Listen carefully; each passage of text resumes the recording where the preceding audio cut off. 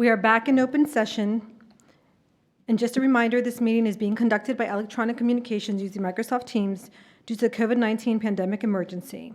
For those of you who are just joining us, we had a closed meeting earlier, and that is when we officially welcomed everyone to the May 21st school board meeting. So now I'd like us to all stand and to recite the Pledge of Allegiance.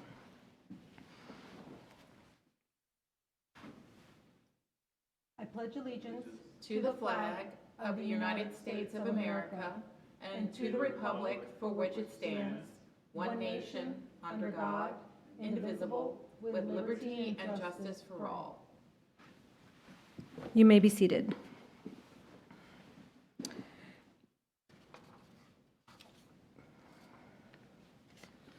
And Ms. Elliott, I just want to share with you, as our clerk, we closed the meeting earlier because we ended a little early, and I did roll call. So I noted that we had that on our agenda this evening, but that has been closed, and we entered into recess.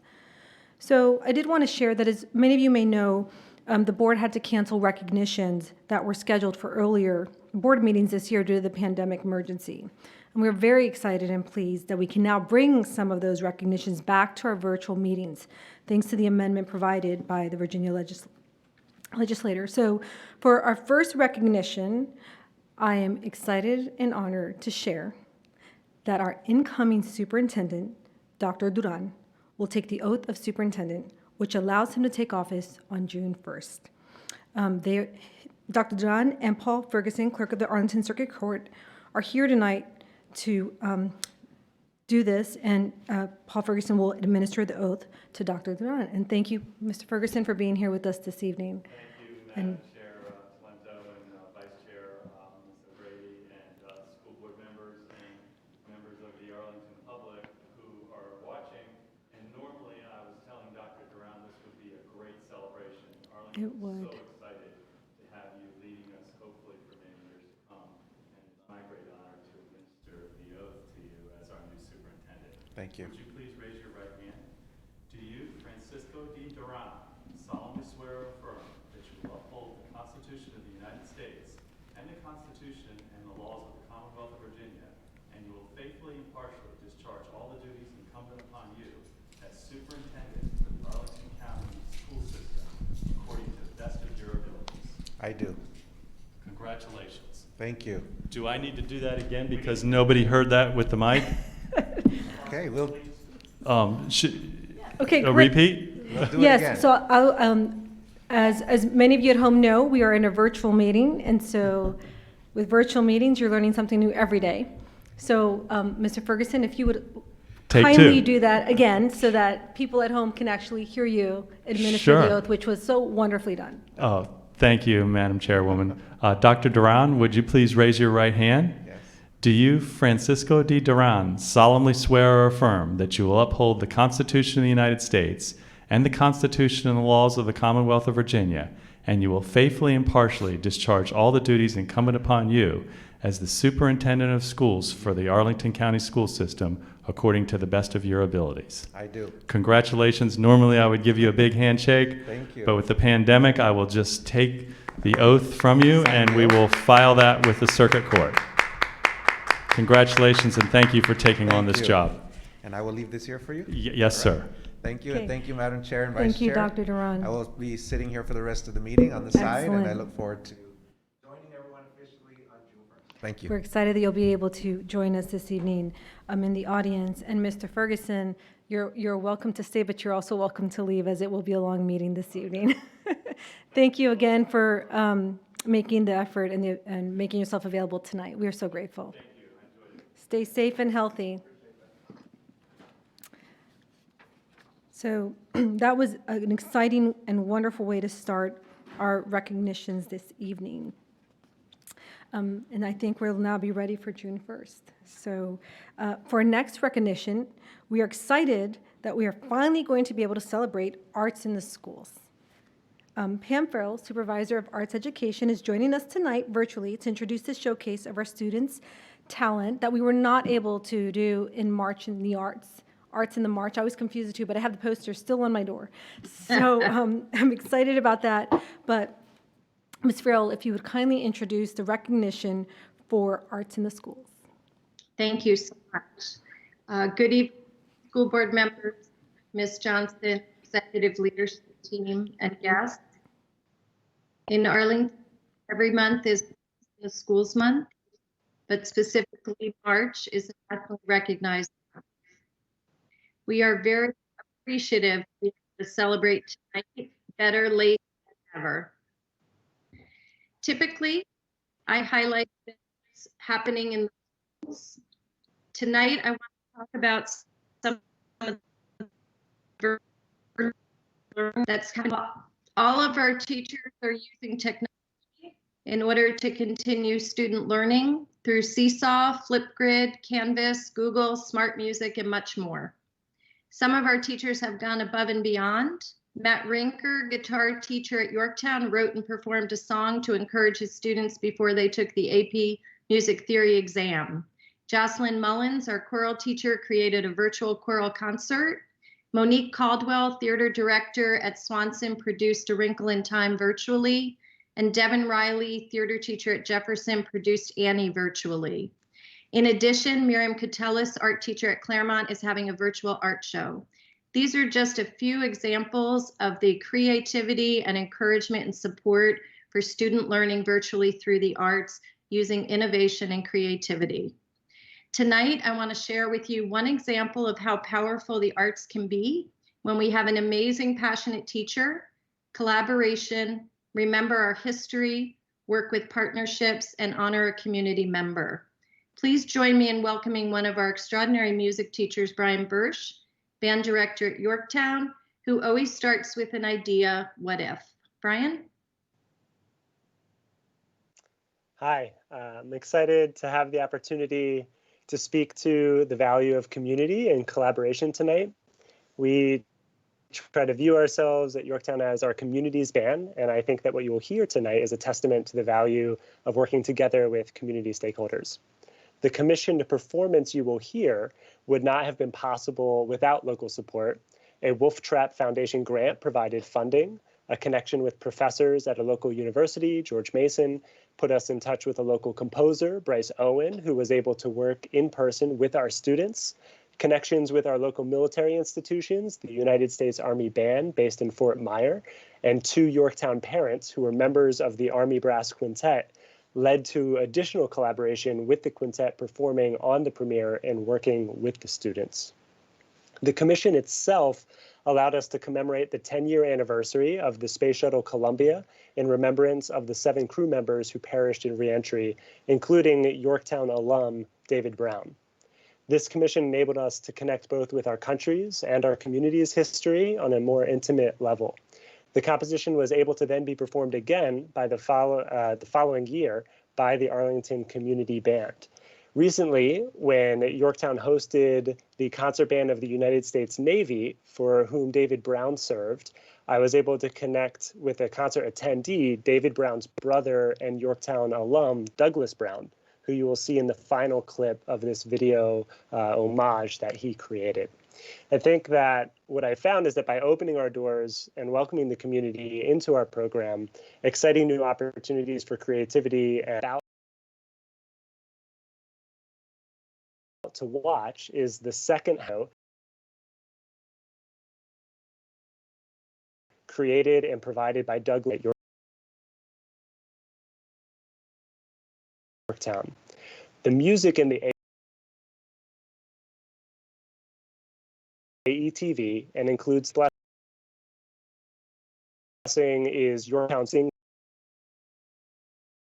to seniors as part of their these reasons to represent the crew members. Please.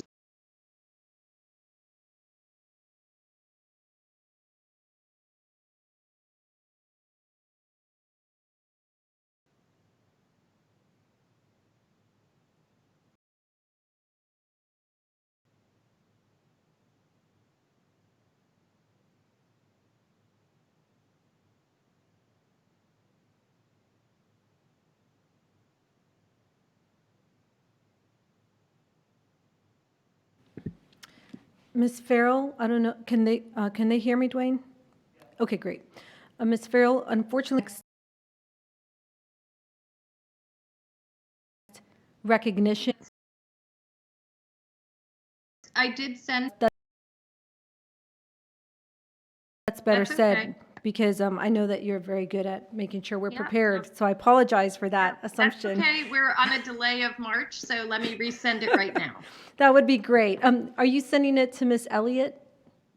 I can send it to Miss Elliott and copy Mr. Loomis. Excellent. Let's do it that way so we have a backup. And what we will do is we will move to our next recognition, and then we'll come back and watch the video because I know that it's going to be exciting. So thank you all for bearing with us as we manage these virtual difficulties. And while we are waiting for the video to arrive, we would like to go to our next recognition. And I'm going to turn it over to Dr. Cannonen. She is the board liaison at Arlington Traditional School, and she's going to present our last recognition this evening, and then we'll jump over to play the video that was prepared by the Yorktown teacher and his group, his students. So let's see if we can get Dr. Cannonen on the screen.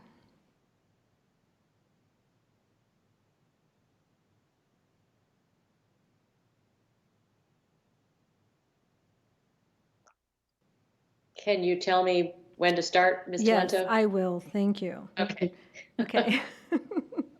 I'm not Okay. sure whether I'm seeing the same screen that Dr. y'all are seeing. Cannonen, you are now on the screen, and if you could please present your recognition, and then we'll go back to Mr. Bursch for the presentation of the video. Thank you, Ms. Talento. As board liaison, I'm honored to recognize Arlington Traditional School, or ATS, for being named a 2019 Blue Ribbon School by the U.S. Department of Education based on its overall academic excellence. ATS is one of only 7 public elementary schools in Virginia to receive this prestigious honor this year, and this is the 3rd time that ATS has been recognized as a Blue Ribbon School. Blue Ribbon schools are schools that demonstrate overall academic excellence or progress in closing achievement gaps among student subgroups, confirming that all students can achieve to high academic standards. ATS received this designation as a result of the dedication and hard work of the staff, students, and families, and it reflects the ATS traditional tenets, the ABCs of success, and the school's focus on high achievement for every child. ATS has forged strong partnerships with families and the community to foster each child's whole development. Students are instilled with the skills and attitudes of lifelong learners and are prepared to become caring and contributing citizens. ATS PTA President Kenny Kraft shared the following statement. The ATS PTA is so proud to be a part of the partnership of teachers, students, and parents that form the foundation of the successful instructional model at Arlington Traditional School. And we are thrilled that the Department of Education has selected ATS for a 3rd Blue Ribbon in recognition of its tradition of excellence in closing the achievement gap for all students. We congratulate Principal Holly Hawthorne, Assistant Principal Jennifer Gildia, and the entire ATS community for their hard work and contributions in support of this program. And we recognize their dedication to students and their commitment to excellence. Congratulations, ATS. Thank you, Dr. Cannonen. There's no one here to applaud, but Ms. O'Grady and Dr. Duran and I can applaud. We are so excited that ATS received that Blue Ribbon Award. And I had the, thank you, Mr. Loomis. And the video's ready, geared up. So we were so excited ATS received that award. I had the honor as chair this year to attend the ceremony, the reception and ceremony with Ms. Johnson alongside Holly Hawthorne. So it was wonderful, and it's exciting that we have such great schools here in Arlington. So, Mr. Bursch, we are now ready. So if you would like to cue the video one more time so that we can remind everyone what we're watching, that would be great. And thank you for your patience with us.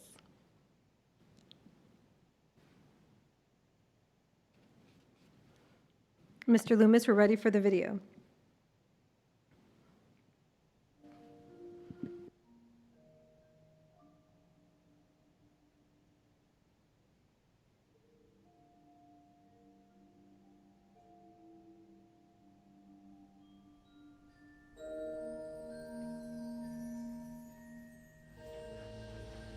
if there's ever a time to use the phrase, all good things come to people who wait, this is one time.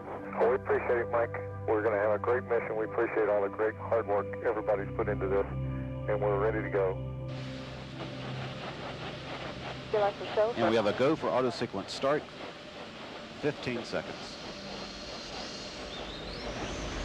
11, 10.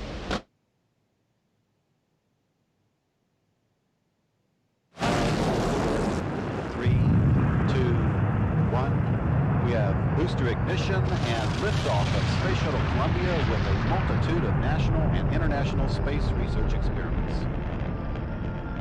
You see this thing going, and then all of a sudden you feel the rumbling. You can feel it in your stomach. You can feel it shaking. And it's a very overwhelming emotional experience. Quite literally, it's a visceral experience. Columbia now rolling on to the proper azimuth for a 39-degree inclination. You watch them just take off with such power and thrust, and it's like, wow. I can't tell you what it is to know the person that's inside of that ship. And you watch them, you just keep watching them until you can't see them anymore. And it's the most incredible thing. Call acknowledged by Commander Rick Husband, joined on the flight deck by pilot Willie McCool, flight engineer Copeland Choplin, mission specialist Dave Brown, mission specialist Laurel Clark, payload commander Mike Anderson, and payload specialist Yvonne Ramon seated down on the middeck.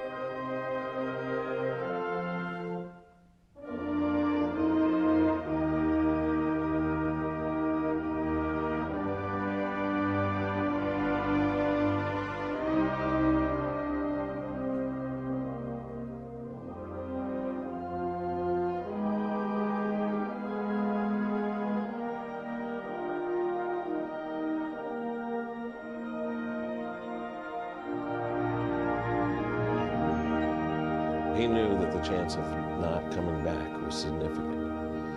And hence, when he did his last email, he wrote it with the thought that that could be a distinct possibility. Friends, it's hard to believe, but it's coming up on 16 days, and we land tomorrow. I can tell you a few things. Floating is great. At 2 weeks, it really started to become natural. At first, we were still handing each other things, but now we just pass them with a little push. We lose stuff all the time. I'm kind of prone to this on Earth, but it's much worse here. It's hard to remember that you have to look everywhere when you lose something, not just down. The views are really beautiful. If you've ever seen a space IMAX movie, that's really what it looks like. My crewmates are like family. It will be hard to leave them after being so close for 2.5 years. I will make one more observation. If I'd been born in space, I knew I would have a desire to visit the beautiful Earth more than I ever yearned to visit space. It is a wonderful planet. Dave. And that was Dave's last email and last words to us all.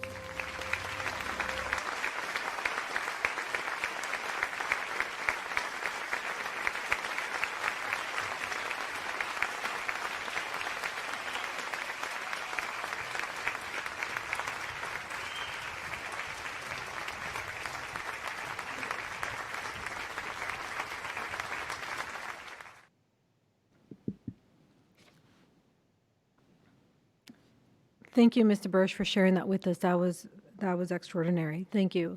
And thank you, Ms. Farrell, for being with us this evening to present the update on arts in APS, even as we are managing distance learning. We're so grateful that both of you could have joined us this evening to share this celebration and arts in the schools. So thank you again. Thank you. Thanks for your support to all the school board members. Our pleasure. So Thank you. We are now at announcements. And before I announce upcoming meetings, I would like to provide an update on opportunities for citizen comment at board meetings. While we cannot accommodate public comment tonight, we are finalizing plans to allow virtual public participation at future meetings. And I'm excited to share that beginning with our CIP public hearing next week, in addition to in-person public comment for the hearing, as that has already been noticed and announced, we will also be able to have a call-in system to allow for public comment. We will be testing the system tomorrow and will post specific directions for providing public comment through this system on our Sign Up to Speak webpage, so please stay tuned for that. Assuming all goes well after our testing tomorrow and our first try at the CIP public hearing next week, we will continue to use the call-in system to allow for public comments at future virtual board meetings. It is important to note that all public comments on agenda and non-agenda items will be heard at the same allotted time in our future virtual board meetings. This is a change from our past practice in allowing non-agenda public comment at the beginning of the board meeting and agenda public comment during the presentation of the agenda item. Having all public comments heard at once during our virtual board meetings will support the facilitation of virtual board meetings. So we ask for your collaboration and thank you for that. And more information will be provided for public comment sign up as you test and try out the new system. We look forward to providing our community the opportunity for public comment at our board meetings once again. We always continue to welcome feedback through emails to school.board@apsva.us and voicemails to 703-228-6015. Now I'd like to announce the following meetings, which will be held virtually. Information about viewing all virtual meetings will be posted on our website and on board docs and will be shared through social media prior to each meeting. On May 27th, we will have a virtual CIP work session from 5 to 7 p.m. As chair, I will be here this evening to allow for any in-person public comment as it is the public hearing, but as I stated before, we will be able to allow call-in public comment. This work session will be immediately followed by a public hearing on the proposed capital improvement plan at 7 p.m. And we will allow, again, this is what I was referring to, sorry, I confused that statement. We will allow both in-person and phone-in public comments at this public hearing. To speak in person, you will need to submit an online speaker request form by 3 p.m. on May 27th. And as I mentioned, we will provide directions shortly on how to comment by phone via our regular virtual communication channels and social media. So just to clarify, we have the work session from 5 to 7 p.m. on May 27th, and following the work session, we will have the public hearing at 7 p.m. where you will be able to sign up to speak in person or call in, and we will be practicing social distancing rules. And as if any of you have seen our prior public hearings that we've had to do during the pandemic, we have some protocols that we're following. On May 28th, there will be a virtual committee of the whole meeting at 5 p.m. and it will be followed by a virtual closed meeting at 7 p.m. I would also like to make the following organizational announcements. Open office hours. We are now holding virtual open office hours. This will be our fourth session this coming Tuesday with Ms. Van Dorn from 8:30 to 10:30 a.m. due to the Monday holiday. So again, the next open office hour session is this coming Tuesday, the day after Memorial Day weekend, from 8:30 to 10:30 a.m. The schedule and directions on how to participate are posted on our board webpage. We also want to remind everyone about our advisory appointments. The board is currently accepting applications for appointment to advisory committees for the 2021 school year. We encourage interested community members to apply, and detailed information about the committees and applications are available under the About Us tab on the APS homepage. I would now like to ask my colleagues if they have any announcements they would like to make. I will start with Mr. Goldstein. Do you have any announcements for us this evening? Mr. Goldstein, you are on mute. Yeah, I do not. Thank you. Okay, thank for the you. offer. Dr. Cannon, do you have any announcements? No, thank you. Okay. Ms. Van Doren, do you have any announcements? Good evening. I just want to put a plug in for my favorite transportation committee. We need members for the Arlington Committee for Transportation Choices. So if you're interested in joining that committee, please fill out the online form and let us know. Thanks. Thank you, Ms. Van Doren. Ms. O'Grady, do you have any announcements this evening? I just wanted to thank my PTA liaisons from the following schools: HB Woodlawn, Abingdon, Drew, Montessori, Key, and Claremont for meeting with me virtually this week just for a check-in to share their thoughts about how things were going. And I heard about everything from food distribution to virtual learning to what we might be doing in the fall. And I just want to thank them for the opportunity to hear from them and to give me an update. Thank you. I've shared that update with my colleagues and the interim superintendent as well. Thank you. Thank you, Ms. O'Grady. Tanya, can I have a quick comeback? Yes, please. Yeah, well, piggybacking on what Nancy said, the Facilities Advisory Committee, to which I'm the liaison, is also looking for members for the next school year. So anyone interested in that, please fill out an application and submit it. Thank you. Thank you. Actually, I will turn it over to Dr. Cannon. Do you know if ACI and the subcommittees are also looking for advisory, for members, Dr. Cannon? I think most of the subcommittees are always open to new members. And ACI is also interested in people who might want to step up to be leaders in that organization. So same as what everyone said previously, there's information online. I think we'll probably have some school talks maybe that go out to encourage people to sign up. Okay, thank you, Dr. Cannon. And Ms. O'Grady, I know that you are the Budget Advisory Council liaison. Yes, and they do have openings. So please feel free to fill out an application if you are interested in helping us understand what the community, how the community feels about our budget. So thanks. And please know that our advisory committees are now able to meet virtually and attend regular agenda items. We will also be hearing annual reports from them at our June meetings. So we do have one last announcement that we would like to make this evening.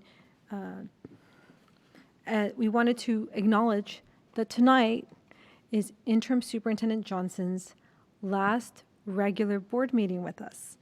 It's a very bittersweet moment, and we would like to share some remarks about her leadership. And we do have a PowerPoint and collage of pictures of all the things that she did this year, so I'm sure that will pop up at some point, so just pay attention to that when we come to it. But I will start with saying that the school board would really like to thank Interim Superintendent Johnson for her leadership this school year. This was an unprecedented year with many unforeseen challenges and changes, and we are grateful for her extraordinary work and for her leadership as our interim superintendent.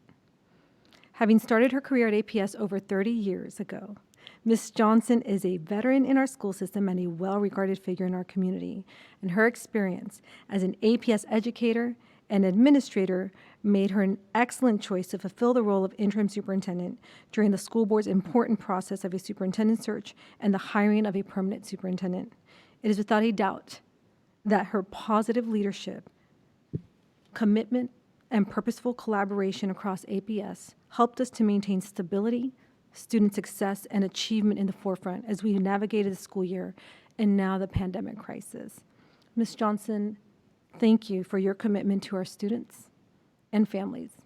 We are forever grateful for all the work you have done on behalf of APS this year as our interim superintendent. We look forward to continuing to work with you as we transition into new leadership and thereafter. A sincere thank you again for all that you do and have done in this role and your commitment to APS. Thank you. And I really would like to take the opportunity to allow my colleagues to make a few remarks. And then I hope, Ms. Johnson, that you will so kindly share some remarks of your own with us this evening. So I will start with Mr. Goldstein. Do you have any remarks this evening as we acknowledge and recognize Ms. Johnson as our last board meeting as our interim superintendent? Indeed, I do. Thank you for the opportunity. So I want to take a few moments and thank and celebrate Cynthia Johnson for her leadership this past school year. I could wax enthusiastically all day, but a few minutes will give my colleagues a chance to make their remarks also. So as many people know, Cynthia Johnson was the first APS employee I ever met. When I walked into Randolph Elementary School almost 26 years ago for a tour before enrolling my daughter, Cynthia was the assistant principal and was the first person to greet us that day. And I was lucky a second time to work with Cynthia when she and I were on the strategic planning committee from 1999 to 2001. So we have been incredibly fortunate this year to have Cynthia as the captain of our ship. With her long and multifaceted experience in APS, she was able to step into the superintendent's role at a time when we needed a leader with a deep understanding of APS to address vacancies, staff morale, and to recognize the need for absorption time for the initiatives we had begun in recent years. So I want to commend her success as the superintendent in tasks that she'd never before attempted, like filling position vacancies, boosting staff morale, developing the budget. Of course, it wasn't all difficult. The easy part of the job was, of course, dealing with the school board, who were always clear and unified. But then the going got really tough, and she took on responsibilities that no one had ever tackled before. A pandemic that shut schools, distance learning needs for 28,000 students, the need to pivot staff to remote operations, a budget and a CIP that faced vastly reduced revenues, planning for an uncertain future, and the critical needs of students and families with the fewest resources. So we're not out of those woods yet, but we have been able to progress thanks to Cynthia's compassionate leadership and grasp of Arlington's unique issues and resources. And so I offer my profound thanks and warmest praise to her, with the grateful realization she will continue to be a part of APS as we move forward. Cynthia, thank you. Thank you, Mr. Goldstein. Dr. Kennanen. Let me just say thank you, Mr. Goldstein. You actually, it looks like you may have been causing Ms. Johnson to tear up and me to tear up a little bit already. So let me start by saying the photos that were just shared are a perfect representation of everything that Ms. Johnson is about and what her leadership is about. They really convey her love of APS and also how much APS loves Ms. Johnson. Ms. Johnson, I remember the event last summer when Dr. Murphy passed the baton on to you, and the applause in the room went on and on. We're in a virtual environment today, so we're not all in the room together with you. It's unfortunate because I promise you that were we all together right now, our applause would go on and on. From day one on this job, you embraced the new level of leadership and you excelled at it. You celebrated our students and staff every day. You took on enormous challenges and you brought your signature warmth, compassion, and joy to every day of the work. Arlington Public Schools continues to be an excellent public school system because of your leadership, and we cannot thank you enough for stepping up when we needed you. Thank you. Thank you, Dr. Kennanen. Ms. Van Doren. Good evening, everybody. Good evening, Ms. Johnson. I'm just going to echo what everybody else said with a huge, huge thank you. And to me, you are the right person at the right time in the right job for APS. And in particular, it was crystal clear that you kept the focus on our children, on our students, and on the staff and the members, the teachers, the staff members who needed calm waters right now and the support to love their children in the schools, which you did. And despite all the challenges that we've had, you've kept those waters calm. You've supported people. You've stayed steady. And for that, I'm very, very grateful. And I thank you. And thank you for all of the hard work. Thank you very much.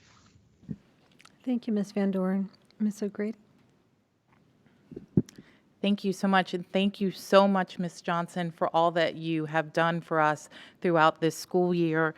It's not often that a person can come from the ranks all the way to the top of the leadership to run any system, much less have a person do that in unprecedented times like these. This would test any leader, and you rose to the occasion. And I think you were able to rise to the occasion because of your thoughtfulness, your care, your understanding of the staff, your experience being a leader for families as a principal, and also part of the administrative team. We could not have done this without you, and we want to thank you so much for all that you've done.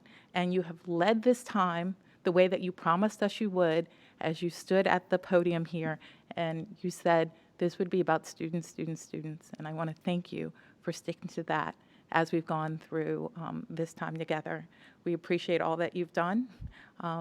And when I first met you, you were the principal of my neighborhood school. And I can remember coming to you and trying to figure out, what do? I have my child in a pre-K program. And I was just almost in tears thinking I just didn't know what to do.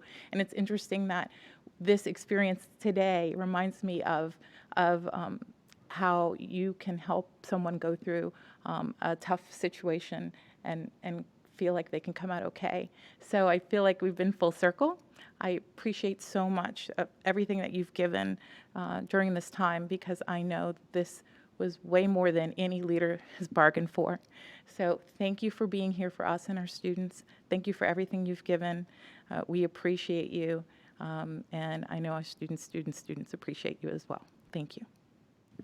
Thank you, Ms. O'Grady. Ms. Johnson, we really are grateful for your service, and I would love to give you the opportunity to share some remarks with us this evening. But just so you know, you're not off the hook yet.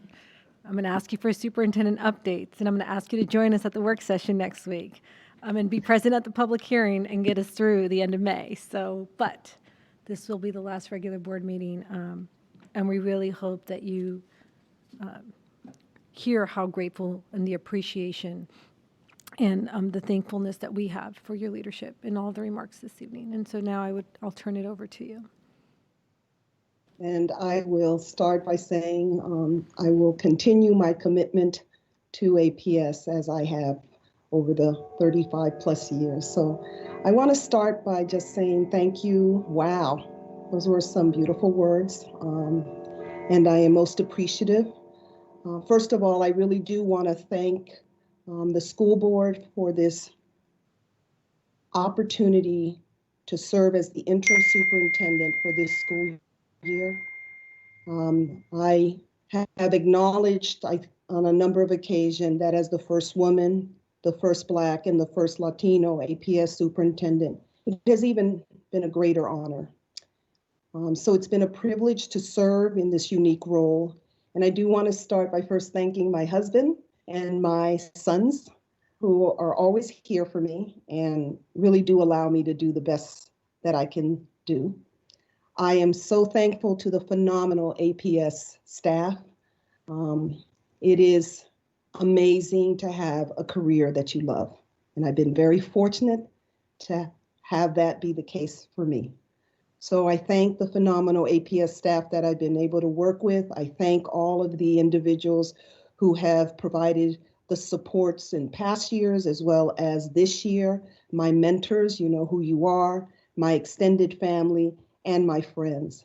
And principals, I couldn't do this job without you. You are phenomenal, and you are my colleagues who work hard day in and day out. And it has been an honor, and I'm proud to serve along your side. I do thank the department staff as well for how they work with schools to bring the level of expertise that they have and that serves our school system so that everyone can work to be better and do the best that they can do. I thank my ELT colleagues for the partnership during this year that I know helped to provide the district leadership that was needed during this period of transition as I served in the interim capacity with the added element of COVID-19. Your leadership was critical to the successes that we have had during these difficult times. And to each school board member, Tanya, Monique, Barbara, Nancy, Reed, thank you very much for entrusting me to do the work and for all the support and guidance that you have given me. It again has been an honor to work with you, and I thank you for the beautiful flowers that I did receive this evening. Anyone who knows me knows I love flowers. To students, families, and community members, a huge thank you. You've entrusted your children in the work that I've done for many years. Again, I have loved my journey and my experience. It's going to continue. And I'll start with what Monique actually shared, but it's going full circle. It's sharing the words that I started with, and that is students, students, students. I wish every student the ultimate success and happiness as they continue their path. And I wish our new superintendent, Dr. Duran, tremendous success as we continue the partnership in doing this important work together for APS and for all of our students. So thank you again, and it's been an honor to serve, and I will continue to do so.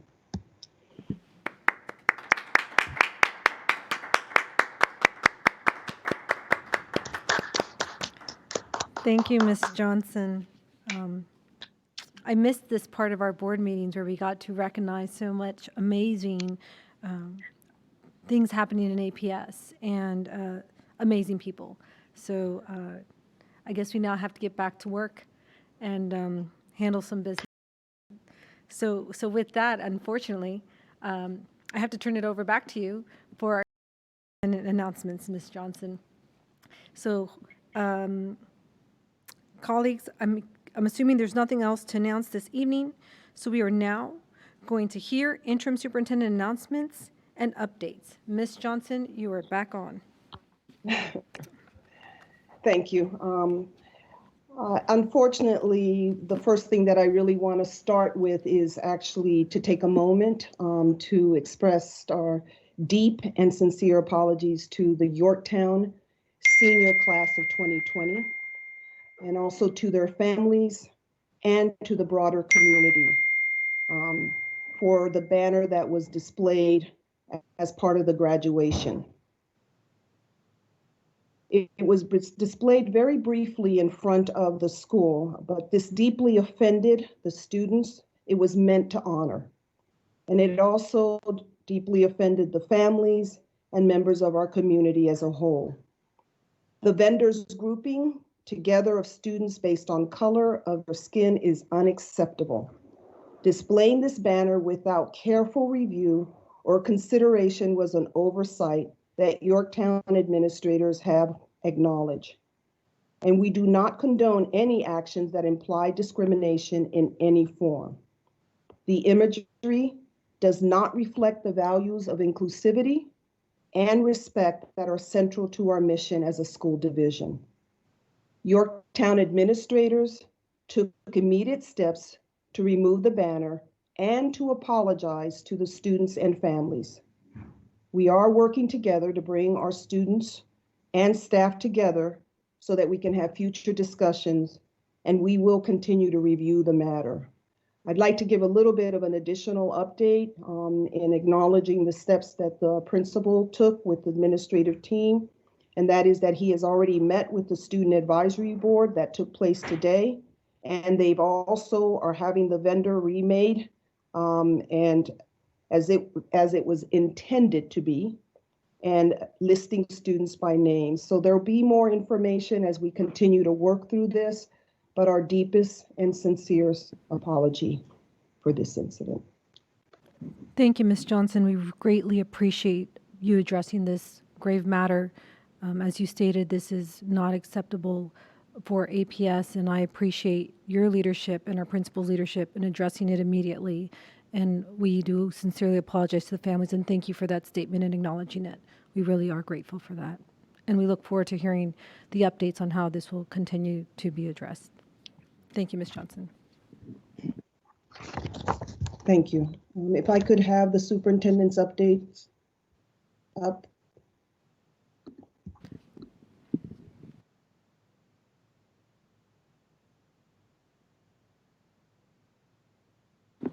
And that is ATS's picture for when we did the recognition. So if everyone could take a moment to show that. We were hoping to show that as we read the recognition, but it's our first evening recognition. So thank you, Mr. Loomis, for displaying that. If you could go to the next slide. Great, thank you. Yes. So before I begin the announcements tonight, I want to note that I'm providing my regular updates first, and then I have a brief presentation on our plans for reopening for the 2021 school year. So I'll start with an acknowledgement that we continue to celebrate Teachers of the Year for every school and for their outstanding contributions on our website and social media platforms. On the next few slides, I'm going to highlight the teachers being recognized this week and next week, concluding our month-long celebration of excellence. So from left to right on the top row, you see Kathy Agar, Abington Elementary School, Dora Sue Black, Dr. Charles R. Drew Elementary School, Gina Rocco, McKinley Elementary School, and Marissa Mulholland, Barrett Elementary School. On the bottom, from left to right, Eve Medinoli, Montessori Public School of Arlington, Christy Bergman, Key Elementary School, and Kenneth Campbell, Swanson Middle School. Next.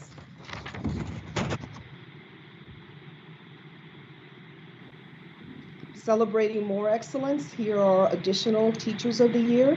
So from left to right on the top row, you see Julie Bato, Long Branch Elementary School, Mark Holiday, Arlington Traditional Elementary School, Denise Santiago, Claremont Immersion Elementary School, Lauren Worley, Arlington Science Focus Elementary School, Carrie Ann Goodfellow, HB Woodlawn Secondary Program. On the bottom row, from left to right, we have Teresa Taylor, Kenmore Middle School, Catherine Anna Reddy, Discovery Elementary School, Sarah Farini, Washington Liberty High School.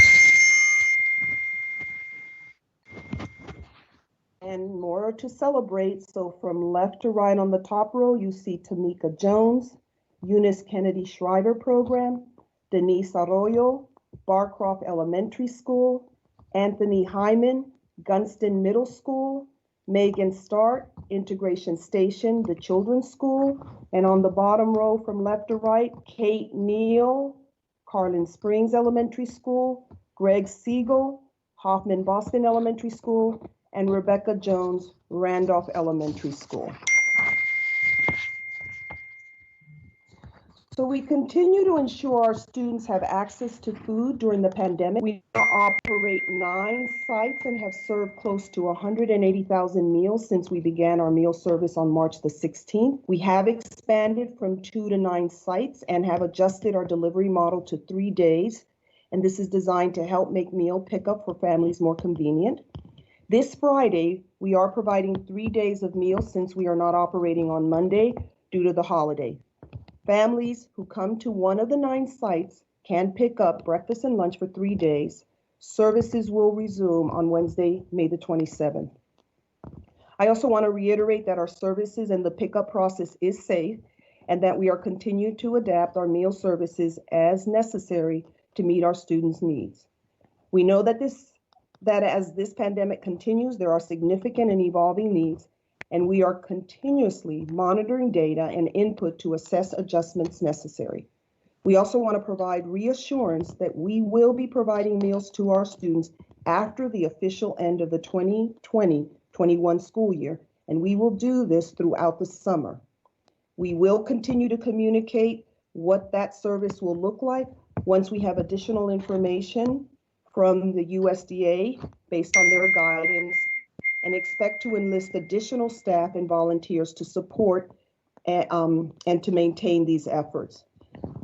Families who do receive free and reduced price lunch can receive additional assistance through the Pandemic Electronic Benefits Transfers, referred to as PEBT. This is for food purchasing assistance. This is a food purchasing assistance program. We have shared the details on that program on our website. Families that are not currently receiving free and reduced can apply now by visiting myschoolapps.com on our website. There are also printed applications available at the APS distribution sites, and families can call the 703-228-6130 to request an application by mail. APS encourages families who have changed due to the pandemic to enroll now. So please, all families who have this need, please reach out to us or access one of our resources. We want all families who are eligible to receive the PEBT food assistance benefits. VDOT and VDSS ultimately are the ones that approve eligibility and issue the benefits. At this point, I'm going to turn it over to Bridget Loss, Assistant Superintendent for Department of Teaching and Learning. Thank you, Ms. Johnson. I'd like to share information about our online summer learning program. I want to start by sharing that the summer learning program will be from July 20th to August 14th. And we've determined that we'll be offering an online summer school program for students in grades 6 through 12 and a summer learning program for our elementary students. And this is a variation of Plan C that we shared at the May 7th school board meeting. The reason that we've determined to move to an online learning or a distance learning program is really related to Governor Northam's decision to extend the stay-at-home order for Arlington and surrounding Northern Virginia counties through at least May 29th. And because of the expectation that it's taking this region longer to meet required health and safety benchmarks. And given the uncertainty as to whether he'll continue to extend the stay-at-home orders beyond May 29th, that made it really much more difficult to prepare for a model in which students and staff could occupy buildings fully or in compliance with social distancing requirements. So because of all that, we opted to move forward with a distance learning plan. I'd like to share with you some in-depth information regarding our secondary program and then our elementary program as well. So our secondary students, and these are students in 6th through 12th grade, will focus on the students who have earned a D or an E as a final grade and who have a documented reason for not being able to consistently access Canvas in April, May, or June. As I said, the summer school program will last from mid-July to mid-August, and there will not be a cost for students who need to take the summer school. There will be a cost, however, for students who take the new work for credit. For our elementary students, I think it's really important that we recognize that online distance learning requires a shift of mindset from the traditional summer school to what can be offered as part of a distance learning platform. And to that end, while we will offer a variety of supports to continue their learning during the summer, we will not offer a structured online summer school program for our elementary students. I do want to talk about the challenges that a distance learning model brings to the type of intervention that would be required for our most neediest students, and then share with you some of the benefits that our distance learning program will bring. Authentic instructional coaching really relies on in-person reading of students' facial and body expressions to determine if they understand directions, being able to pivot within the moment to a new delivery model to meet students' attentional and learning needs, and really relying on structures, routines, expectations that are typically developed in person with a classroom of students and that capitalize on peer modeling.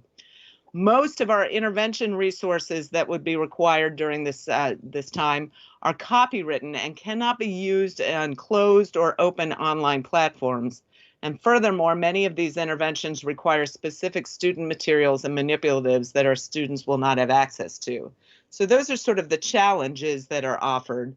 But the benefits are that of a distance learning model is, while we were only able to hire enough staff for the traditional in-person summer school that we were planning for before the close of schools, to affect change for 1,200 of the more than 2,000 students who are below grade level.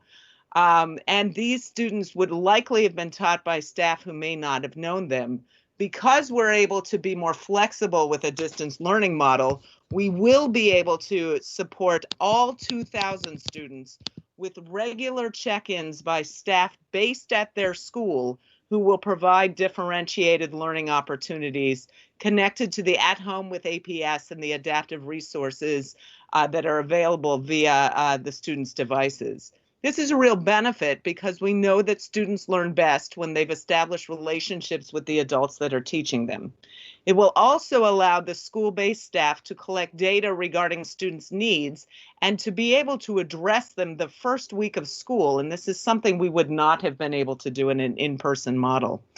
I do need to emphasize that our special education pre-K through second grade students and our kindergartners through second grade L students have been issued devices this month, and we will also be able to get devices to the nearly 300 pre-K through second grade general ed students who are below grade level in reading and math. And to that end, we'll be able to target then our pre-K through fifth grade students who are amongst the 2,000 students who most need our support over the summer. I do want to say that Fairfax and Falls Church do not currently have plans to offer a dynamic interactive elementary summer school model, as we often look to our neighbors to determine or to inform the offerings of our programs. So let me tell you what APS's summer learning model will be composed of. We will be offering new at-home with APS videos focused on building numeracy and literacy skills. And the content of these videos will be expanded to address pre-K to first grade, second to third grade, and fourth to fifth grade. And this is a change from what we've been offering during the school year. New videos will also be focused on social emotional learning. All of our students in grades 3 to 5 and all of our students with grade 3 to 5 who currently have their devices, and now our pre-K students that we've given devices to, and our pre-K to second grade students that we've given devices to, will be able to continue to access the adaptive learning programs such as Dreambox and Raz Kids. For extended school year, for our students who have special learning needs, those will be offered to students whose IEP committees determined they needed it before schools closed on the 13th of March. And our student support coordinators and principals will be sharing details about ESY with their staff this week and then be following up with parents. Registration for our summer school and summer learning programs will open on June the 15th.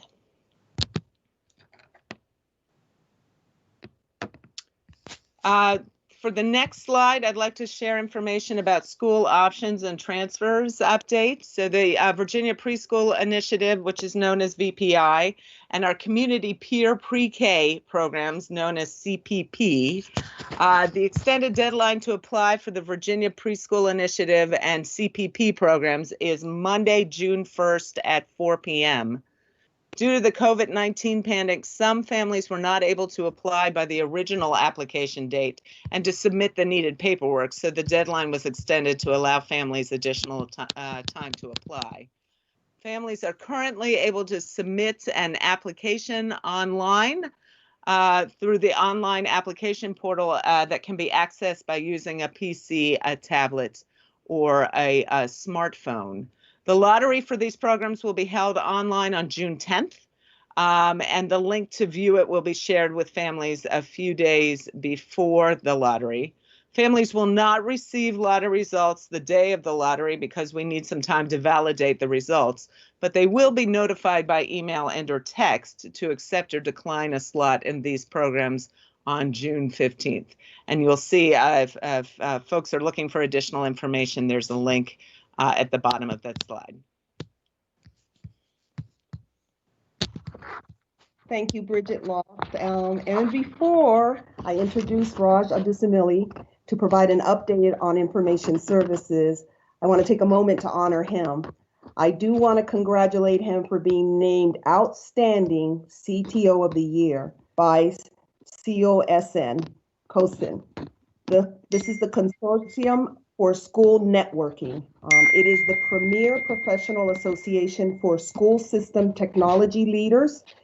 He was awarded, actually, I think he received this award this evening, earlier, and we congratulate him and honor him on this achievement, which is given due to the work that's done to ensure reliable access and support for students and staff with technology. So Raj, we congratulate you and thank you, but I also want to take a moment to thank you and your entire team for all the work that you're doing and have been doing to date that continues to ensure that we have connectivity for our students and staff. So thank you and your team for that work and congratulations. I'll turn it over to you. Thank you, Ms. Johnson. Some kind words. As I said this evening when I took the award, I was actually taking it on behalf of my colleagues in the Department of Information Services who've been working extremely hard all along quietly in the background. So I take that as an appreciation for the whole team. So thank you. I'll move on to the updates that I want to provide. If you could get the slides that we could see. As every time, trying to monitor the system, we keep our eyes on it, and we are actually seeing kind of that the system is holding up and is doing well. One of the things, the key metric I wanted to point out this evening is the total amount of hours we are massing up on, the amount of time we are spending on Teams. It's almost up to 240,000 hours, kind of a huge jump, and it's actually across the board. So I think it is holding up. On the devices front, I want to point out, like last time I told you, we've actually collected the K-2 shared devices from schools. We've already reconfigured 2,800, almost 2,800 devices back from schools. We've actually reassigned them back to the pre-K-2 students with special needs and also the K-2 English language learners. As Ms. Bridget Loft actually shared earlier, we're also now working on assigning the devices to the 311 students that have been identified needing a device to move forward with instructional exercises. On the connectivity front, I do want to take a moment and actually thank the county government that actually worked with the county school board, actually, the county board working with our school board have actually provided a grant of $500,000 to support APS families with internet connections. We are planning and we're working with Comcast right now to sort out the final lap of the contractual logistics. And we will also be following up with clear communication plans on how and what families can do to take advantage of that. And we will be coming forward with that information shortly.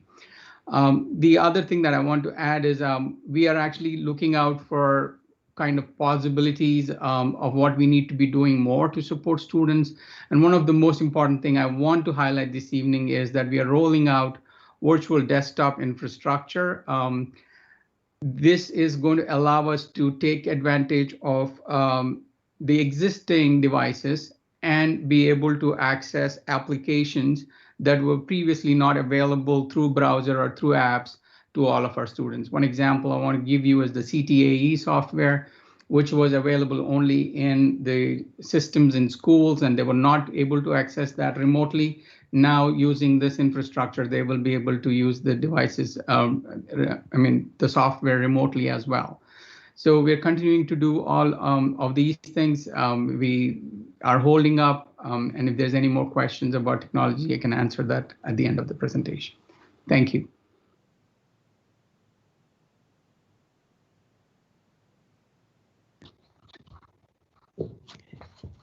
So I do have some updates to share on our work in operational planning for this year's school board action plan.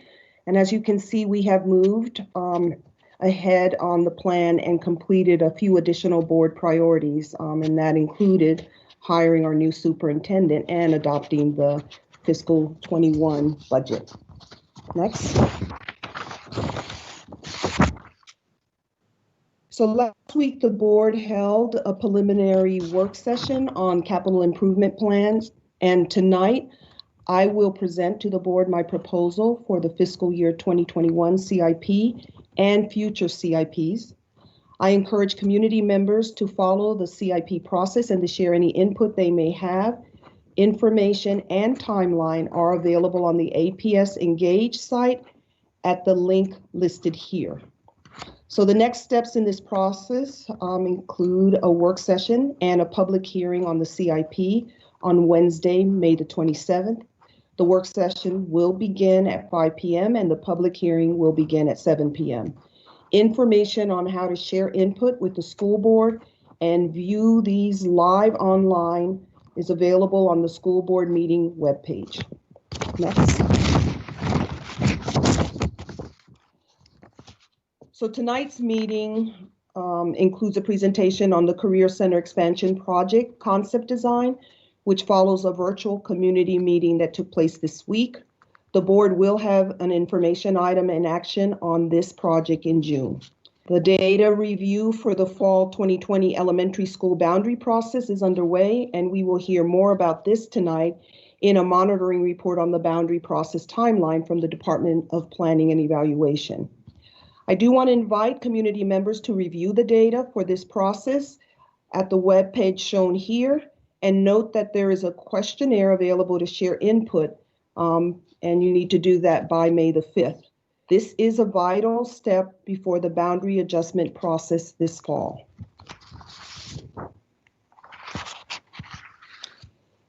So as I conclude my final update as interim superintendent, I want to bring it back to my core purpose in this role and throughout my career. It's all about students, students, students. I am at my best when I am in the presence of students because it brings me back to what truly matters and our core mission, to help them achieve success and pursue their dreams. I've learned a lot over the past year from our students by connecting with them and hearing their views and perspective. And what I know is we need to listen to them. So thanks to the community, the board, my leadership team, and our staff, and especially our students. We do miss you now and look forward to coming back together sometime in the near future. Thank you. So I'm going to ask to move into the planning timeline and our communicate the return for school consideration plan.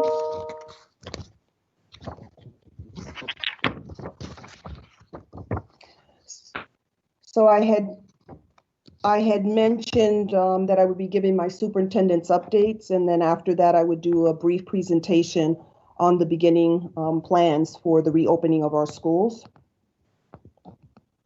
So this presentation does reflect the work of the COVID-19 Leadership Committee. Dr. Dudon was able to join us as we finalize these plans and as we will continue our journey.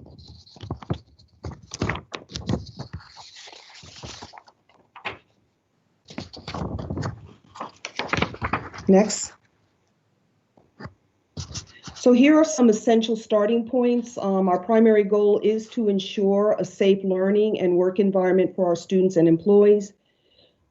We do need to continue to work with local health recommendation and state guidance, and that's what's going to inform our decisions pertaining to reopening our schools and the timeline on which we will do that. Equity of access to technology and internet at home for all our students is necessary, and that work continues. The well-being of our students and staff must start with a robust tiered system of support, and expectations must include levels of flexibilities that do support our students, families, and employees in the higher risk categories for infection. So we want to have consistent expectations across schools that starts with strong communication and community engagement throughout the planning process. So our overall considerations, we will take into consideration the Virginia Department of Education's guidance anticipated in early June to address key areas. Next, please. The dates and conditions for lifting school closure, the use of CARES Act funding, and reopening planning scenarios. The timing of health metrics will continue to be interdependent with the National Capital Region counties, and containment strategy use, a model of increased testing, isolation, quarantine, and contact tracing. And modeling suggests an increase in infection over the summer. So these are just some overall considerations that are continuing to guide the work that we're doing and the decisions we need to make. Next. So our health and safety consideration, clearly augmenting sanitation routines will have to increase, and that requires more use of disinfectants and associated protective equipment. Maintaining the 6-foot distance requirements within the classrooms will significantly impact classrooms and school capacity, and this is going to require some adjustments in school schedules and routines. The increased daily health screening and internal contact tracing will impact school staffing and supply inventories. And then flexibility with employee sick leave may result in increased substitute costs. So these are just some health and safety considerations.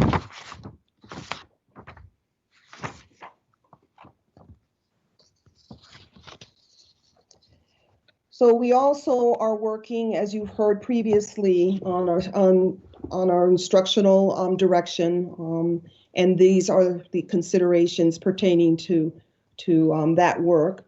And it includes modified instructional delivery models that will prepare us for the distant learning at any time. We want to revise our pre-K through 12 curriculum and pacing so that we are embedding essential content and the skills that were missed during the fourth quarter. We do want to ensure that our special education students receive the necessary service levels. We want to ensure that there's appropriate social emotional learning support for our students. And then we are looking at our use of targeted interventions via ATSS, and that's to respond to the heightened student academic, social, emotional, and behavioral needs. All this is occurring along with pursuing accreditation waivers to allow teachers and administrators to put students first. So technology considerations been, just as the instructional piece has been part of the superintendent's updates, but that will continue into the plan for reopening our schools. We have to continue to enhance technology infrastructure and services to effectively support teaching, learning, and operational needs. We need to ensure that every student has an appropriate one-to-one device and connectivity at home for online learning. We're continuing our partnership with the Arlington County to expand internet access to students in need. The work of the county has recently resulted in $500,000 for the Comcast Internet Essential Grant. We want to evaluate current digital curriculum tools and the usage to identify gaps and opportunities to improve online learning.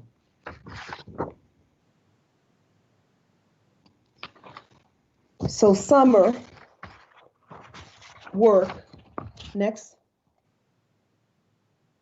Bridget Loff has really spoken to this, but it just, again, reflects the online work that is being planned for the summer. So it's going to be virtual in part. We will continue food distribution, and we will continue to ensure that we have our school-based social services to meet the needs of our families and our most vulnerable students. So we have some planning scenarios that we are considering as we continue to plan. So in this scenario, the 2021 school year would begin on August the 31st with distant learning only, with planning factors in place for beginning to reopen schools and resuming in-person instruction when conditions are met. The meal distribution and social services would continue with current safety and social distancing procedures. So this scenario is very probable and has significant equity and access implications.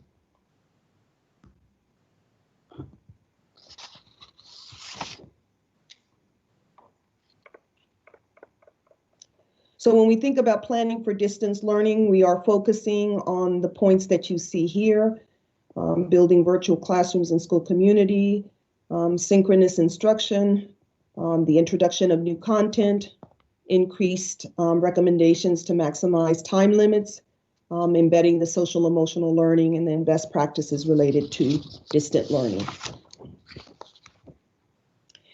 In scenario 2, in-person and online, so it's a hybrid, the 2021 school year would begin on August the 31st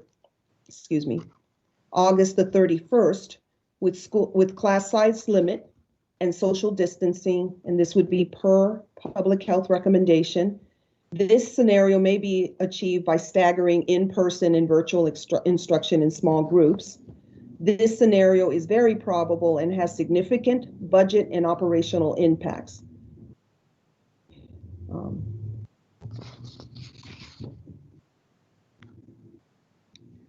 So in planning for a hybrid instruction, we have to focus on implementing alternative days for school, in-school, virtual, based on the health department guidelines.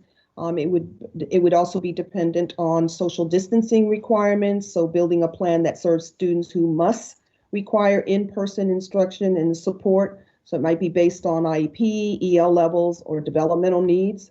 And then creating non-classroom space guidelines and procedures for the restroom, cafeteria, hallway, library, playground, etc. And expanding our community partnerships and leveraging volunteer network to support students with distance learning. So in scenario 3, it's in-person instruction. In this scenario, we would begin on August the 31st with limited to no public health recommendation or social distancing requirement. This scenario is the least likely of the 3 options.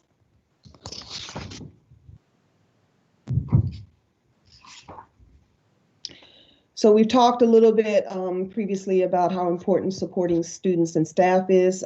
So we would be looking for innovative solutions and a lot of flexibility based on our needs. And scenario 2 or 3, to support our students and staff who are unable to return to the building for medical or other reasons. So solutions for students might include that high school enrollment is online campus and middle school and elementary enrollment with online providers such as Virtual Virginia, grouping students in online class sections, and class sections might be mixed with both face-to-face and online. The solution for staff may include staff working with their healthcare provider and human resources to review leave and accommodations, and human resources working with staff to balance staff need with supports needed for students and families. So we have some anticipated impacts. And again, they center around health and safety. So there's going to be a need for increased training on personal protective measures. This is going to be required. the quarantine space separate from clinic space for students and employees. That will need to be created. There may be inconsistencies in availability of supplies for disinfectants and personal protective equipment, so we have to take a look at that. Student employees and visitor contracts tracing using visitor management will be a challenge in the current budget environment. And then availability of public health nurses may be impacted by a prolonged pandemic need.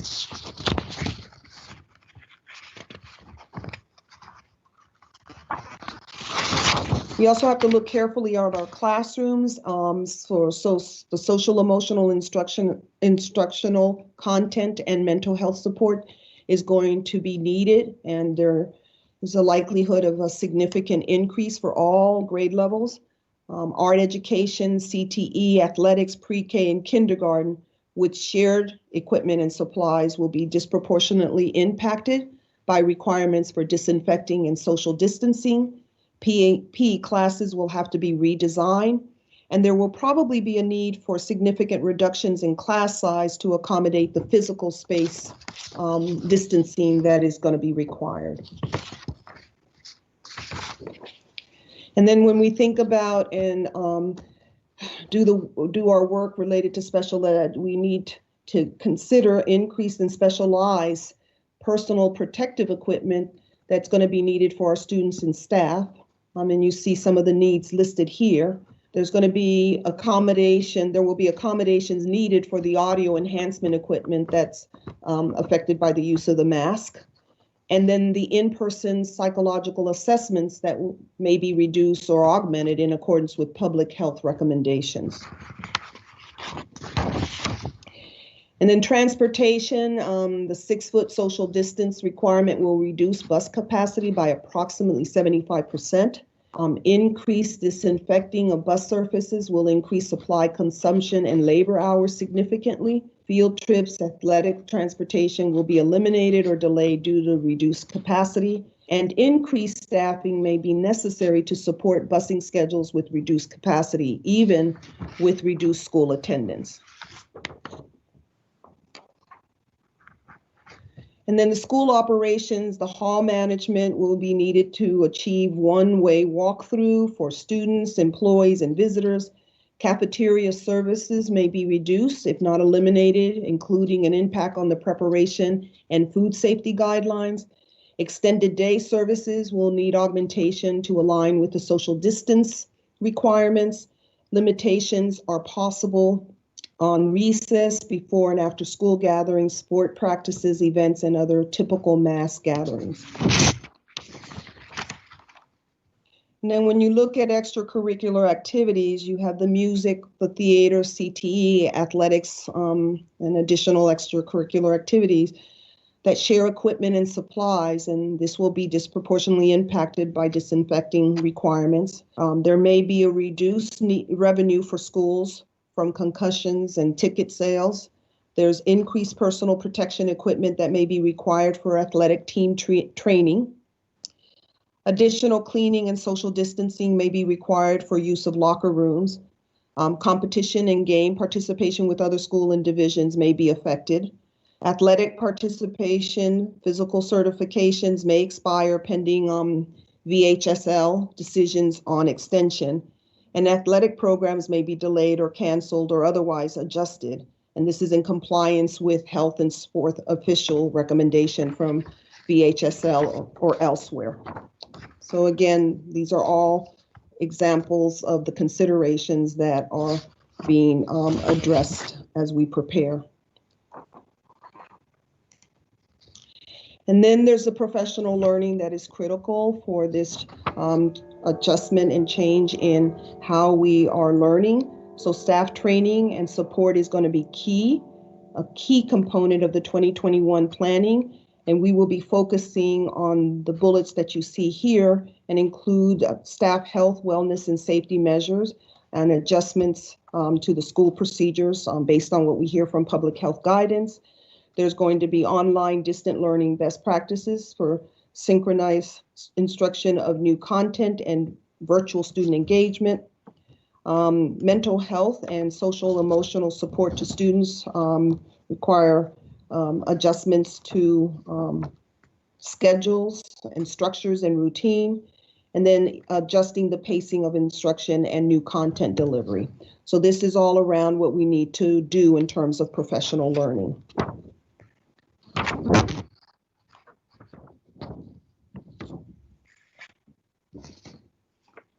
So I'd like to share a little information on our planning timeline and the community engagement component.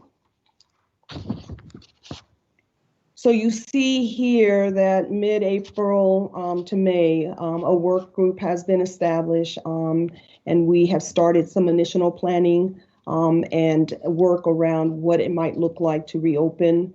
And you saw some of the scenarios, which again are based on the direction and guidance we're getting from the state. And you've heard information about the end of the year on our summer plans. So some of this work, all of this work is clearly in motion right now, and started mid-April and is continuing during the month of May. And then if you look at June, the state guidance issue for, we're looking for the state guidance on issuing a return to school, the weekly planning and updates that will continue. But I want to point out that the work of our existing group will continue, and on it, that has been occurring with what we refer to as our COVID-19 ELT staff, who meet on a daily basis for updates and now to continue the work on preparing for the new year. So we started this work, and this work will continue, but under the supervision and direction of our superintendent, Dr. Duran, along with other staff members, we are preparing to have a task force established, okay? And the plans are that that task force will be established late June, early July. And this group is intended to be able to represent our stakeholders within our school community. And they will come together on a weekly basis. And the intent is for them to review the updates from the work that APS is doing and to provide feedback to the group as we develop our plan and moving forward. So there are plans, as you see here, to have that task force established. In addition to that, we will have opportunities for the community engagement and professional development that I referred to, and I hope that many of you have seen the opportunities for town halls with our superintendent already occurring or already set up to occur. So then in late June, early July, there are plans that will be shared with the broad community with their input. There'll be ongoing communication and community engagement, and the plan will be finalized, and we will be looking at a lot of the components that I referenced earlier, activities and athletic communication. And then in August, plan implementation, communication for the start of the school year, and then administrators and staff training and professional development continues.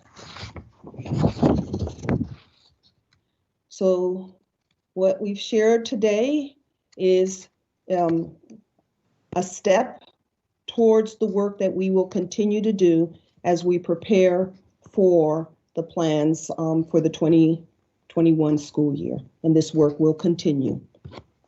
Thank you.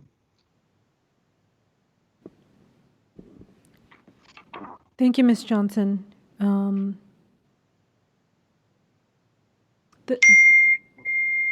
Ms. Johnson, I'm sorry, there's a slide up that says potential future closures. Did you go over that last slide?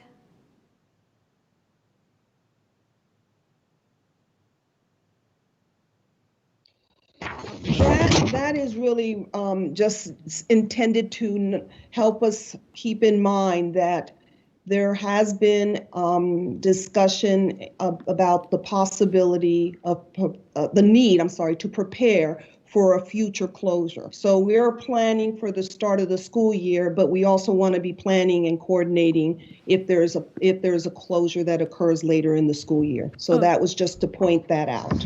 Okay. Okay, thank you. So colleagues, I'm going to now open it up to questions for the task force that I mentioned.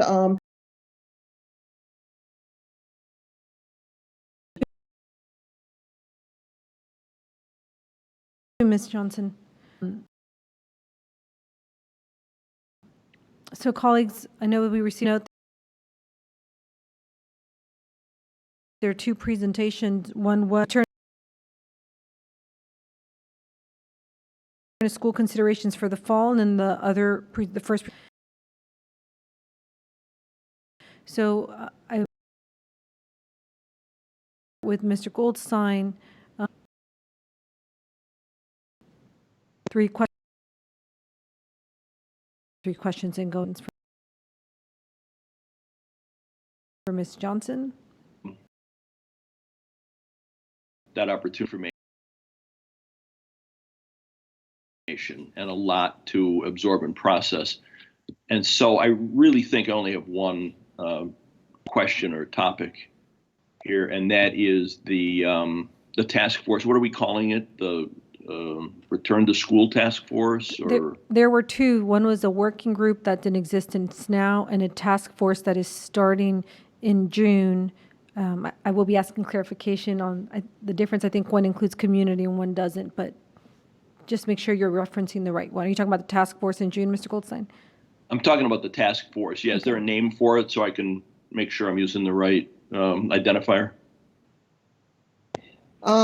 Right now, we're referring to it as the task force. We'll get that information to you when that name has been provided or determined. Okay, thank you. So my question or my comment about it is that I'd like to recommend that we include community members on that task force, in addition to the staff that I think you mentioned would be part of this.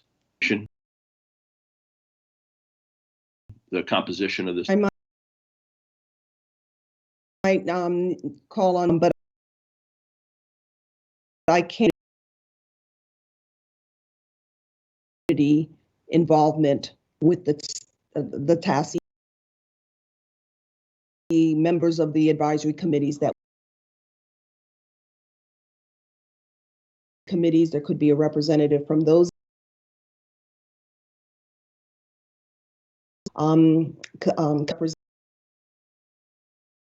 representation from various communities, from various committees within the system. Okay, and is there a process by which interested community members can contact you or someone and let you know about their interest? So what I'd like to do is take make note of what you've just shared, and this is going to be a part of the work that we will be developing with our new superintendent, Dr. Dudan. Okay, thank you. Mm-hmm. Thank you, Mr. Goldstein. Dr. Kennan, do you have any questions on the presentation or comments? Yes, thank you. I agree. A lot of information, and thank you for moving forward. It sounds like we are continuing to build, and especially with getting our devices out, and so a lot of things are steadily improving over time, and that's great. I also want to talk about this last piece about really preparing for the fall, or ask about that.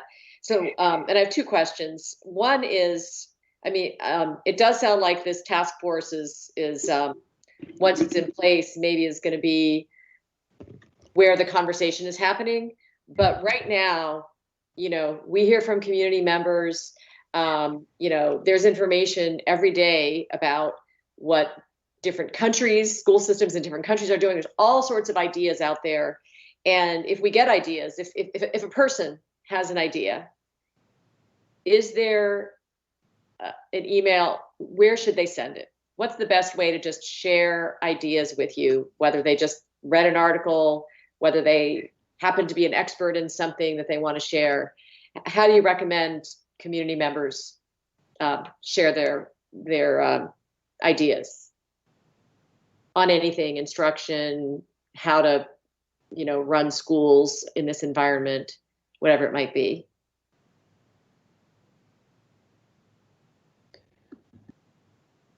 So sorry, I was muted. So I would envision that we will communicate the ways in which families can, in fact, provide us with information. I would imagine that we would use some of our existing systems, social media or webpage, for those initial for that initial information. But I cannot at this time identify, how we would specifically have people provide us with information. But I appreciate the point that's being brought up about people wanting to share resources that they may have. I do know that you are aware of the Engage, APS Engage, which has served and met our needs in a lot of different ways. So I do see that as one way in which resources can be shared with us as we go through this process. Yeah, I mean, that's a good one. And so I guess my suggestion is that we advertise that a little more. For folks who have ideas, here's the place to send them. I think that could just give people that straightforward way of knowing their idea is going to be read by the right person. Thank you. And then just on I appreciate what's been shared about all the thinking going into what we might have to do, if we're able to open in some sense in person. I just want to ask about that. I know that, the overall guidance is going to come from the state. So what's the level of flexibility we have if the state sort of says, I guess sort of hybrid, right? Kind of in person, are we able to set up our own schedule for here's how kids are going to come in smaller groups and, how many days and, how that schedule is going to play out? Or are we going to get that level of detail from the state? I'm just wondering how much of this we're creating ourselves in Arlington versus how much is going to come as kind of a mandate from the state. So I'll start and just see. What I believe is that the state will give us some parameters and some guidelines that will then be used at the discretion of the localities. When you think about our facilities and, our transportation system, we have to look at how it operates in APS to make determinations about what that's going to look like based on the guidelines that we get from the state. I think in all of my meetings with the superintendents, it has always been understood that the state gives us guidance, but the localities have to apply them in a way that's going to work for their system. Okay, excellent. Thank you. And then just one last question. I noticed on the slides you mentioned, that some supplies, we may have inconsistent availability with some supplies, protective equipment. Are we getting those plans? Are those plans being put in place now to be purchasing lots of disinfectant, face masks, things like that? I mean, are we getting on top of that need early so that we can maybe avoid some inconsistencies? So the answer is yes, but I'm going to turn to John or to Zach, our emergency manager, just to provide a little bit more information, Barbara, on that. Okay, thank you. So I will jump in here and let Mr. Chadwick jump in on anything as he maintains the central inventory of everything. But throughout all of this, we are forward leaning at least 6 to 8 months in our stockpile of supplies for doing all these items. That includes disinfectant, gloves, masks, all of those kinds of things that may be needed. What really is concerning that, as Ms. Johnson brought up, is going to be in the supply chain itself. So we're trying to make sure that we're able to stabilize as much as possible on our end and get those advanced purchases done. Thank you. Thank you. He said it right. That's the way it is. We are watching very carefully the supply chain because there are issues there, but we are doing the best we can to not hoard, but have enough to meet our needs. Thank you. Thank you, Ms. Talento. Thank you, Dr. Cannon. Ms. Van Doren? Hi, everybody, again. I have just some comments to make. I really don't have any questions. First of all, I wanted the community to know that we're hearing this for the first time, so we are processing this information at the same time that they are. So I'd like to also request, Ms. Talento, that normally on our website and on the agendas, it simply states superintendent's update. If there's a way we could put a couple of bullets underneath that that says draft or tentative summer school plans and draft tentative evolving return to school plans, then people can go to the website and know where to find that, because it's kind of not noted at this point. And this is extremely important information that many, many people are asking us for right now. And it was an excellent meaty update on the thinking as it evolves and the process by which we'll do the planning. So I'd like to ask that that be really clear on the website, and you may even want to do staff may want to think about a school talk that says link here to the initial update, or maybe that part of the board meeting so people can watch it and hear it. Thank you, Ms. Van Doren. I'll work with the clerk to update our board docs tomorrow, and I'll work with our deputy clerk to include a link to the actual PowerPoint in our school board newsletter that goes out. And then I think Cynthia can work with her staff on the school talk you suggested. That would be excellent. And I also want to say congratulations to Raj on his award, but I know, knowing Raj, that that's an award for his entire team. It's really impressive. And I know, and people that may not understand, that his staff is actually coming into the offices and are having to work with social distancing to bring in those thousands of iPads, clean them up, put new software on them, and get them back out. And it's been really a Herculean effort done very, very quickly. And I don't want them to know that that goes unappreciated, because it's very much appreciated by everybody who is a recipient of that incredibly hard work and the care that they're taking to do that safely. So I just wanted to comment on that. And then engage@apsva.us is this wonderful email that we've created that anyone can send their thoughts anytime to us, and the staff that receive it do sort that out. And then I just wanted to make this last comment. I've been living virtual instruction in my home with 3 college students, 2 of whom are graduating this week, 1 of whom is advancing from a first year to a second year at UVA. All of them have been in their classes virtually every day. And the professors switched to that on a dime. And I think some of them did it and knocked it out of the park. Others struggled. And that's okay. And they got through it, and everybody finished their classes. And I think we are all upping our game. My son reminded me today that in research, when you go through something between the ages of 15 and 24, it really defines who you are for the rest of your life. So right now, we are defining who this generation is going to be. And what we're teaching them is really resilience, creativity, and how to reach out and connect to each other. So I would just say this: I am extremely hopeful that our staff is going to very quickly learn to do this virtual education, because whether we need it for sure in the fall, but likely we will need it probably. And it's a great skill to have, and one that I know they're going to develop with training. And I think we all can have the patience to know it doesn't have to be perfect out of the box, and all give each other the grace to keep improving. But I would urge us to be reaching forward and upward, and not presuming sort of the lowest common denominator. Let's strive for constantly being improving in this, and assuming that everyone can do this, because I believe we can, because I'm watching it happen every day.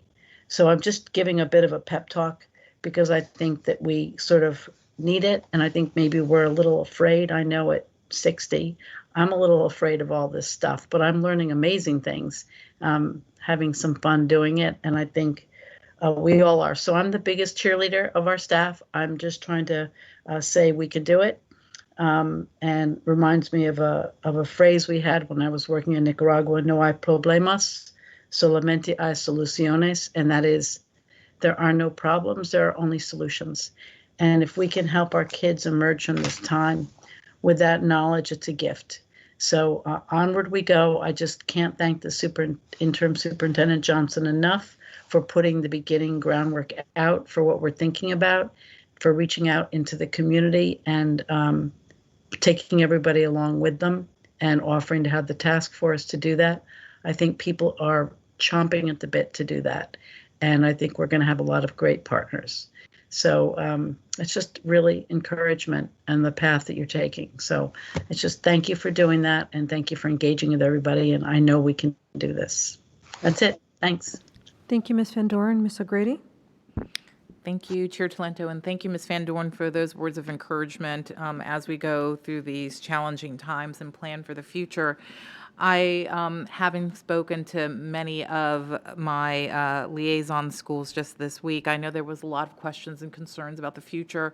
This is an excellent step in letting people know that we're looking at 3 different ways to move forward this fall, and that we recognize the challenges and we are ready to address them. And that's one of the first question I had was just about that. It was nicely articulated in many of the slides under each scenario what sorts of challenges we might be facing. And I wanted to know whether members of the task force, which I think I heard would potentially include community members as well, if they would be working on some of those potential challenges.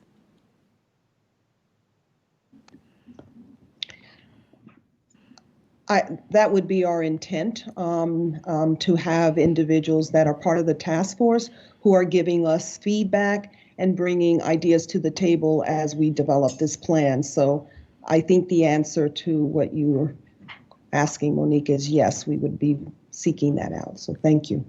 Oh, great, thanks. That helps me let our community know that we are able to face these challenges together and look for solutions that address concerns, not just from staff, but also from parents' perspectives as well. Additionally, I wanted to talk a little bit about the synchronous learning. Some of our parents have been craving for more synchronous learning. Some of our parents like that they have the opportunity to be able to have their students work on things individually at times that meet their needs. One of the things I heard from my liaison schools is that for some students and for some schools and for some classes, it might be helpful if teachers could have small group lessons, and that might be a better way for them to be able to work with some of their students in the class. And so I didn't know whether or not when we talk about synchronous learning, whether the opportunity to have some small group lessons would also be afforded to our students through the teachers.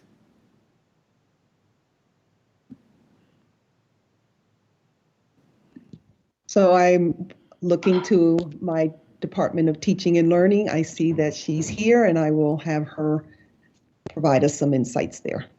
Sure. So absolutely, synchronous learning as it happens, in real time with when we're in person, often involves different models of instruction, small group being an important one of them. So certainly, as we look towards the different scenarios that are being that were shared tonight, we certainly and DTL are planning for offering synchronous learning and working with our teachers to utilize the technology in a way that could provide small group instruction as well as large group instruction. Thank you, Ms. Loft. I appreciate you letting families know that that could be something that they may see in the fall, depending upon what scenario we have to partake. And then the next question I would have, and then I just have one comment after that, is we have seen the state take different steps for how the different regions in the state are opening. For example, currently we are delayed. We are delayed from phase 1, implementing phase 1, while other regions in the state are actually moving forward with phase 1 reopening. Might we see a scenario where there is a different decision for reopening based on whether you live in Northern Virginia or live in other parts of the state? And are we prepared for that?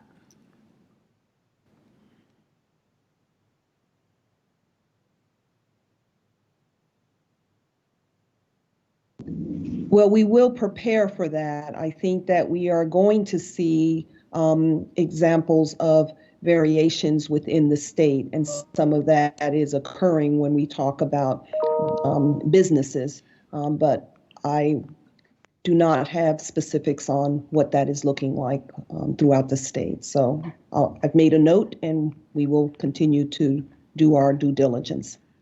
Okay, I appreciate that, and just I think that I just want our parents to know that it's not really up to us necessarily, that the state could make some decisions based on regionality, which we have seen the governor do regarding other reopening through the state. And then the last thing I just want to say is how much I appreciate that this plan also prepares our teachers to give more digital instruction and to give them the tools to be successful at it. I know that they are working so hard right now, but any additional support and help that we can give them, I think in preparing for 2 of the 3 scenarios is very helpful and encouraging. I want to thank staff so much for laying out this information.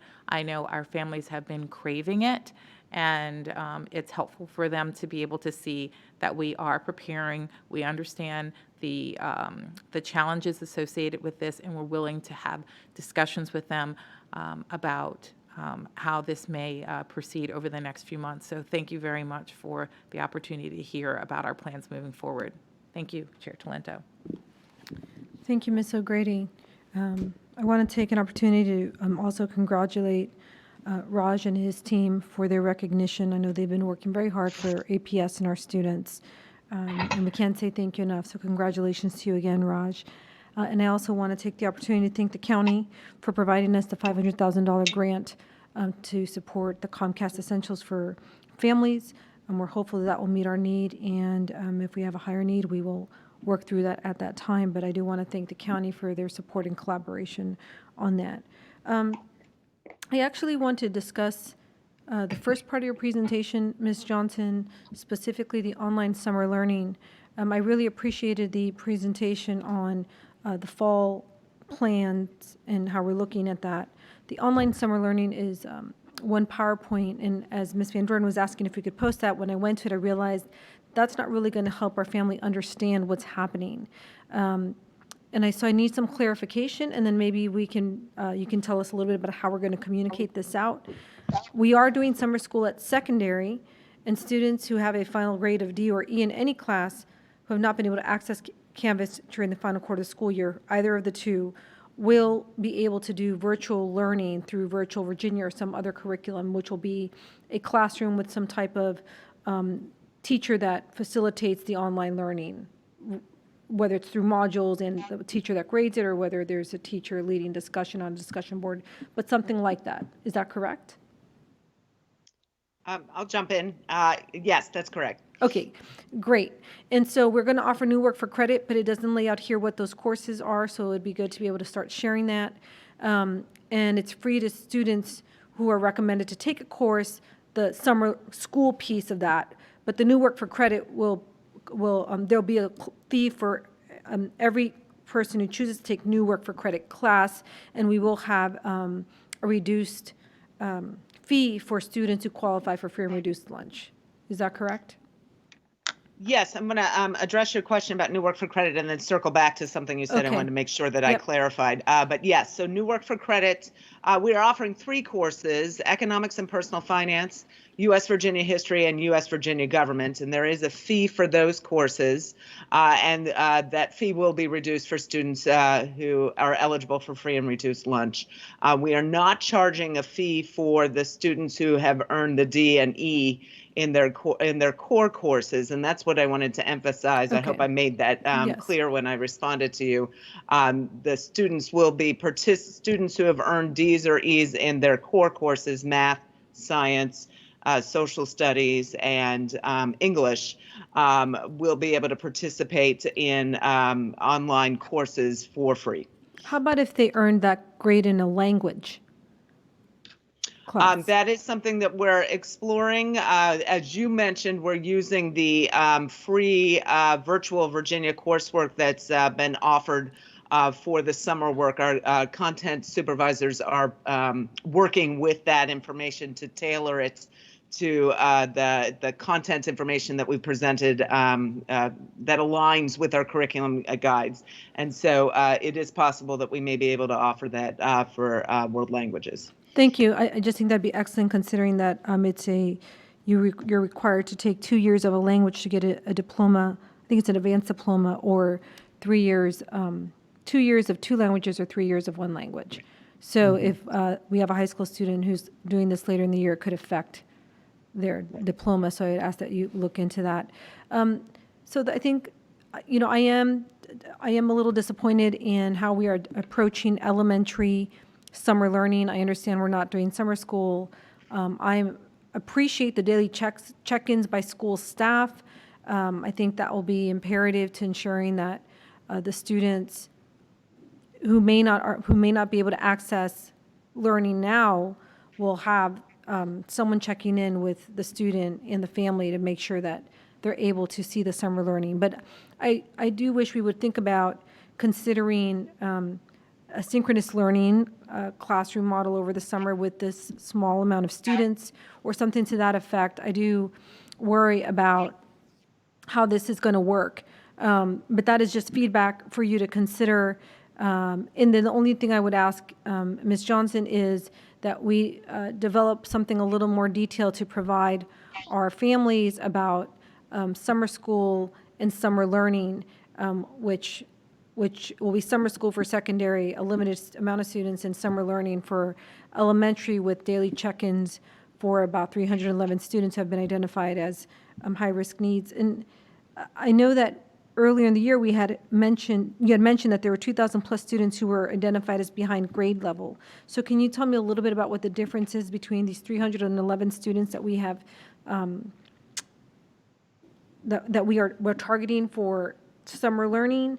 Are they the K through 2 that don't have devices, or can you just provide a little more clarity around that? Right. So as of March 13th, we had been able to identify pre-K to 5, 2,000 students who were a year or more below grade level in reading and math. And previous to school closing, we had begun to develop an explicit intervention type instructional model for in-person summer school. So that was our plan. We also were working closely with these students during the from January, with the hope through June, until schools were closed. As part of those 2,000 students, we have English learner students, we have students with disabilities, and there's also general education students. And so the 300 students that I indicated are the pre-K through second graders who fall into that larger bucket of being behind at least a year in math and reading. And for our pre-K students, some of them also in their social emotional growth. Those, as you're aware, we have been able to get devices to our pre-K to second grade special ed students and our K to second grade L students. And we're working to get devices to our pre-K to second graders for the start of the school year. So we wanted to, we wanted to be able to provide every possible support to those 300 pre-K to second graders who are behind in reading and math. And so we are able to get them their devices early so they can participate in these regular check-ins. Excellent, thank you. So then the 2,000 students that we identified are from either pre-K through 12 or K through 12, and will be participating either in summer school at the secondary level or through summer learning through the videos and the apps that you mentioned, but also with daily check-ins. The 2,000 right, let me clarify students. that. Those 2,000 students are elementary students, so pre-K to 5, who are below grade level in reading and in math. Okay. So the additional support provided for those students will be the regular check-ins. Okay. But it's not just a check-in, it's a structured review of the work that they've been doing on Dreambox, on Raz Kids. It's connecting the at-home with APS new videos that are coming every week. So really guiding those students through those literacy and numeracy check-ins or resources so that they're able to make those connections. And it's building on helping them identify themselves as readers and mathematicians, helping them develop strategies and skills that they may not have been able to master or didn't master before schools closed, so that we're leveraging that work and can hit the ground running when we start school. Ms. Loft, thank you so much for that additional information. I actually feel somewhat better about the approach that we're taking this summer, knowing that the daily check-ins are a little bit more in depth than just a check-in with the students, and that we are supporting all 2,000 students who were identified prior to March 13th in this summer learning model. So I really appreciated the discussion. Ms. Clemento? Yes. I would like to just add an additional piece of information that really centers around the message that Bridget shared. We are in the process of putting that information out to the larger communities. So school community is in fact working on that now. The plans are for that to be sent out tomorrow. Excellent. Thank you, Ms. Johnson. We really appreciate that because we have, this leads me to my next point. We have been getting a lot of emails at the school board address about ideas and thoughts on both summer school and extended distance learning and school in the fall. Really a combination of those two factors. It'd be great to be able to share the information tonight and then that communication tomorrow. And I would just like to check with Ms. Johnson. I don't know if Ms. Stengel is on with us, but to determine if we can ask families to send information like that to Engage so that they can then collect it and work with distributing it to the working group and the task force that will be coming our way. Yes, we'll be ready to do it, and we'll be sharing those with the team that's actually working on it. Excellent. So we can then request our community to start sending their ideas to Engage, and you'll be able to work through that. Thank you. So then the last question I have is just can you tell me the difference between the working group that we have now? Is that just a staff working group? And do we have any principals on that working group to help inform? Is this just the preliminary development of our plans? Ms. Johnson, if you could share a little bit about that. Yeah, I'm happy to, but I'm going to actually have Jeanette share a little bit because the primary group is the COVID ELT group, but there are subgroups that actually contribute to the work that guides us on a day-to-day basis. So please, Jeanette. Sure. Or Zach.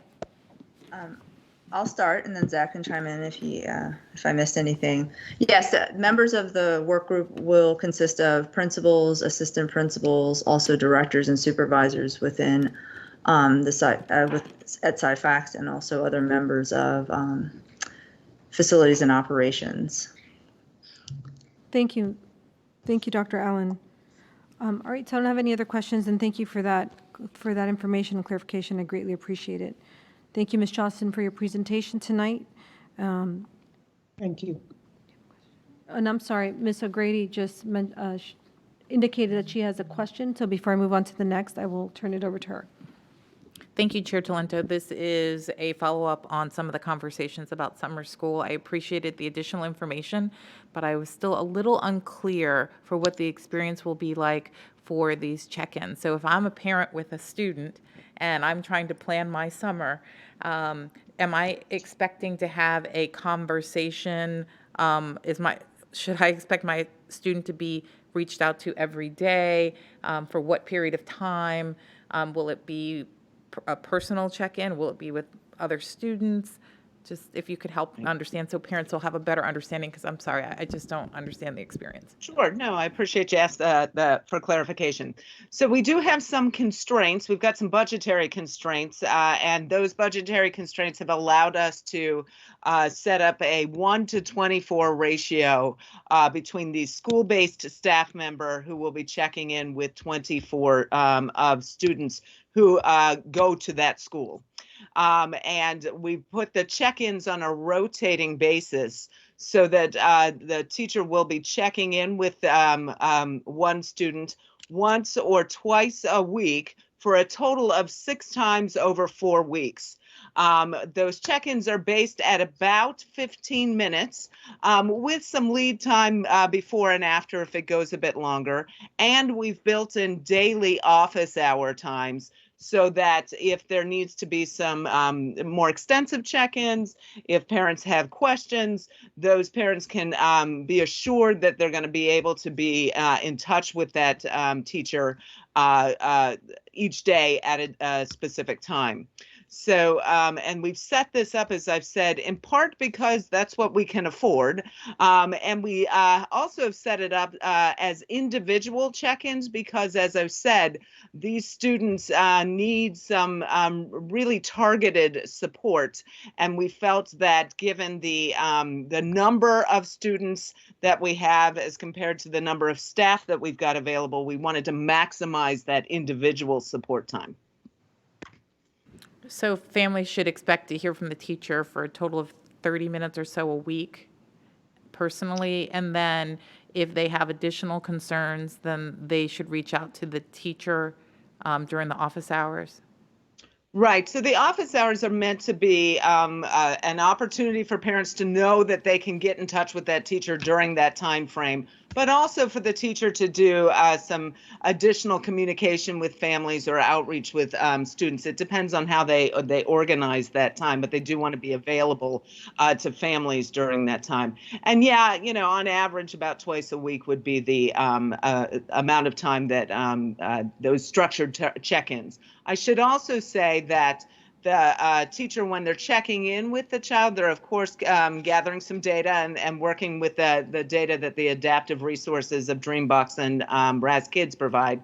But they're also giving kids some targeted work between one check-in and the next, so that the students have some structure and that it will help inform the next check-in. Okay, thank you for that information. Sure. I understand that Ms. Van Doren also has a question, Ms. Van Doren, and then I'll check in with Yeah. Dr. Cannon and Mr. Goldstein. Yeah, and it's exactly what Ms. O'Grady was just commenting on, and I'm going to just ask Ms. Loft the questions I always ask her.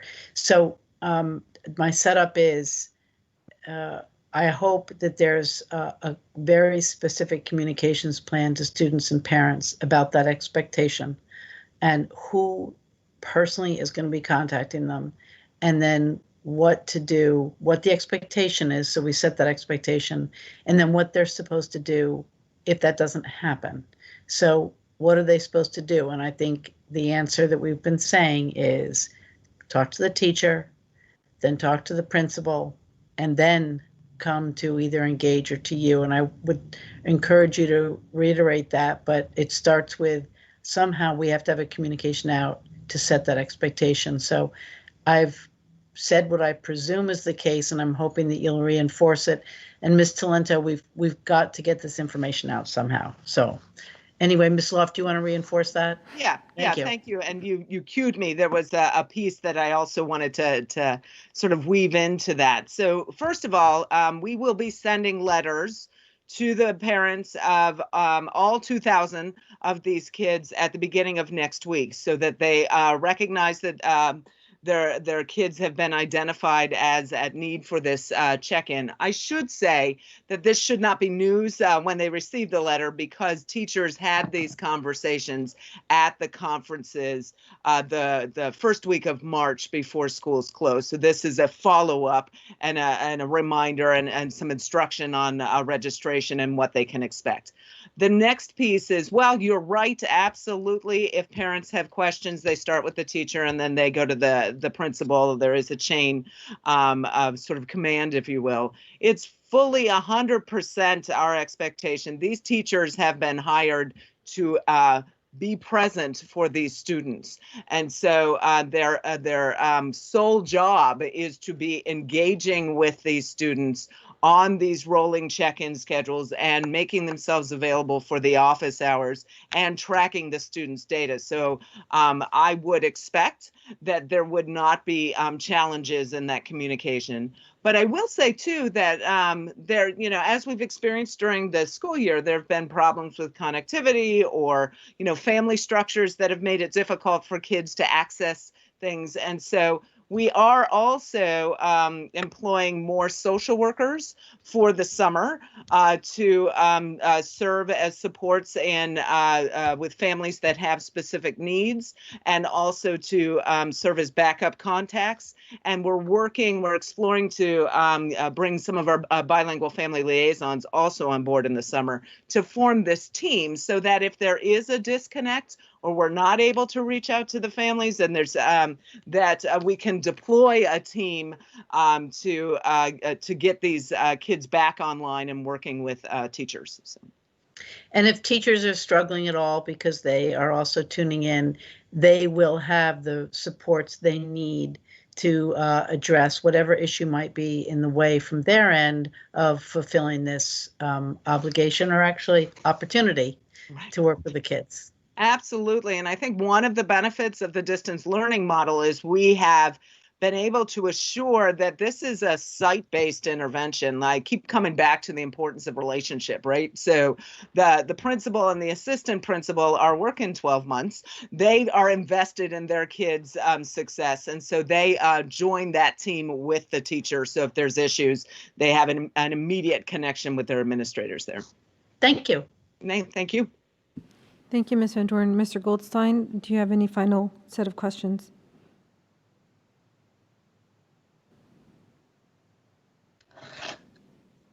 You're on mute, Mr. Goldstein.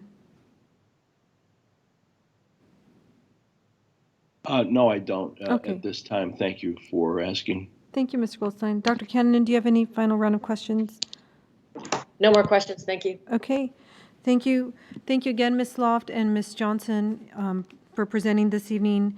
And thank you to our ELT for being available for questions. We really appreciate it. It was a lot of good information and a really important discussion, so thank you for that.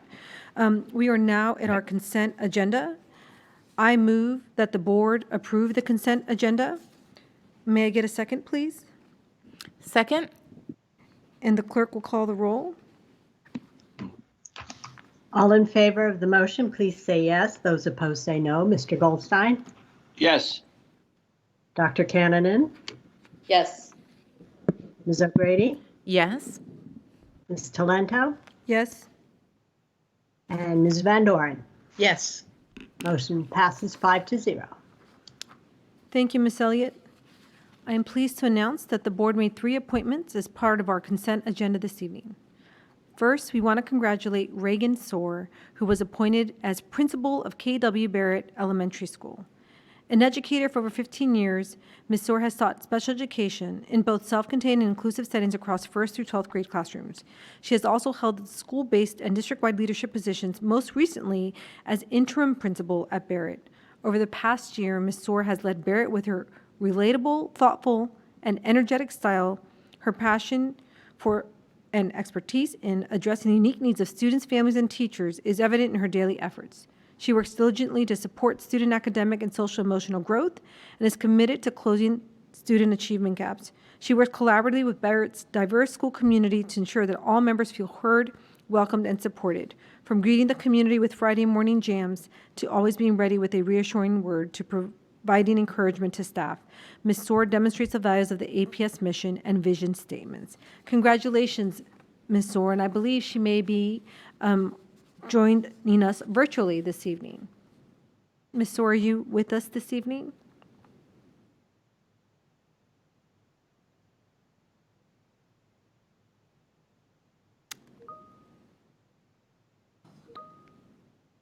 Oh, I understand that they were unable to join, so we were hopeful that they could come join this evening, but I know that it's 9:20, and so that also may have had an effect. So for those of us who are online, if we could give Ms. Principal Reagan Soar of Barrett a round of applause.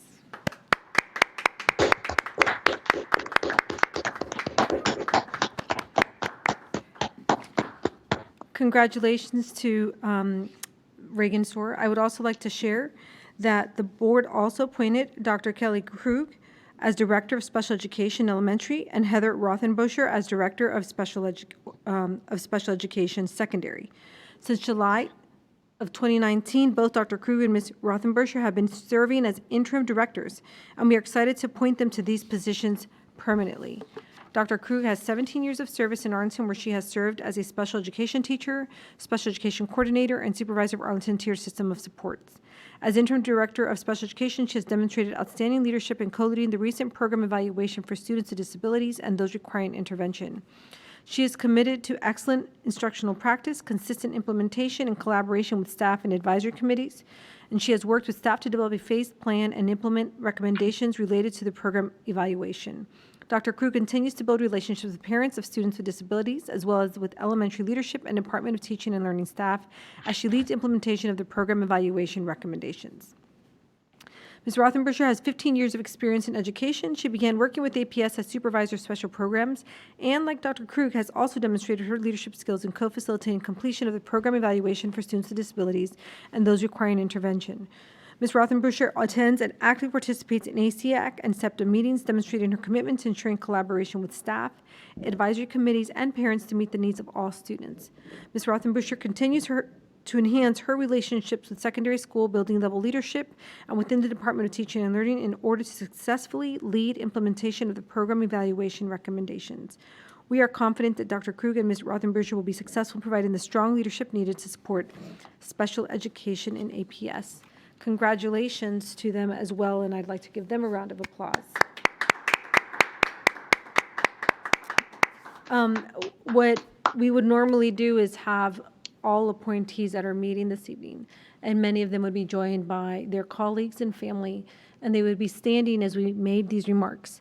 And so it is unfortunate that during the pandemic, we're not able to celebrate them in that way, and we were hopeful that they would be able to join the meeting virtually, but we were having some difficulties with the connection, so they're unable to join us. But we just hope that they are watching, and please know that we were excited to make these appointments tonight, and that we congratulate you and hope that you are at least surrounded by your family as you have been serving, the three of you, in these interim positions and have now been appointed as permanent. So congratulations to Ms. Soar, Dr. Krug, and Ms. Rothenboscher for their hard work and appointments tonight.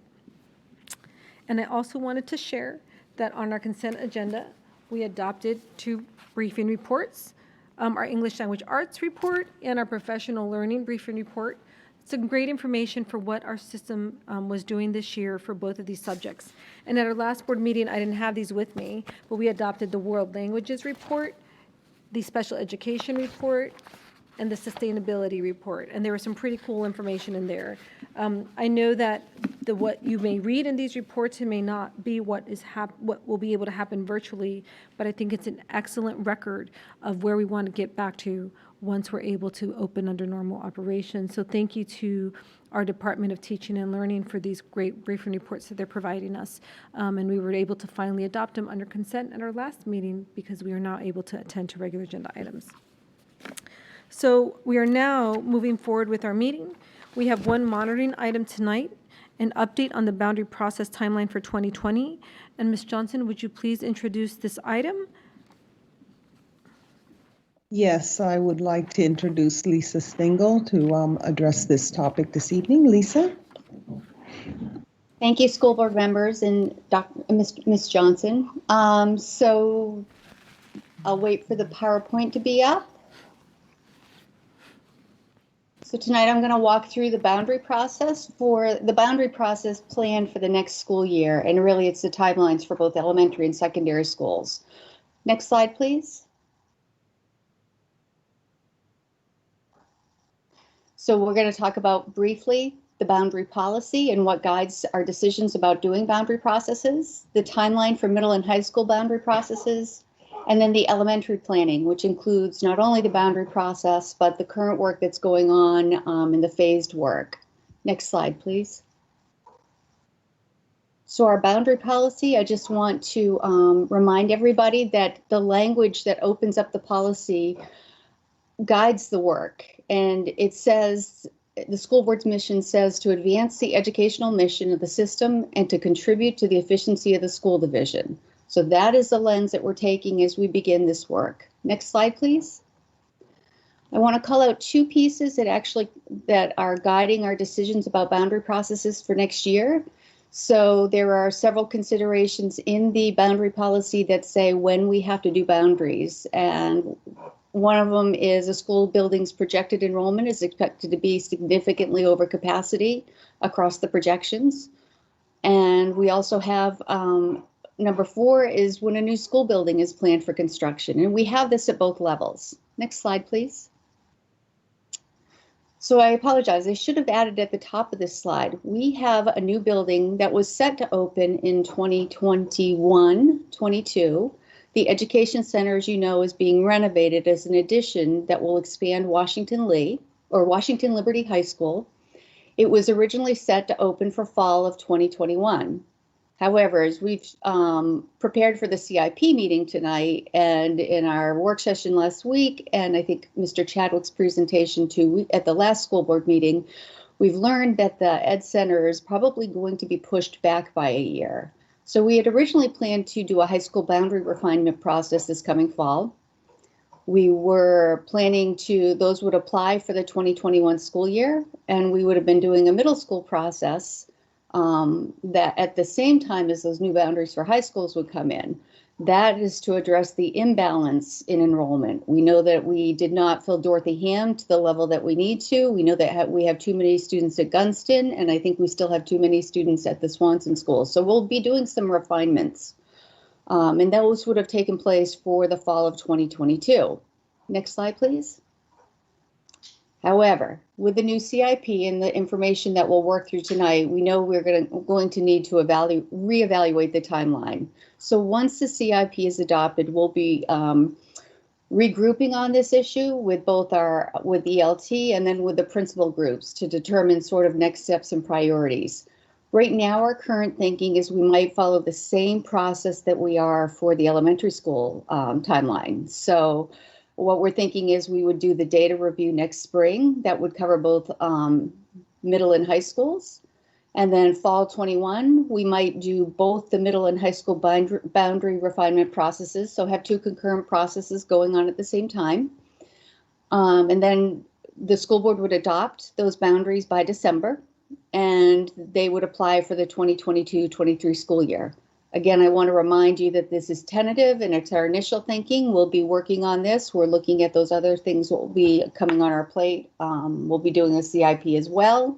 So we're just sort of looking to see how this all fits. And we'll have more information on this in the fall. Next slide, please.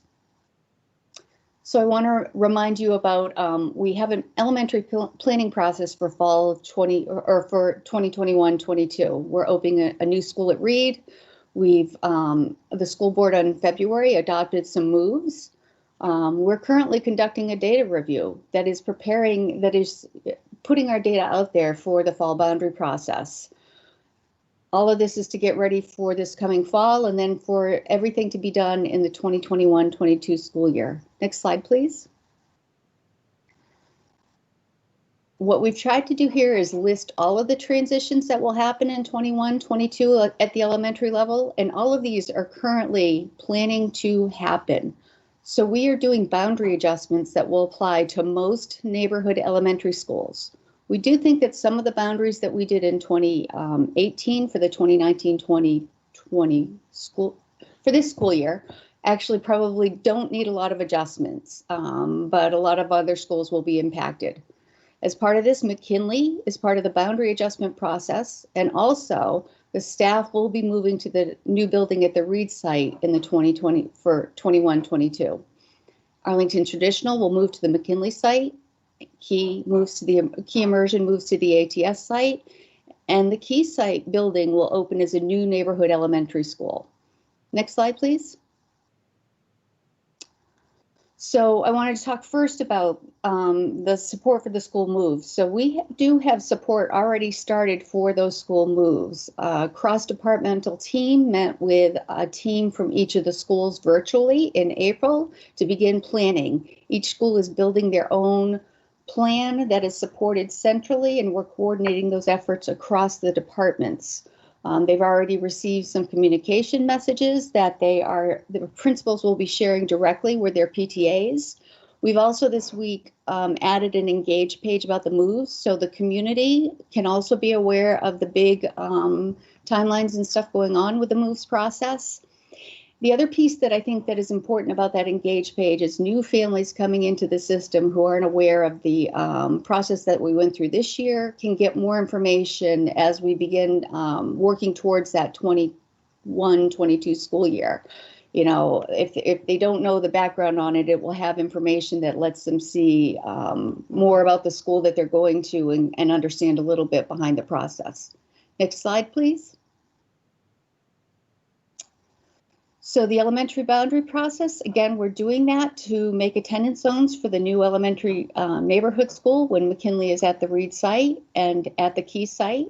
We also need to put Arlington Science Focus within its boundaries. So the boundary will be drawn around the school. Right now, it sits outside of its boundaries. And this will also allow us to help begin to manage capacity more evenly across the schools, all of our neighborhood elementary schools. So I just would remind everybody that the new boundaries will apply to all students attending neighborhood elementary schools in the 21-22 school year. And this information is online. We will probably continue to use relocatable classrooms to help manage enrollment across the elementary schools. Next slide, please.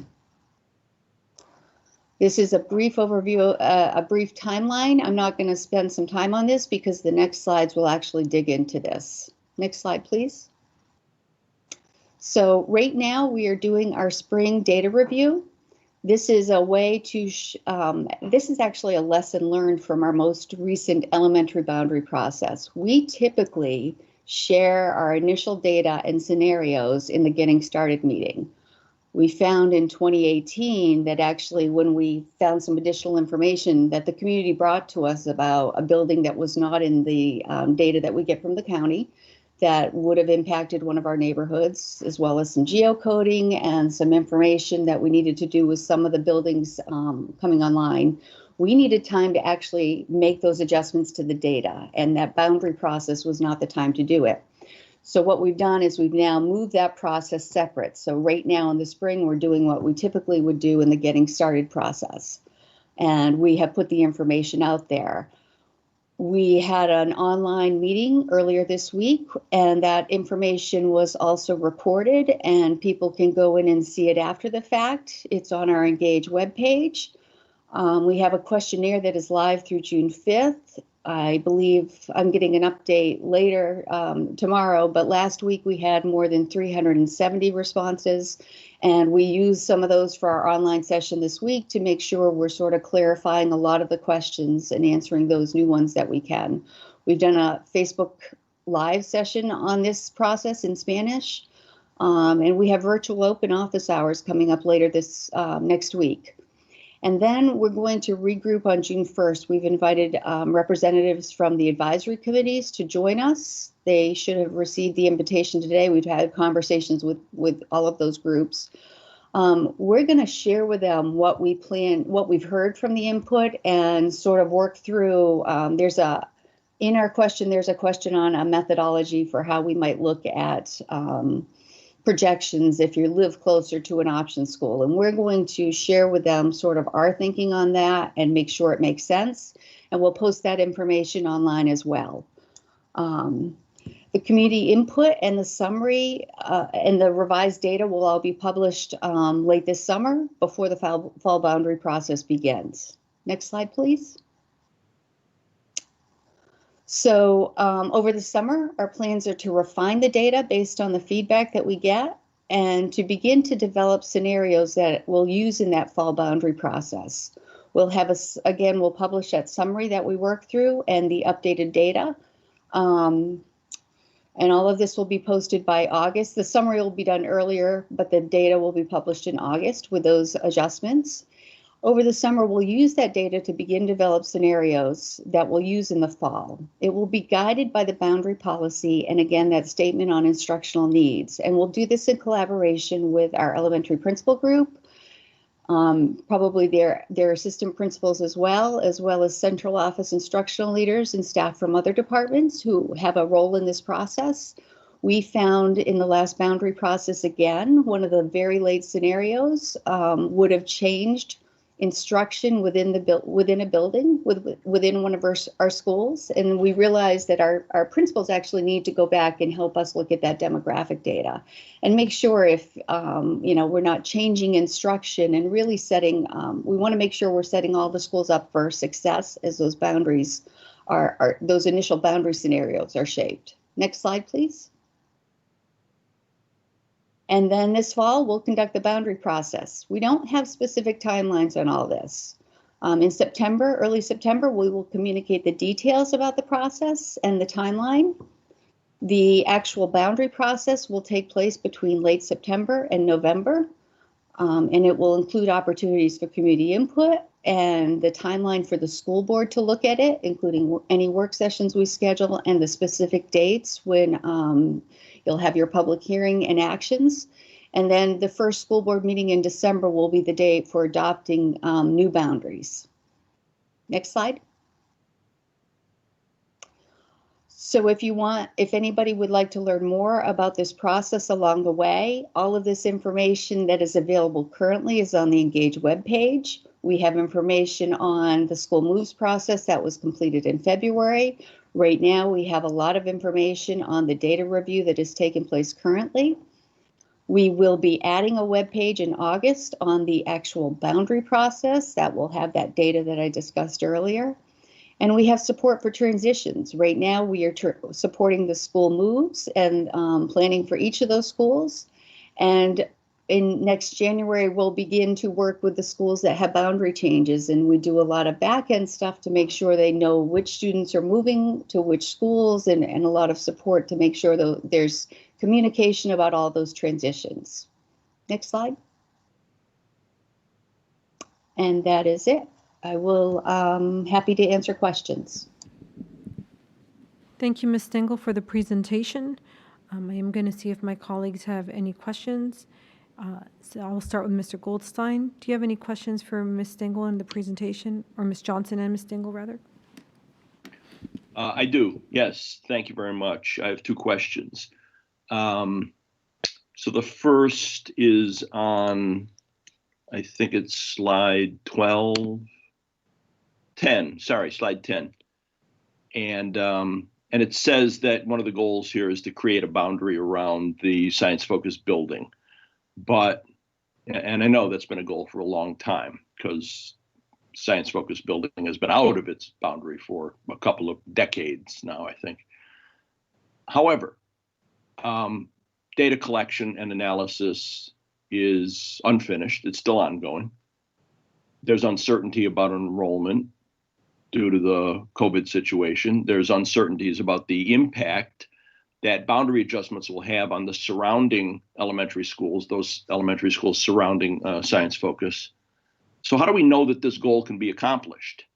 I mean, it's a worthy goal, but what happens when there's all of these other factors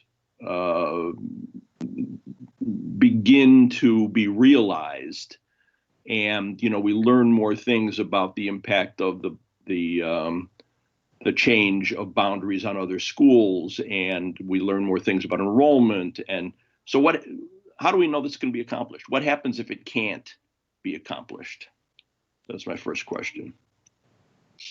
So we are planning to get this done. We are currently using we're using the projections data that we have. We don't know at this point what the COVID pandemic and the closures will do to our enrollment, but there's nothing right at the moment that tells us there's a major change. We won't know really the impact again until September 30th of, when we do that snapshot every year. It may be different this year. But Arlington Science Focus, as you know, is one of our most overcrowded schools right at the moment. We are adding, I can't remember how many current relocatables they have. They're getting 4 additional relocatables this year. They need relief regardless of what we do. We have schools, we're adding a new school. It would be probably remiss if we didn't fill a brand new building because we were so concerned about this. We have been talking, I would add, with people who do similar work in other school systems across the region, and everybody has sort of the same questions about how it will impact enrollment. Right now, we're proceeding as if everything is going the way it is, as we know. And we will reassess as new information comes in the fall, but we are planning to move forward as we have discussed, as I shared tonight. Okay, thank you for that answer. My other question is, what lessons learned from past boundary processes informed your planning for this 2020 boundary process? I believe I shared a couple of those in the presentation. Having the data first shared in the fall while we're also doing the boundary process, and finding things that we had to go and update and rerun those planning unit projections was a problem. So we've separated the data review. We're doing it now in the spring. It allows us time to make those adjustments so we're not correcting data. We want to be transparent so everybody trusts what they're seeing. And, you know, we do learn a lot from the community. I think that one of the best things about the data review right now is the people who live in those neighborhoods know we're pretty good at knowing the buildings that are coming online, knowing, you know, the housing and all the stuff there, but we're working with a database. People who live in those neighborhoods know those sites better than we do. And we just actually realized today that one of the buildings in the county's forecast was coded as a high-rise committed affordable housing. It actually was not. And so we're making some adjustments to the projections for that building based on the, you know, the new information that we got because somebody from the community pointed us to that. So we want to give time for this and use that. The other piece that we're adding to help us look at that piece on demographics is we've put in information on committed affordable housing. We'll be talking with the attorney to make sure that we can use that, but we know that we generally have more students with free and reduced lunch from those areas. That's the one boundary policy consideration that for demographics. So we're looking to see how we do that, how if that can supplement and provide more reliability in sort of, or balance that information in our decision making. There was something else. Oh, it's that, you know, we've done some work with the principals in prior years. However, that instructional piece is really important. You know, that last boundary process, when we saw that last scenario, would have removed all of the English speakers from one of our elementary schools and really made it a full English learner school. The principal was concerned because it would have changed the skills that the teachers would have needed in the school. You know, all of the kids have to take their assessments in English. You've got to have language models to learn the language, and that really was an instructional decision. So this summer, we're actually, when Cynthia is back in her old job, we're hoping that she can help structure this, but we want to go back to the elementary principals and let them look at the demographics information that we've put in there, looking at in those base scenarios so that we don't accidentally change a school by a boundary process. Does that make sense? Okay, yeah, thank you. I agree that community component of the data review, the planning unit review, is very important because, as you say, the community knows their neighborhoods best and what's happening. Have you had any complaints about the technology, about being able to connect on that with that survey? I took the survey, and at the very end, when I went to submit it, it said there was some hiccup or something, and it couldn't be sent, and I had to start all over again. We haven't heard that. If you do hear it, I would, you know, we tell everybody to send something to Engage as well. And I would say, I did on the conference call, on the meeting that we did the other night, there is a question on there about the methodology that is kind of wonky. The data review is not your typical parent. The data, if it's not good, will trip us up when we do the boundary process. So we want to make sure to do this now. But we've heard from probably a good proportion of the, you know, probably half the people who have responded said they don't really have an opinion on, you know, which method we use and don't understand the question. And unless you're really interested in the data, you probably aren't as concerned with that piece of this process. Again, but we do want to put this information out there so that people believe it's reliable and are comfortable with how the foundation of our recommendations for the fall. Okay, thank you very much. Thank you, Mr. Goldstein. Dr. Kennenan? Yes, thank you, Ms. Stengel. Just a couple of very quick points. And thank you for your work. The concern I have is that when we get to the point of opening the new school, the elementary environment is going to be at full capacity and frankly, probably over capacity. So we're opening the new school to relieve our crowding, but we're not going to fully relieve our crowding. And what that means is, and Ms. Stengel, you know, I've said this before, unless you hit every school perfectly at 100%, we're going to have some schools that are going to be over capacity and some that are going to be under. And I just think it's important as you go into the fall and describe the process to not let the expectation be that there will be no trailers, that this is going to be a perfect outcome, because you just statistically can't do that. And I want to make sure that we don't set unreasonable expectations. And as part of that, again, I've mentioned before, I think it might be helpful to think about which schools you cannot possibly go over.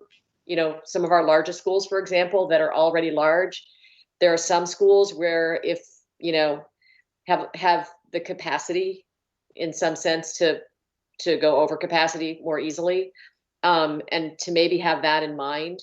But then my suggestion also, as you are thinking about the timeline for your future processes, especially based on what Reed said, and I think, you know, we all understand there are going to be some difficult projections in this, and again, we're not going to be able to get them exactly right.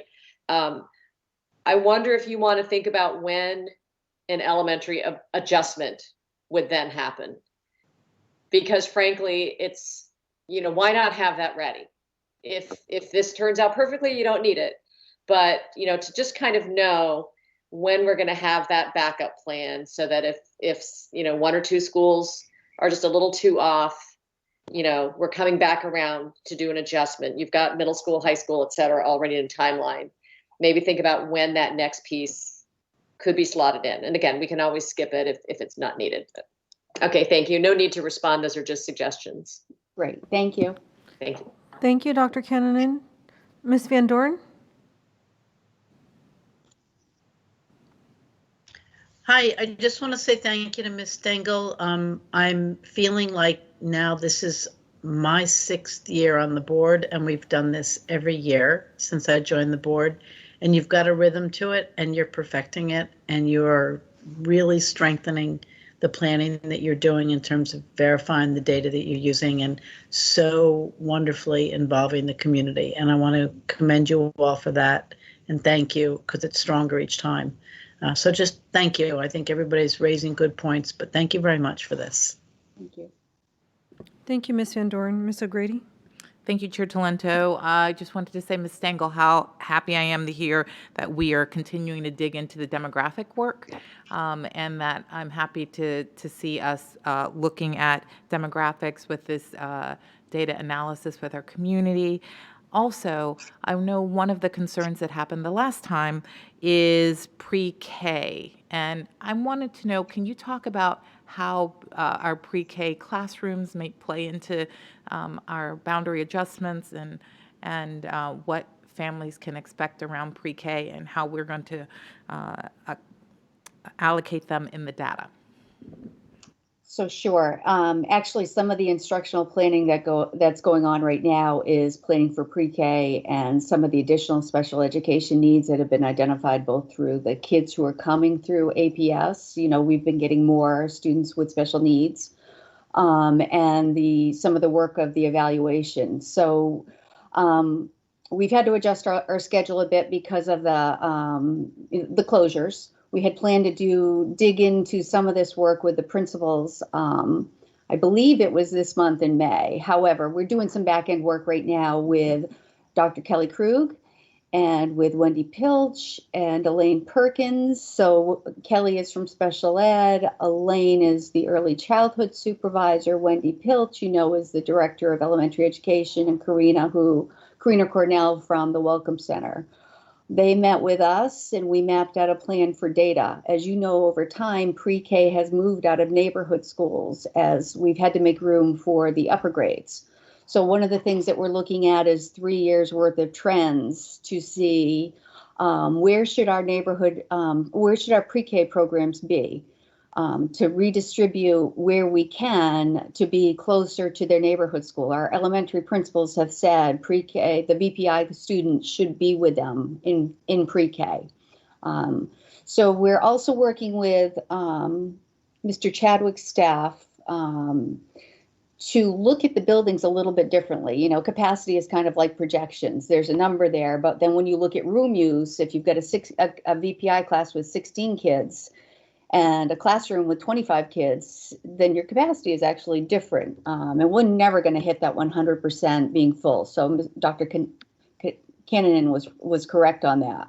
But what we're trying to do is plan out where should our pre-K be, make sure the special ed is there, and build some of the pathways for special ed. I believe, as we've talked with Dr. Krug, if there's a mini MIPA class, is there a continuum? So there's 2 MIPA classes for the K-5 students as well, and not having those kindergarten students in with the 5th graders. By having, the 2 classes, they can actually do a K1, 2 and a 3, 4, 5 class. So looking to plan that space, and then the remaining space would really be around would be for the boundaries. And we're also looking at those relocatables as well that Dr. Kinnan has suggested before. Are there some places where it makes sense to keep them based on some of the common spaces? So all that's going to factor in. And, what we want to do is give ourselves some buffer rooms. And we are actually in part of this trying to figure out what we're going to say about the next boundary process. Might be 3 or 4 years, again, because of some of the uncertainty that we don't know right now. I appreciate that, because I do believe that pre-K is one of our best ways to try to avoid there even ever being an opportunity gap. And so I want to make sure that as we're planning for space and how we're going to allocate students, that we don't forget about our pre-K students.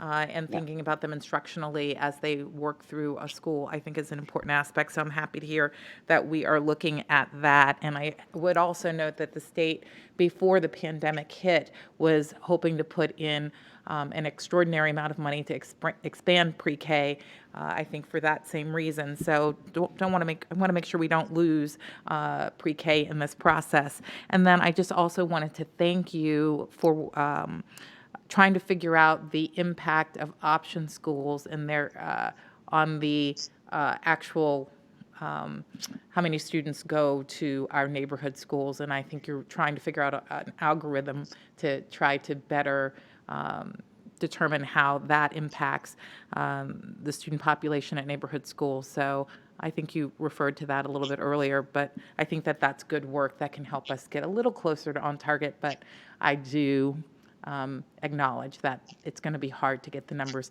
perfect, and that we will continue to see relocatables at our sites.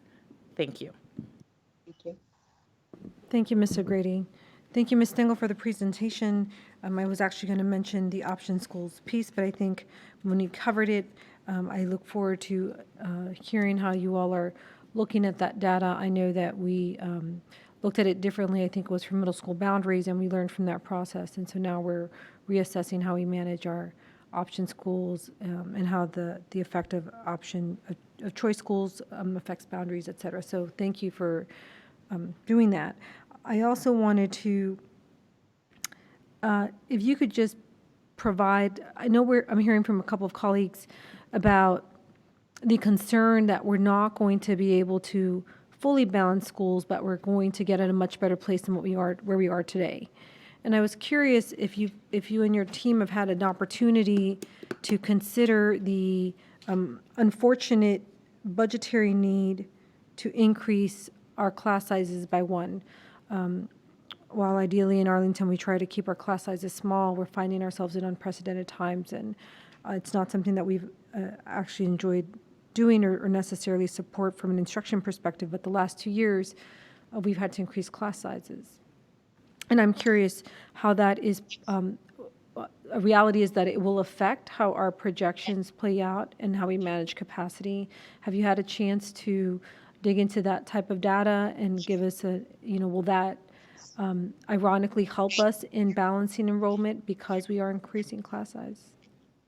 So that's something that we're going to have to continue to look at. I know when we first adopted the budget under these new conditions, we believe that this is a 1-year class size increase, and so we don't want to make decisions thinking that we're going to continue that. Right. However, as we do see that come forward, I think we still aim for the same size. That would actually give us a little bit of buffer room. I don't. Okay. One class size is not big enough necessarily to take care. One increase is 25 kids when you think about, some of our average elementary school size.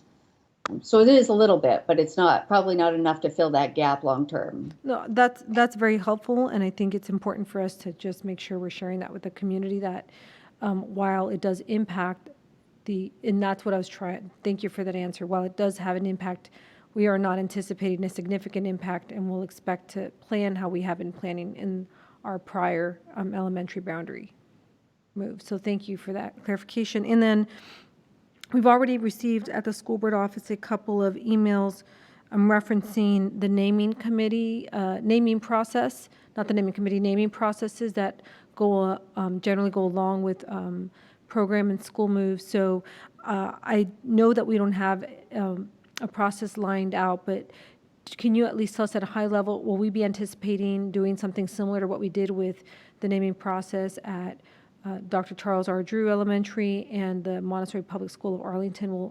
Do we know yet if there'll be similar processes? I think we looked at the policy, and the policy that the school board adopted last year, the naming policy, calls for a renaming process when it's requested. I do know that all of the principals that are moving would prefer to keep their name. The school is moving, but the school is still the same school. Okay. So that is really the preference, but the policy does have some room for the school board to consider whether or not a name change should happen. Okay, that's helpful as we plan for next year, and then we can start to have those discussions over the summer and determine what is needed, if anything is needed. So thank you for that clarification, Ms. Stengel. Okay, colleagues, any final questions before we move to our next item? Okay, thank you, Ms. Stengel, for the presentation. We do have one action item. Well, we have an action item and then an info action item this evening. So we're going to move to our action item. Tonight, our action item is Fleet Elementary School additional funding. Ms. Johnson, would you please introduce the staff member who will be presenting this item?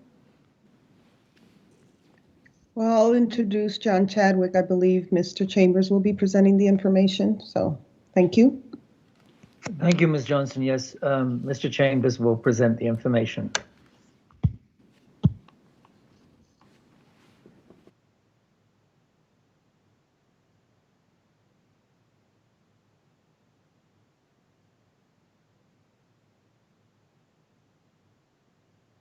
Good evening. Good evening, Mr. Chambers. We are ready for you to present to us. Thank you for being with us this evening. Could I have the first slide, please?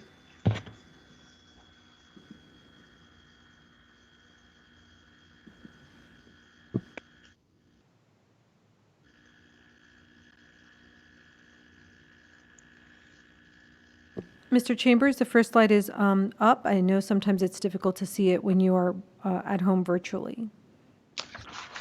Okay. The item is the Fleet Elementary School additional funding proposal. And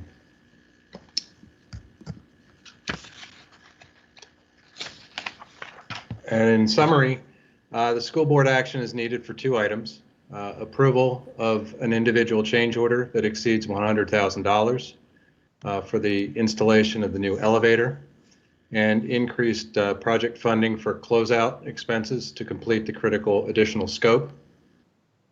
And staff presented this item for information at the May 7th, 2020 board meeting.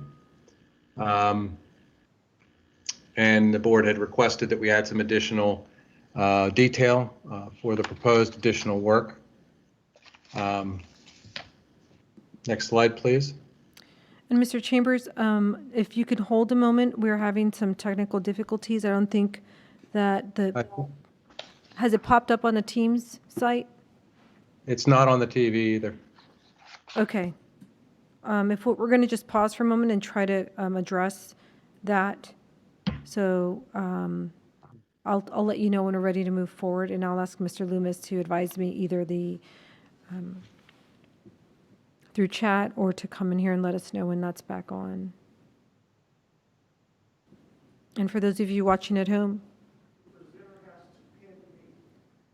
Okay. Okay, we were getting, okay. So it is showing up on the live feed for the community? Excellent. Okay, thank you. Okay, thank you. I will share that. So for those of you on the Teams who can see it, it's been communicated to us that you please pin Jason Mathewson and Mr. Chambers. I will work with you to move through the slides because we are able to see at the boardroom what is being shown on our live feed. So the next slide is the additional work items, and that is presented. So if you could move to that slide. I'm looking at the TV and I'm seeing you. Okay. All right, so let me see if we can address There this. it is. I think it's coming now. Okay, great. So we're on page 3, which was the next page. So this page needed to note that the unrelated to the accessibility improvements that were previously approved, this additional project funding is required to resolve pending construction changes and complete critical additional scope to improve instruction, operations, maintenance, and safety. The estimated cost to complete the work proposed is approximately $700,000. And the information added are the charts that you see on the bottom. The bottom left is what is the scope that we're recommending to pursue, which equal that 700,000. The actual number was 693,000. And the scope we're not recommending to pursue is on the right-hand side, which totaled 145. The pending changes are pending change orders, which are various categories of $325,000. It's typically ending the project in negotiation with the contractor to close out the project for change orders that happen during the construction. Most of the rest of the items are either value engineering items that are requested to be provided at the end of the project, and some of them are just site conditions that were noted after we moved into the building and things that were not anticipated. Outdoor classroom safety and instruction was $35,000 is the estimated cost. Garage floor sealer is a safety and maintenance category, about $50,000 to do that. There are acoustical treatments, which affects the category of accessibility and instruction. Fourth floor roof pavers is at the outdoor classroom, and it's for accessibility and instruction to be able to use the space. Exterior signage, safety and accessibility. We have temporary signs that we provided and would like to provide permanent signs as they are working very well. Additional corridor lighting, safety and instruction. Additional furniture is obviously for instruction.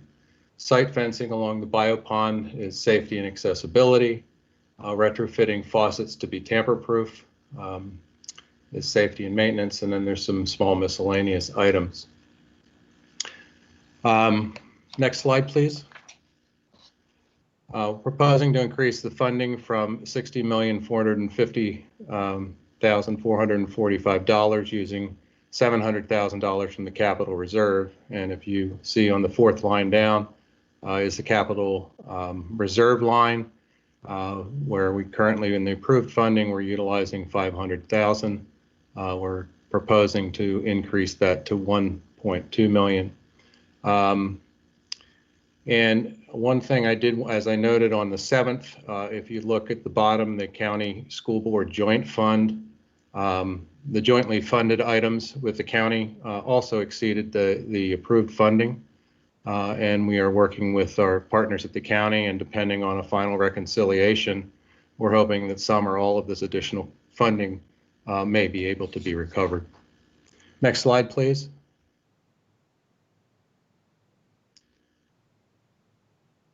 So with regard to recommendations, we're recommending that the board approve the individual change order of $137,500 to Whiting Turner Contracting Company for installing the new elevator. Secondly, approve the transfer of $700,000 from the capital reserve to the project, and to approve a revised project funding totaling $60,450,445. Thank you for the Any presentation. questions? Thank you for the presentation, Mr. Chambers. Colleagues, are there any clarifying questions before I call for a motion? I'll start with Mr. Goldstein. No questions at this time. Thank you. Okay. Dr. Kennan, do you have any clarifying questions? No questions. I do have a motion. Thank you. I will call for you when we are ready. Ms. Van Doren, do you have any clarifying questions?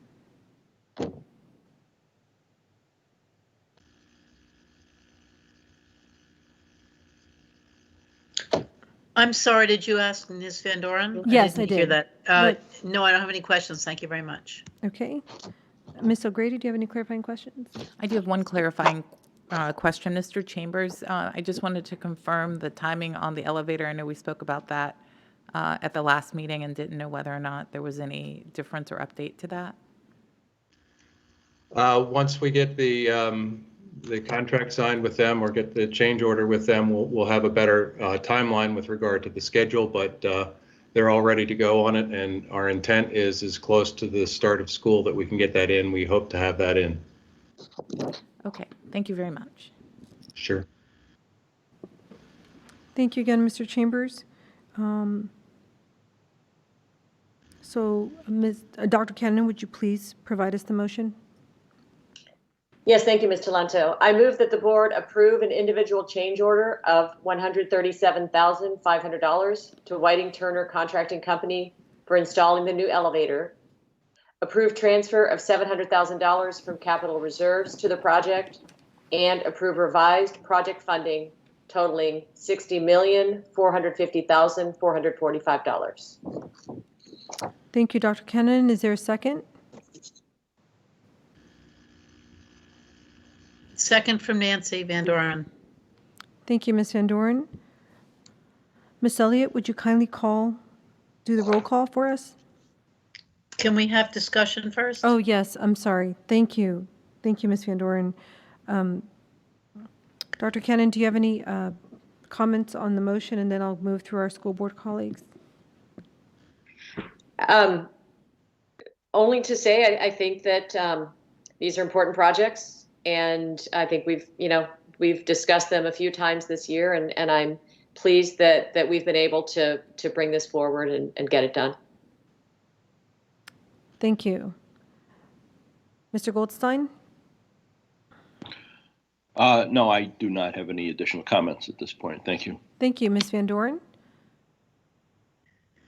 I just want to say thank you, and I wanted to remind the community that we saw this 2 weeks ago, and we asked for the additional detail on the expenses that were in this overage, and this clearly explains and shows the community what we're doing and why we need to do it. And so I just want to say thank you to Mr. Chambers for sharing this, and I also, like Dr. Cannon, believe that it's time to finish this project. So thank you. You're welcome. Excellent. Ms. O'Grady? I also want to thank Mr. Chambers and thank the community for advocating for making these changes. As a former member of the Building Level Planning Committee for this building, I'm happy to see that it's going to look a little bit more like what I think the BLPC and the PFRC had originally asked for. And I appreciate that we were able to make the changes that have been requested to the best of our ability. Thank you. Thank you, Ms. O'Grady. Okay, Ms. Elliott, I believe we are now ready for the roll call for the vote. All right, all in favor of the motion, please say yes. Those opposed say no. Mr. Goldstein? Yes. Dr. Cannonen? Yes. Ms. O'Grady? Yes. Ms. Talento? Yes. And Ms. Van Doren? Yes. Motion passes 5-0. Thank you, Ms. Elliott. Our next agenda item, and thank you, Mr. Chambers and Mr. Chadwick, for all of your work on this project. We look forward to it being completed and addressing the needs that we have at the fleet. So thank you. Our next agenda item is a proposed revised 2020 calendar. After this item is presented for information, we will go ahead and take action unless there are questions or follow-up required by the board. And I know that we mentioned this, we have put out some school talk and it's gone on school board newsletter to explain that we're taking action on this tonight. We're hoping to make a decision so that we can provide our community as much notice as possible on any calendar changes that may take place based on the action taken. So Ms. Johnson, if you would kindly introduce the item, or the staff who will present the item to us this evening. Yes, my pleasure. I'm going to introduce Mr. Redding, Assistant Superintendent for Human Resource. He'll speak to this. All right, good evening. Thank you. Good evening, school board members.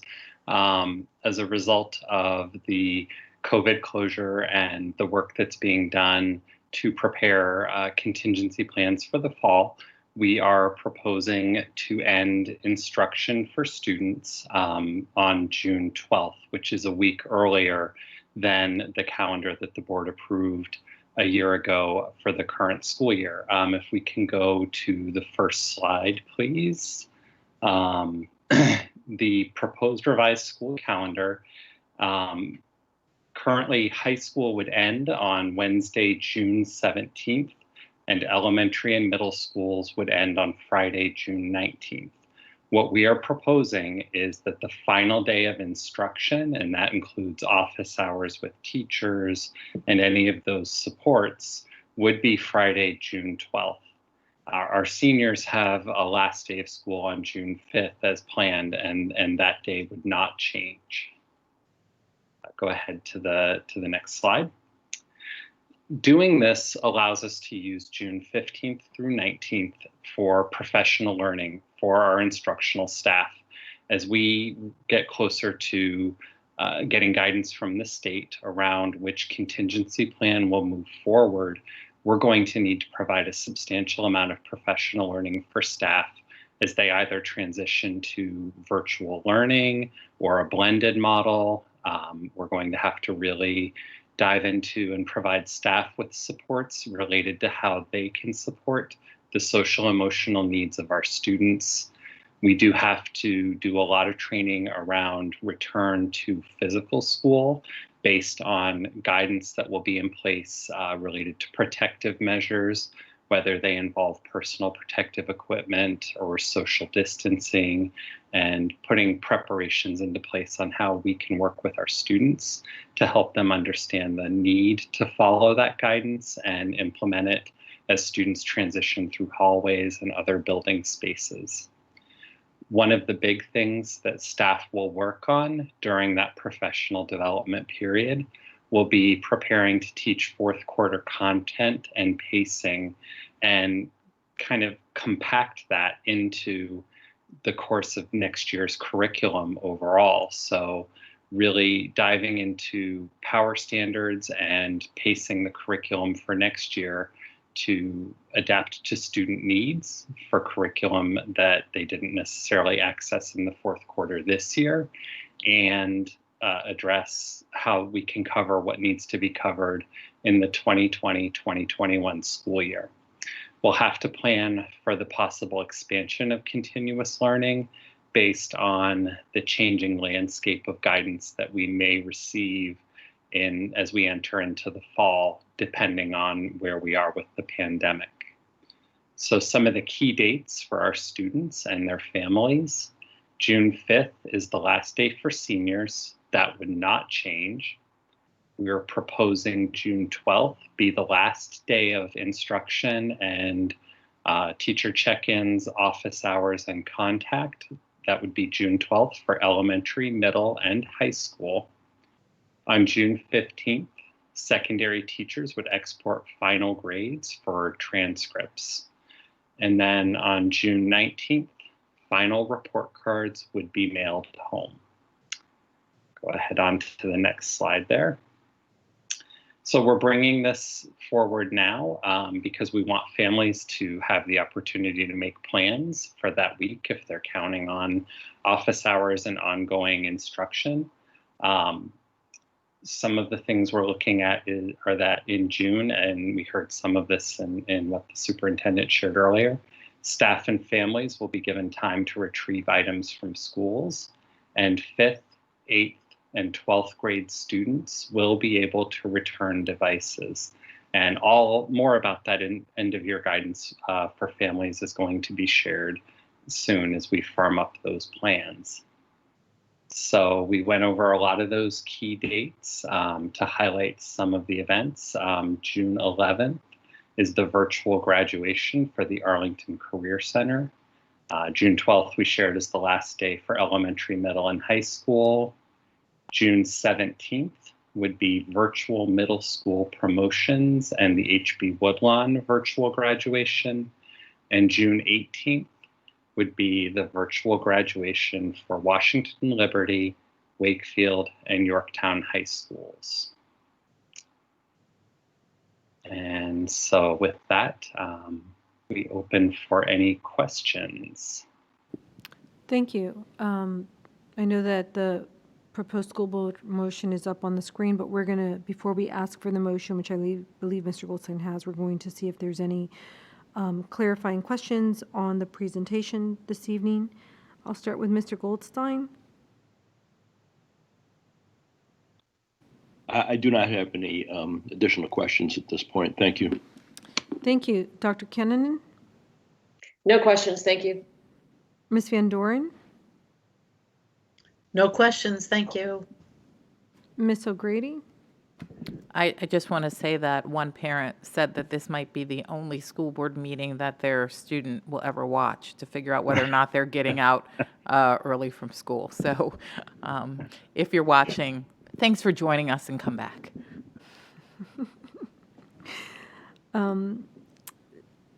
I do have a question, and this might be for Miss Loft, and just because you were talking about the whole summer school, but and this is really just confirmation because I get nervous when we're walking through uncharted territory. I just ask that if there are 5th, 8th, or 12th graders who are going to need their devices for summer school, that they're not asked to bring them back to turn them in. I'm glad you caught that because as Mr. Redding was reading the slide, I thought, oh no, I made a mistake on that. So actually, our 5th graders will be able to hold on to their devices, yes, all of them, until mid-August. And we've made arrangements with Information Services for what we know right now to be about the 40 8th graders, although that number is declining. So we got about 40 8th graders as of now that are eligible for summer school. They will be issued a device to use. So while they're turning their laptops, their iPads in June, they'll have a device to use for summer school. Excellent. Thank you so much for that clarification. Thanks. And I'm assuming that would apply for seniors who have to take summer school to graduate. Yes. Okay. Yeah. Great. That is the only question I have. I know we've gotten feedback. I do want to acknowledge on this action item that we have gotten emails from the community. Generally, we would have the ability for public comment before we call for a motion, but we're not able to do that this evening. So I do want to acknowledge that we have received emails. We have received a few emails stating that, can we please close school earlier and have May 30th the last day. We have received a few emails with concerns about closing the week early. So it's really been mixed. We have received some feedback from staff concerned about the week of, full professional development and how much efforts our staff have put in this year already based on the pandemic. And so we appreciate that feedback. These are always difficult decisions because these decisions have an impact on our community in a variety of ways. And we just want to acknowledge that. But thank you for the feedback. We have been receiving those emails and reading them. And I want to thank take this opportunity to thank our Deputy Clerk, Ms. Claudia Mercado. She's been excellent at providing us the list of emails with access to those emails. While we have access to them, it's always great to get them in our report prior to our meetings when you have to take action. So thank you, Ms. Mercado, and thank you, community, for providing your input on this. So I would like to call for a motion now, and thank you, Mr. Redding. Mr. Goldstein? Yes, I move that the school board adopt the proposed revisions to the 2020 school calendar as presented. Is there a second? Second, Barbara. Are there any comments on the motion? Mr. Goldstein? Do you have any comments on your motion? No additional comments. Okay. Thank you. Thank you. Dr. Cannonen? No, thank you. Ms. Van Doren? No, thanks. Ms. O'Grady, any comments? No comments, thank you. Okay. Ms. Elliott, since there are no comments on the motion, would you please take the roll call on this vote? Yes, ma'am. All in favor of the motion, please say yes. Those opposed say no. Mr. Goldstein? Yes. Dr. Cannonen? Yes. Ms. O'Grady? Yes. Ms. Talento? Yes. And Ms. Van Doren? Yes. Motion passes 5-0. Thank you, Ms. Elliott, and thank you, Mr. Redding and Ms. Loff, for the information this evening, and to our staff for working through this. We have 4 information items tonight, and so we're going to continue to move on with our meeting. The first is the first item is the interim superintendent's proposed capital improvement plan. So, Ms. Johnson, I'm turning over the meeting to you.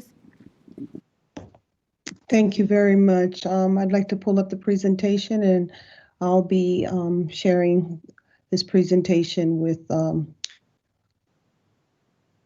few of my colleagues, Lisa, John, and Leslie.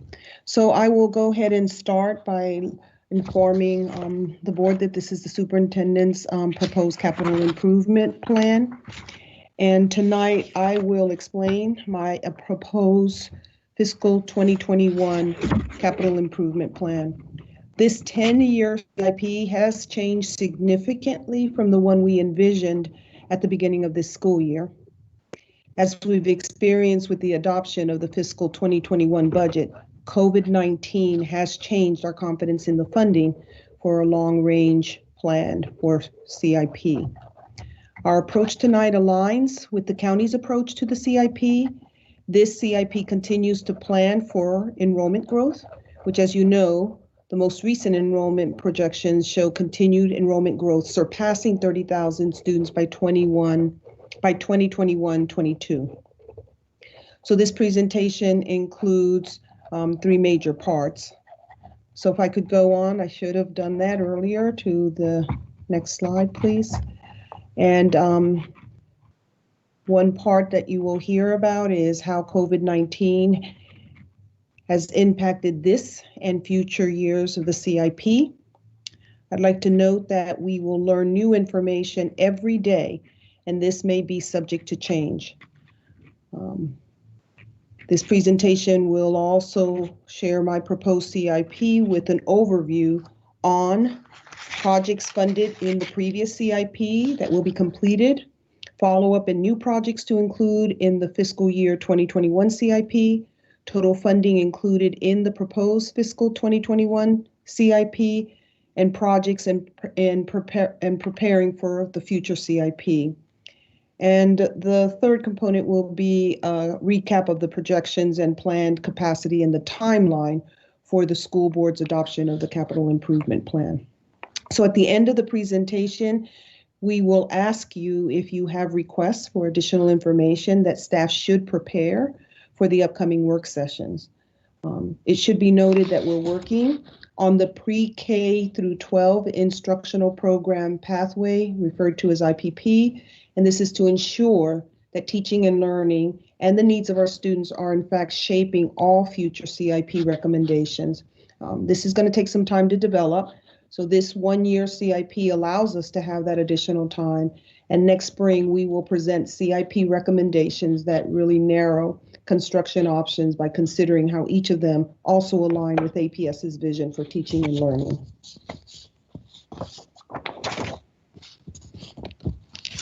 Next. So I'm going to introduce Leslie Peterson, and she's going to cover the budget situation that has in fact changed due to COVID-19. Leslie? Good evening. Yes, anybody who's been with us over the last several weeks, month, knows that we had to do a significant 180 on our budget. And so we do have impacted revenues here in the county. As a result of that, because we don't know what's going to happen in the future, the near future or the long-term future, the county is not preparing estimates for future revenues at this point. And as anyone who's done a CIP here in Arlington knows, we need those revenue estimates to determine how much money we can spend on our capital projects, because the revenues that we bring in lead to the amount of expenditures that we have, which then leads to knowing what our debt capacity is. On May 12th, the county manager announced that he would be providing a scaled back CIP this year. He has a revised approach to our CIP where he will provide a short-term CIP this spring, a medium-term CIP next spring, with the intent that in FY22, he will return to the 10-year capital planning process. And of course, where the county goes, we need to follow. We can't provide revenue projections on our own. We must rely on them. So if they're not providing projections, it's very difficult for us to determine a 10-year CIP as a result. Obviously, we're presenting the interim superintendent is proposing her CIP this evening, and the county will propose their CIP in early June. And both of our CIPs are focusing on essential projects, those projects that are underway or have statutory requirements, and then a limited amount of new investments that are needed in the near term. Next slide.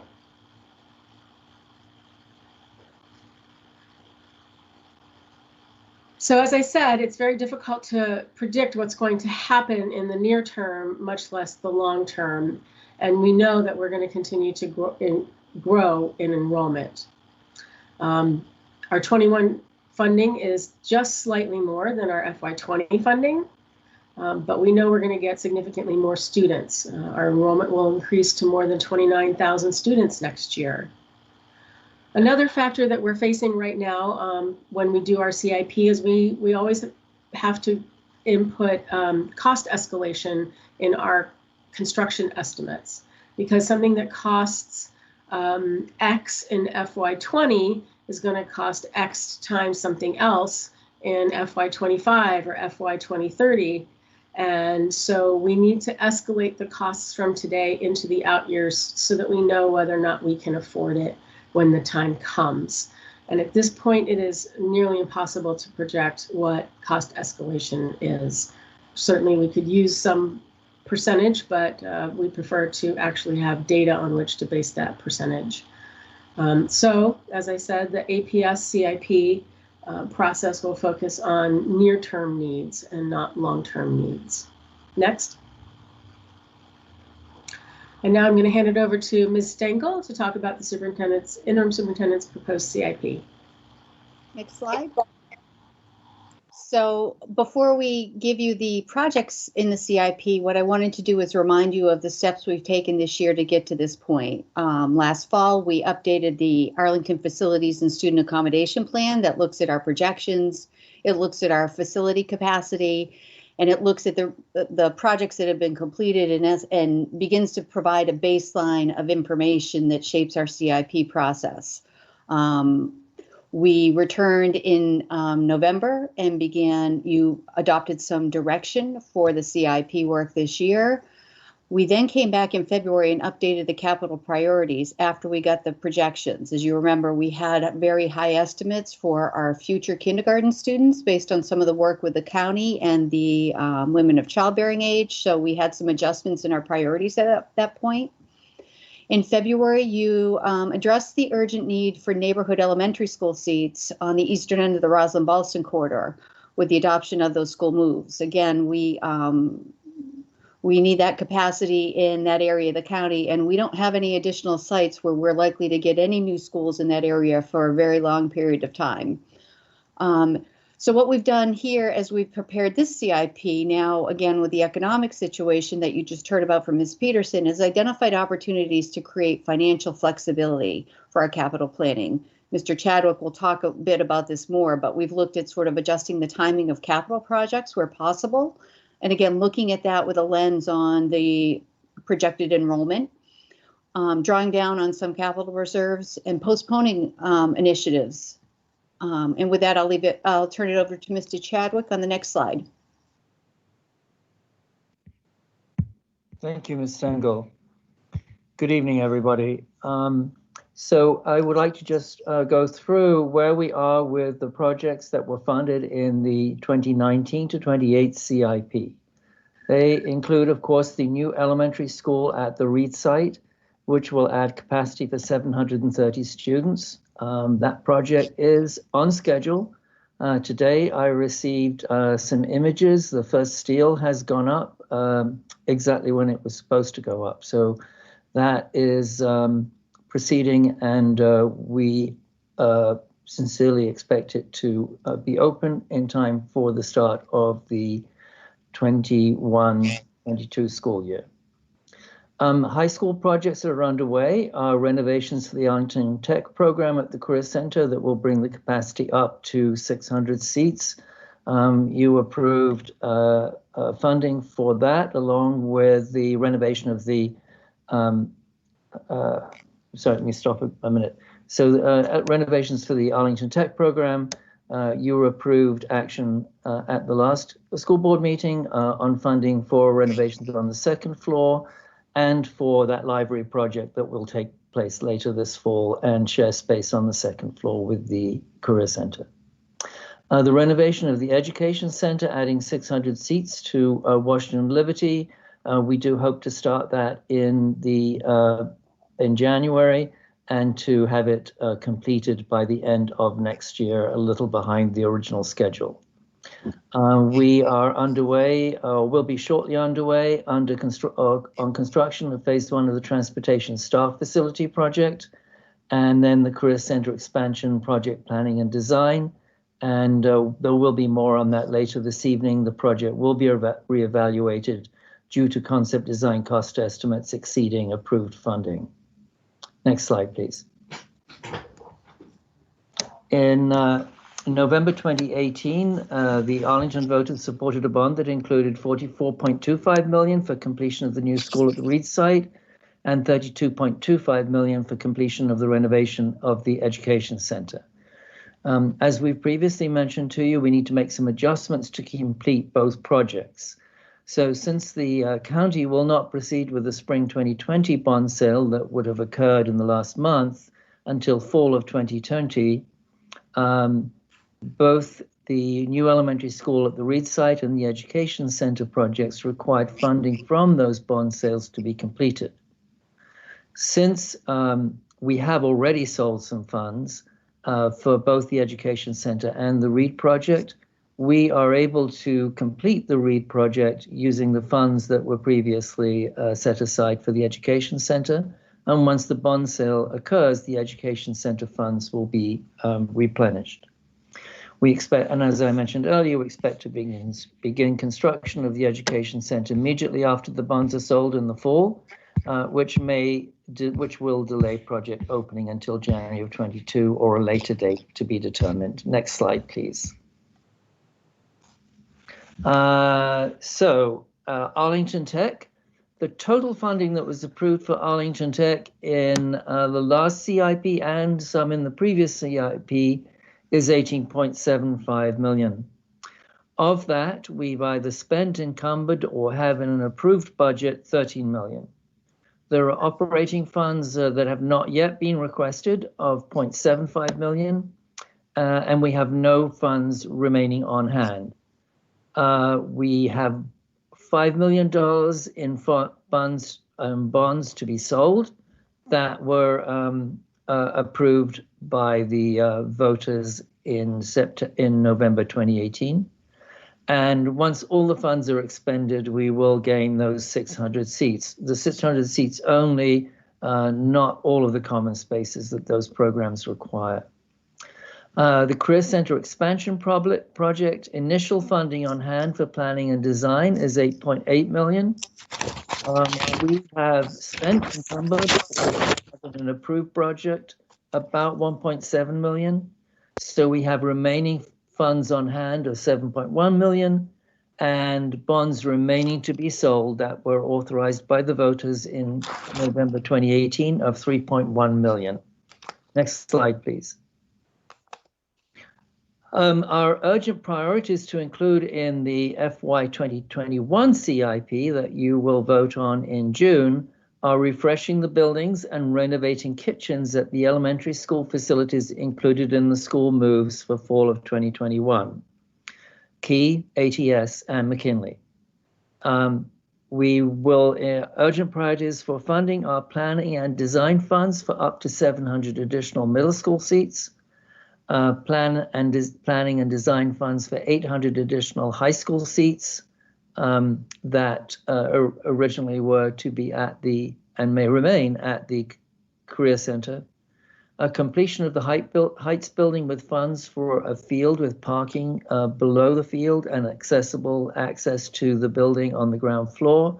Completing phase 2 of the transportation staff facility project and continuing to provide major infrastructure funds to maintain our facilities. Next slide, please.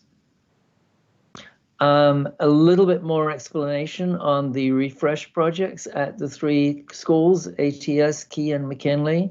Total is 2.8 for the refresh. You will see that it varies between the 3 schools. McKinley was recently renovated, so we're only spending a small amount of money there, mostly for furniture and equipment. Key is a little bit more than ATS because it's a larger building. And we will be doing very similar refresh projects to the ones that we did at Drew and at the former Henry School last summer for the Montessori School. We have determined that for the population that will be moving to these new schools, the kitchens absolutely have to be renovated. Total cost there is 7.69 million. And again, it varies a little bit between the schools, dependent on how much we have to rearrange the plan in order to increase the size of the kitchen. So the total estimated dollars is 9.77. 1 year escalation, we've assumed 5% for that. That is a guess, but that's what we're going with. So the total cost for these 3 projects is 10.25. And we need at least 2.56 within the 2020-21 school year in order to be able to do the planning and design so that the construction can occur over the summer before those schools move in the end of August. Next slide, please.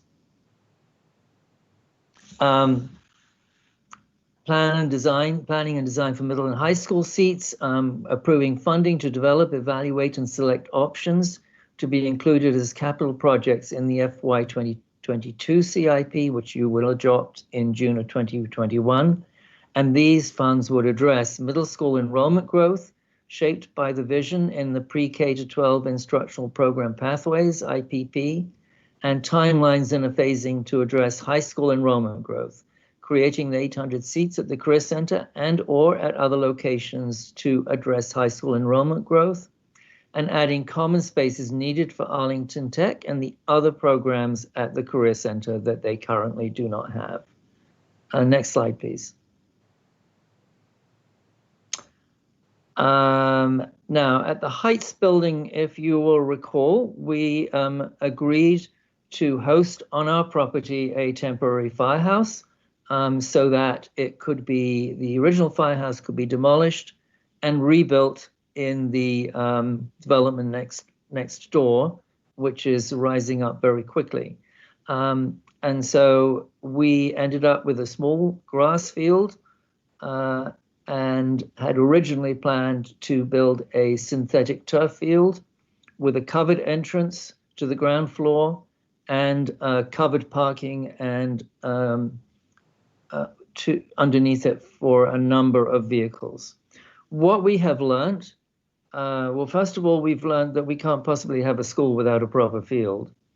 And secondly, we've learned that that parking that we provided we would provide in the parking structure underneath the field is absolutely essential for short-term visitors to the building, for accessible parking spaces, and for access to the building for students in the, many of the students in the Shriver program.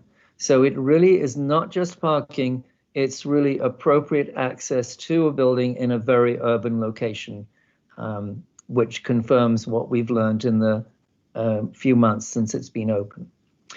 Two scenarios here. One is completing it in August of 2022, and one is completing it in August 2023. Again, we've allowed some escalation here.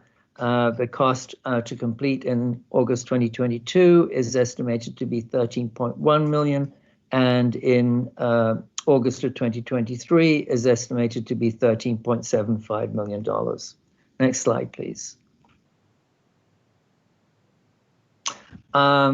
The last but not least, and very important, given the work that our drivers and attendants do for our students every day, and how the number of drivers has grown while our transportation facility has not. So phase one, which we hope to have complete by the end of this year, is a complete staff break room, restrooms, showers, exercise and training rooms, which are being constructed inside the warehouse. And then phase two is renovation of the administrative offices. Phase one is already funded at $2.1 million in the last CIP. Phase two would be new funding. That would cost $1.2 million for a March 2021 finish. Because we would be able to do it as a change order to the contract for the phase one. If we have to wait until August 2021, it will cost another $420,000 because we have to rebid it and there will be more escalation. So the total there is 3.3 or 3.72, but 2.1 of that, of course, has already been approved. Next slide, please. So major infrastructure projects are very important. And again, I really want to acknowledge that the school board for many years has recognized how important these are by funding them with substantial amounts in every CIP. We are proposing to continue that so that our buildings do not get to the point where deferred maintenance costs us much more than it would do if we did it at the right time. And so we're including $15.4 million in the CIP, essentially 7.2 for each of the 2 years. Next 2 years, the projects, as you know, include HVAC, roofing, windows, and aptly named major infrastructure. Next, please. I'm going to turn this one over to Ms. Peterson. Thank you, Mr. Chadwick. This is very difficult to read. I understand that. There is a separate handout on board docs that has this table by itself, so it's a lot more readable. What I would like to do right now, rather than talk about numbers so much, is to give you an idea of how to read this chart. The projects are listed on the left-hand side, going from elementary through middle, high, other, and recurring. Those projects that you see listed in italics are projects that were in the FY19 to 28 CIP. Those projects that are not in italics are new projects for this current CIP. Over to the right, you have all of the funding sources for the projects. We have other funding sources in the first 5 columns, and they range from operating to previous bond funding. And then we have 3 columns of bond funding shown for this CIP. The first column is FY 2020. Those are bonds that were previously approved but have not yet been sold. They would have been sold this spring, but will be sold this fall for the projects listed. In the FY21 and FY22 columns, if a number appears and the number is white, it means that those bonds have already been approved in a referendum and can be sold. If the numbers appear in blue, those are the amounts in those projects that will need to be approved by the voters in the fall on the ballot in November of 2020. With all of that said, and not going into individual costs, we'll probably go into that in more depth at our work sessions, we have a total bond referendum amount for FY 2020 of $48.4 million. This is a reduction from the previous $58.1 million that was in the 2020 bond in the 19 to 28 CIP. In addition, you may or may not be able to see, but I can tell you that the debt service ratio for FY21 and FY22 is 9.07% and 8.99%, well below those the debt capacity of 10% and our target ratio of 9.8%. And the annual debt service increase is within our tolerable limits. Next slide. So I'll come back in here. So while we're presenting a one-year CIP, we continue to have priorities for the CIP that we want to call the next year. So they would be coming back to you next year if they cannot be funded in this CIP. That includes money to construct middle and high school seats based on the work that we shared for that planning in the FY21 CIP. I know there's some work to create security entrances at several of the elementary schools where the offices are not located right near the main entrance, so some changes need to happen for those. As you heard about the kitchen renovations earlier, there are some other schools that need that work done as well, and so we have those in the queue here. And then funding for other needs that were in our CIP. There was some bus parking money that was proposed to use the Kenmore Carlin Springs site to provide some relief during some of the work going on at the Trade Center. We had some work at the Quincy, formerly Buck site for facilities and operations, moving some of the operations out of the Trade Center to that site. Also for some partial demolition regarding repaving for the bus fleet at the Trade Center, as well as our work on fields. You know, we've got an agreement that we've been doing with the fields to upgrade and replace synthetic turf fields at the schools so that those spaces are available more regularly. Next slide. So we're continuing to work on this. Even when you begin to adopt this, we'll be working on next year's CIP. And again, aligning with what the county is saying today, we'll be focusing on a medium-term CIP that we will do next year at this time that looks 3 to 6 years out, if the situation stays as we think it does now. In that time, we plan to reassess the priorities that we see in the projections. Every year we update those projections for 10-year enrollment, and we will see sort of next fall the impact of what the closures have done to enrollment, and that information will be published in December. We're going to continue to include all projects that don't get funded this year, if financially feasible. We'll continue, actually, the staff from Teaching and Learning are working with us to build out the draft pre-K-12 instructional program pathways. Again, this allows us to get that instructional vision ahead of some of these construction priorities. as we look at multiple sites that might serve one purpose, how does that align with what we want for students in that particular grade level? We'll continue to work with Arlington County, and we want to actually follow up and request that they evaluate some of those sites that the county manager offered in his list of potential sites for school use. So we'll have to work with them to figure out how to do that, especially if we're given this current working environment, and then explore options for using the design studies that were conducted earlier this year based on the school's direction. There are actually quite a few studies in there that may inform our next CIP as well. Next slide. And so I'm going to turn it over to Mr. Ruiz, who's actually going to remind us of the projections that you saw earlier this spring, along with the planned capacity in the current CIP. Next slide. Thank you, Ms. Stengel.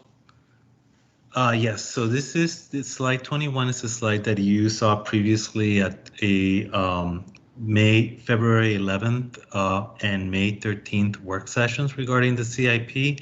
So you're well acquainted with it, but for any new audience, I'll just quickly go over on how to read the slide. So all to the left, that blue bar, that represents enrollment at APS as of September 30th, 2019. The green bars represent enrollment projections. So there's green bars for 2020 through 2024, showing pre-K to grade 5 enrollment projections. And then those light purple bars from 2025 to 2029 are just, they serve as almost as a caveat to explain years where our projections are based on assumptions exclusively, not based on using data about students that are currently in the APS system. Now, those blue dashes, those represent the estimated number of seats. And those numbers above the blue dashes represent the difference between seats and students. So when those numbers are negative, that means we have more students than permanent seats. When those numbers are positive, that means we have more permanent seats than students, or we estimate more permanent seats than students. So this slide shows that in 2021-22, with the addition of 732 seats at the Reed Elementary School, there's still more students than seats, to the tune of around 300 more students than seats. And then in the previous CIP for FY 2019 to 28, the school board also approved funding for 725 to 750 seats in the year 2029-30. So in this slide, we assume around 725 seats added, and you can see that in this time frame, there would be around 1,100 more permanent elementary seats than students. Next slide, please. So slide 22 should be read the same way, and it shows the middle school level for the expected enrollment and expected number of seats.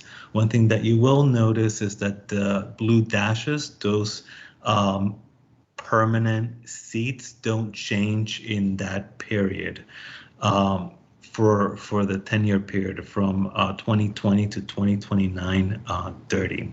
And you can see that over time in that period, the number of students above the number of seats increases over time, hitting a high of 703 more students than seats around the 2027-28 timeframe. Next slide, please.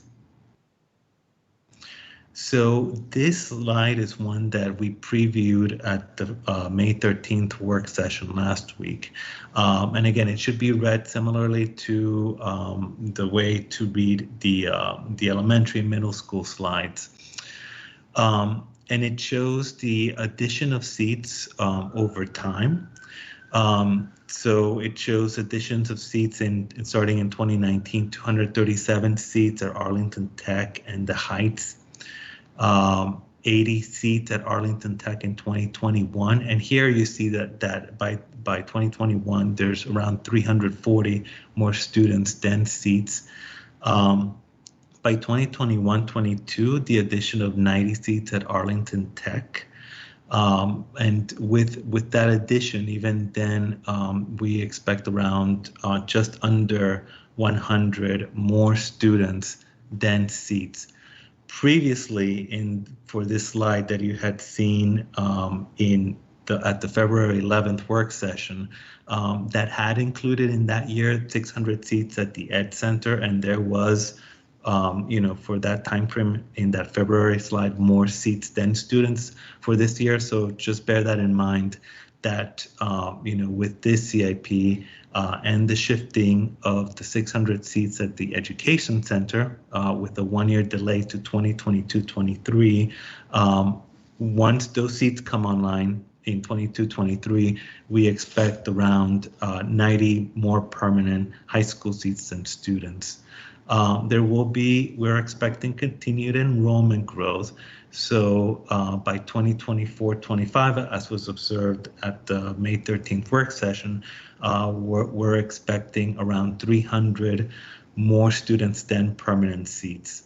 But with the addition of 800 seats at the Arlington Career Center, with the caveat that the timing will be determined in the FY22 CIP.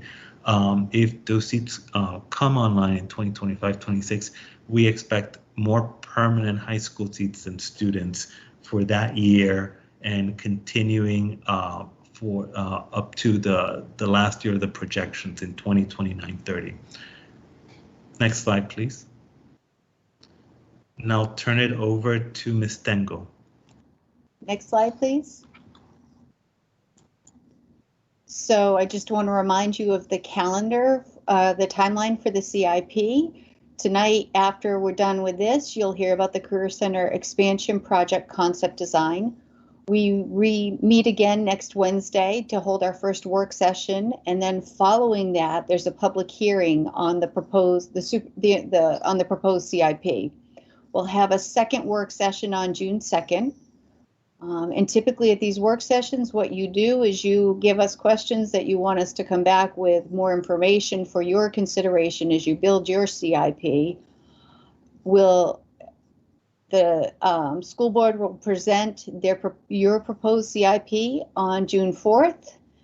And on June 5th, we have a joint school board, county board work session that's tentative. And my understanding is that meeting is likely to be postponed. We will provide more information on that as soon as it's available. We have one more work session on June 16th, and then the school board adopts the CIP on June 25th. Next slide, please. I just want to remind anybody who's looking for this information, the information on the work that we did in the fall and all of the work sessions leading up to this process, along with the current information that we shared tonight, is all on our Engage website. And the information about that is here on this page, how to find that. Next slide. I'll turn it back over to Ms. Johnson. Yes, and as I mentioned, we will close this presentation by just asking whether there are any questions from the school board members so that the staff can prepare information that's going to be helpful to the March 27th work session. Thank you, Ms. Johnson, and thank you, Ms. Stengel, Mr. Chadwick, and Ms. Peterson.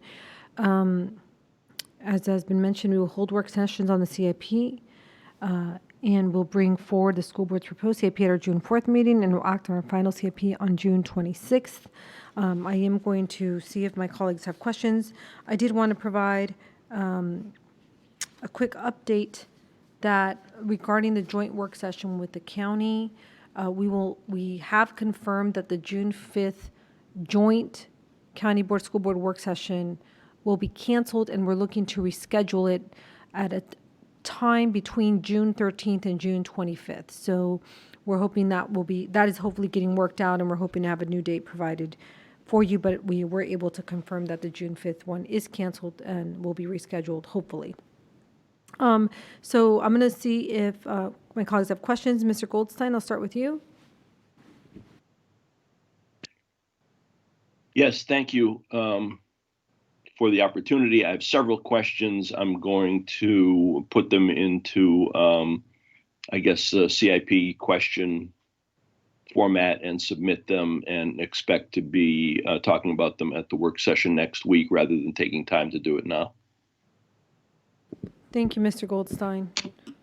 And I just want to remind us all that Memorial Day is Monday, and the work session is Wednesday. So to the, if we choose to, if any of us choose to do that this evening, to please try to submit those questions tomorrow so staff have some time to work on them prior to our work session. Dr. Cannon? Yeah, that's what I plan to do, have them in Okay. tomorrow. Thank you, Mr. Goldstein. Dr. Cannon, do you have any questions that you would like to discuss this evening? Yes, and thank you. And well, similarly, I just want to share my questions. And since we have a work session coming up next week, it's late. I don't think anyone needs to take time to answer these now, but I'd like to share them so we can discuss them next week. And one is, I just want to confirm, first of all, thank you very much. A lot of work has been done very quickly with a lot of moving parts and a lot of changes. So thank you for the work. And I want to confirm again next week when we get into work sessions that the planning funding for middle school and high school seats, I just want to understand how that, what kind of timeline that could play out to be. I'm hopeful that if we're putting planning money in now, if we needed seats by 24, 25, that could happen. And I want to confirm that. And secondly, though, I want to ask about the current Career Center Arlington Tech project. So we're not putting any new funding into the 600 seat piece that would continue no matter what happens with the larger expansion project. But I'm concerned, as Mr. Chadwick mentioned, while the funding right now is going to get up to those 600 seats, there's an understanding that the building doesn't really have all the amenities it needs for the full-time students in that building. So as we increase to 600 seats, we really want to make sure that that building is accommodating those students appropriately as high school students, all of them. And so I'm wondering if there needs to be something else in this. I'd like to talk about this next week to support that program, even if we are not doing the 800 seat expansion. I'm sure I'll have more questions, but those are the main ones I want to share for now. Thank you. Thank you, Dr. Katanen. And I just want to confirm you're submitting those questions, but are looking for answers at the work session, not this evening. Correct. No Okay. need to answer this Thank evening. you. Ms. Van Doren?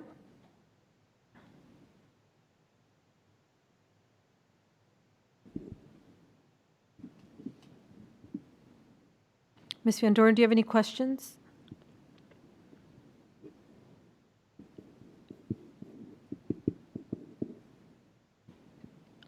I will check back in with Ms. Van Doren. Ms. O'Grady, I'm do you sorry, I don't have any questions. Okay, thank you. Ms. O'Grady?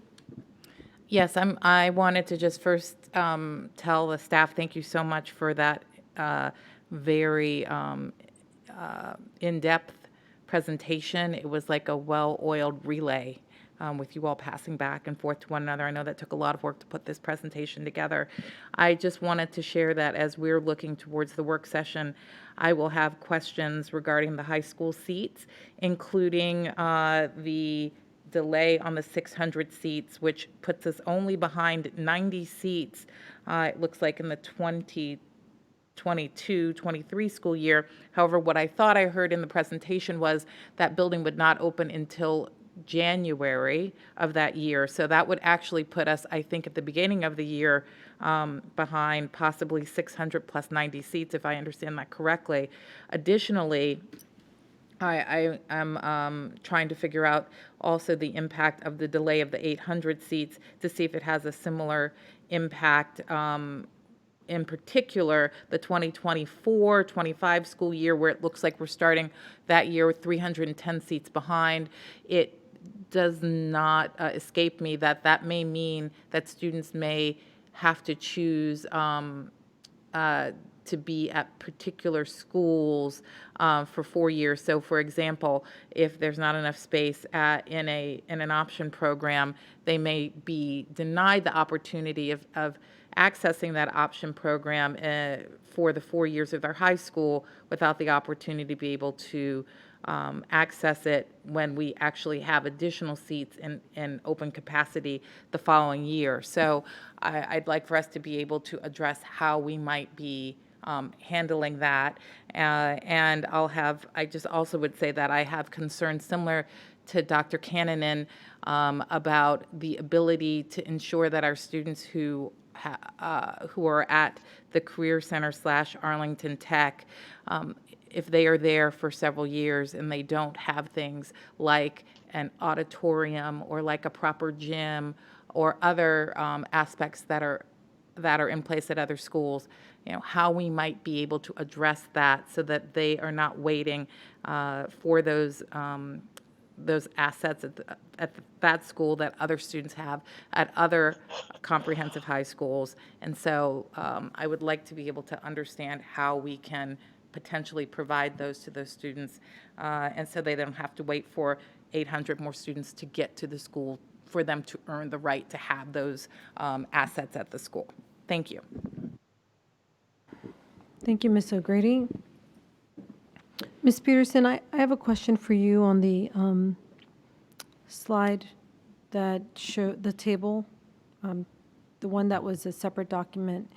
And it's regarding the debt service ratio. So first of all, thank you for putting this together. I completely understand the setup and appreciate you walking us through that. I noted that I just wanted to confirm that I'm reading this section correctly, the debt service ratio section on the very bottom. And at the very bottom, it says annual APS debt service increase. So for fiscal year 21, it looks like we're increasing our debt service by $1.52 million. Is that correct? Is that how I'm reading it correctly? Yes. Okay. Is that based on also the fall bond sale that's coming, or is that based on what we have as of June 30th, 2020? That's based on the fall bond sale. Okay, great. So it includes that. So yes. Excellent. So then in 2022, I noted that it then is less. It drops 1.27. Could you talk a little bit about that, just so I understand? What that represents is that our debt service going into FY22 will actually drop by $1.27 million, even though we're going to sell the $20.45 million listed above in the FY21 column. We sell in FY21, and then the debt service increases the following year, so that would be FY22. So even though we're selling $20 million worth of bonds and we would expect our debt service to go up, we have some debt that is retiring in that year that offsets that increase, and more so. Okay, no, that's so helpful, and I just wanted to make sure I was understanding that correctly. So thank you for that explanation. I don't have any questions tonight. I am processing the presentation. I do want to say that I do share, I know Mr. Chadwick has mentioned this, and so has Dr. Cannon, I believe Mr. Grady. I do have the same concerns about making sure that, I know we're going to hear the Career Center concept design, so making sure that however those 800 seats work out, and if they're reconsidered in Arlington Tech, we don't build there at this time, that we are still meeting the needs of the students in that building. And I will probably be asking about the original plans that we had laid out prior to the decision to locate 800 seats at that site, because I thought we had something laid out that would accommodate the 600 students in 2 CIPs ago. So I'm just curious, I think there was like a third floor build or something to that effect. So I'll be asking about that, Mr. Chadwick, for clarity and understanding.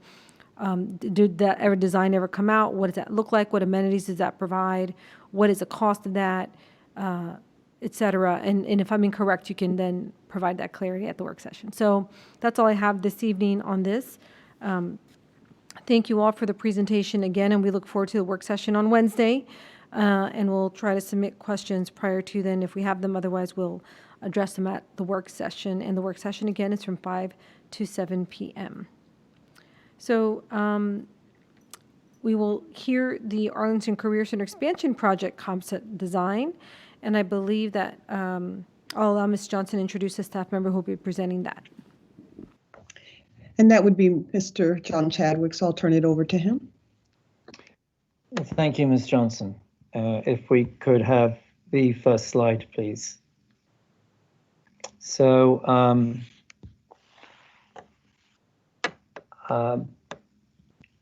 I'd like to start out by saying that I've been at Arlington Public Schools now for 9 years.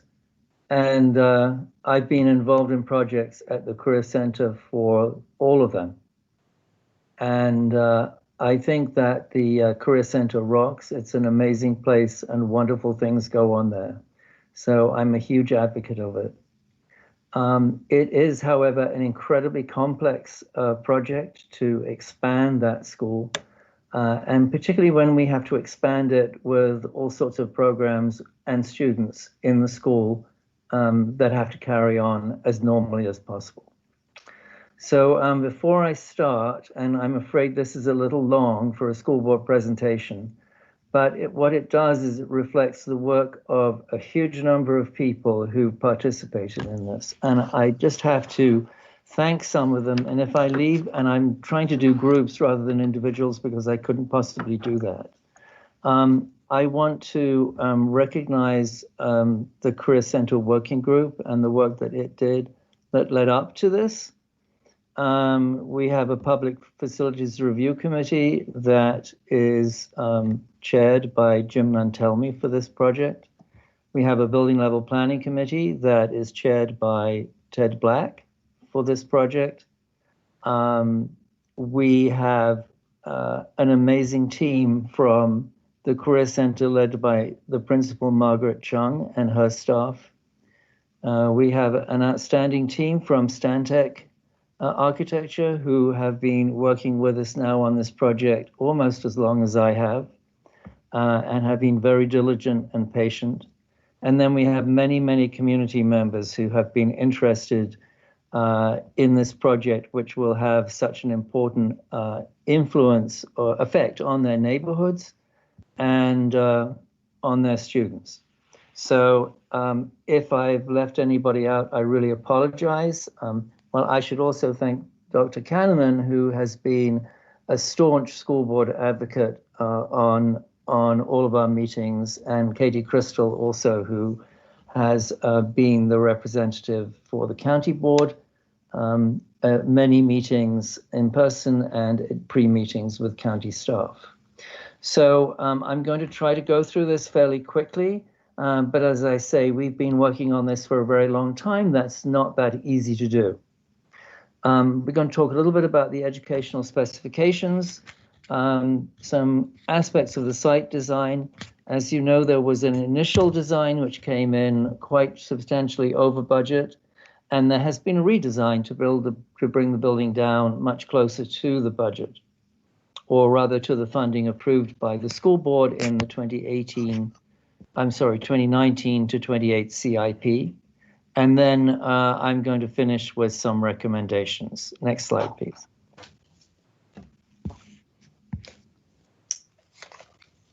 If I could get the next slide, please.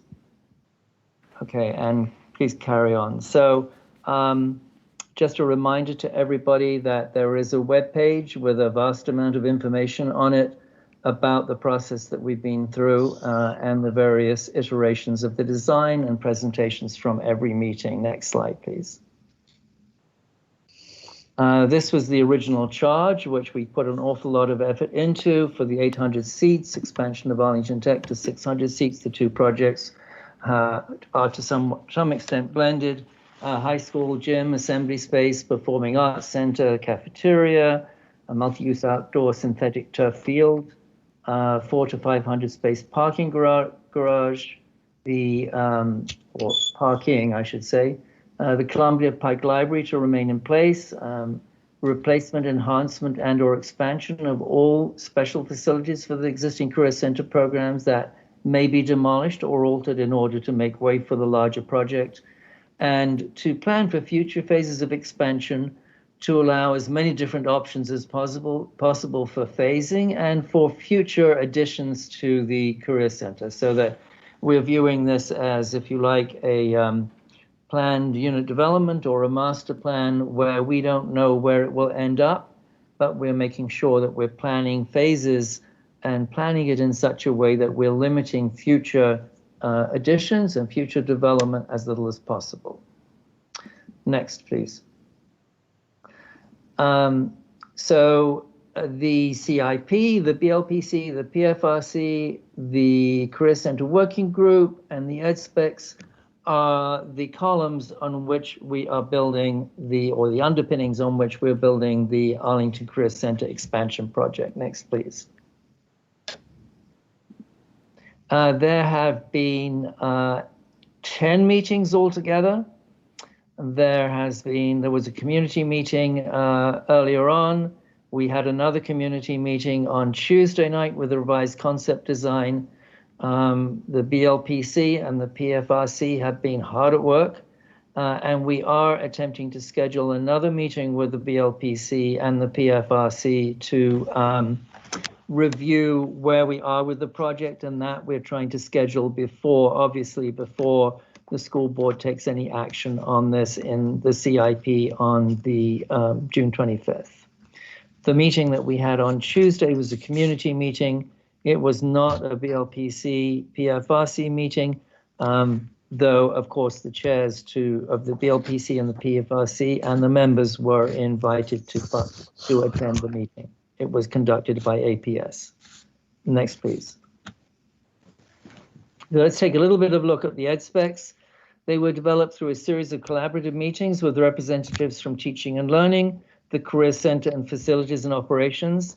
They reflect pedagogy from APS and the Career Center. They are as adaptable as possible to future changes in instruction. You know, the one thing I've learned in many years working on schools is there's only one constant, and that's change in instruction. They were approved by the school board on November the 7th, and we always expect to refine them as we proceed through a project and bring them back to the school board for further approval. Next, please. So the total area that comes out of the EdSpecs is about 370,000 square feet. And on the right here, you can see a breakdown of the types of space, and then how much on the left, the gray is how big the existing building is, and the purple is the area of additions that will be added to the building. Next, please. Next, please. So the site design, as I mentioned, it's a tight site. There are two other school facilities there, the Montessori School and the Arlington Community High School. We have to provide multimodal options to help reduce the amount of driving to the Career Center, obviously create a safe campus for all modes of travel, minimize traffic generated by the Career Center, minimize parking costs, minimize on-street parking conflicts, provide efficient, convenient transportation options for families and staff, and minimize space dedicated to transportation on the Career Center campus itself to leave room for outside space, athletic space, and of course the buildings themselves. Next, please. So the preliminary recommendations from the BLPC and the PFRC, and I really should acknowledge here that we've worked very closely with county staff all the way through this, and they have been important partners as we've done this work. So at this point, the Montessori bus loading and pick up and drop off will remain as they are. The bus is in front of the school, and then the parents drop off in front of the school on Highland Street. We're proposing to have Arlington Career Center bus loading and unloading be on 9th Street, obviously with new entrances to the school directly from 9th Street, and have pick up and drop off on both Highland and Walter Reed. Next, please. In terms of access and multimodal access, we would orient the bike, pedestrian, transit users to South Walter Reed Drive at 9th Street as a very visible point that can be seen directly from Columbia Pike itself. Distribute parking near the doors and open space around the perimeter of the site. Minimize curb cuts on South Walter Reed in order to make pedestrian safety with as few crossings as possible. And then we're working with the county on a complete streets program for South Walter Reed Drive to reflect those needs. Next, please.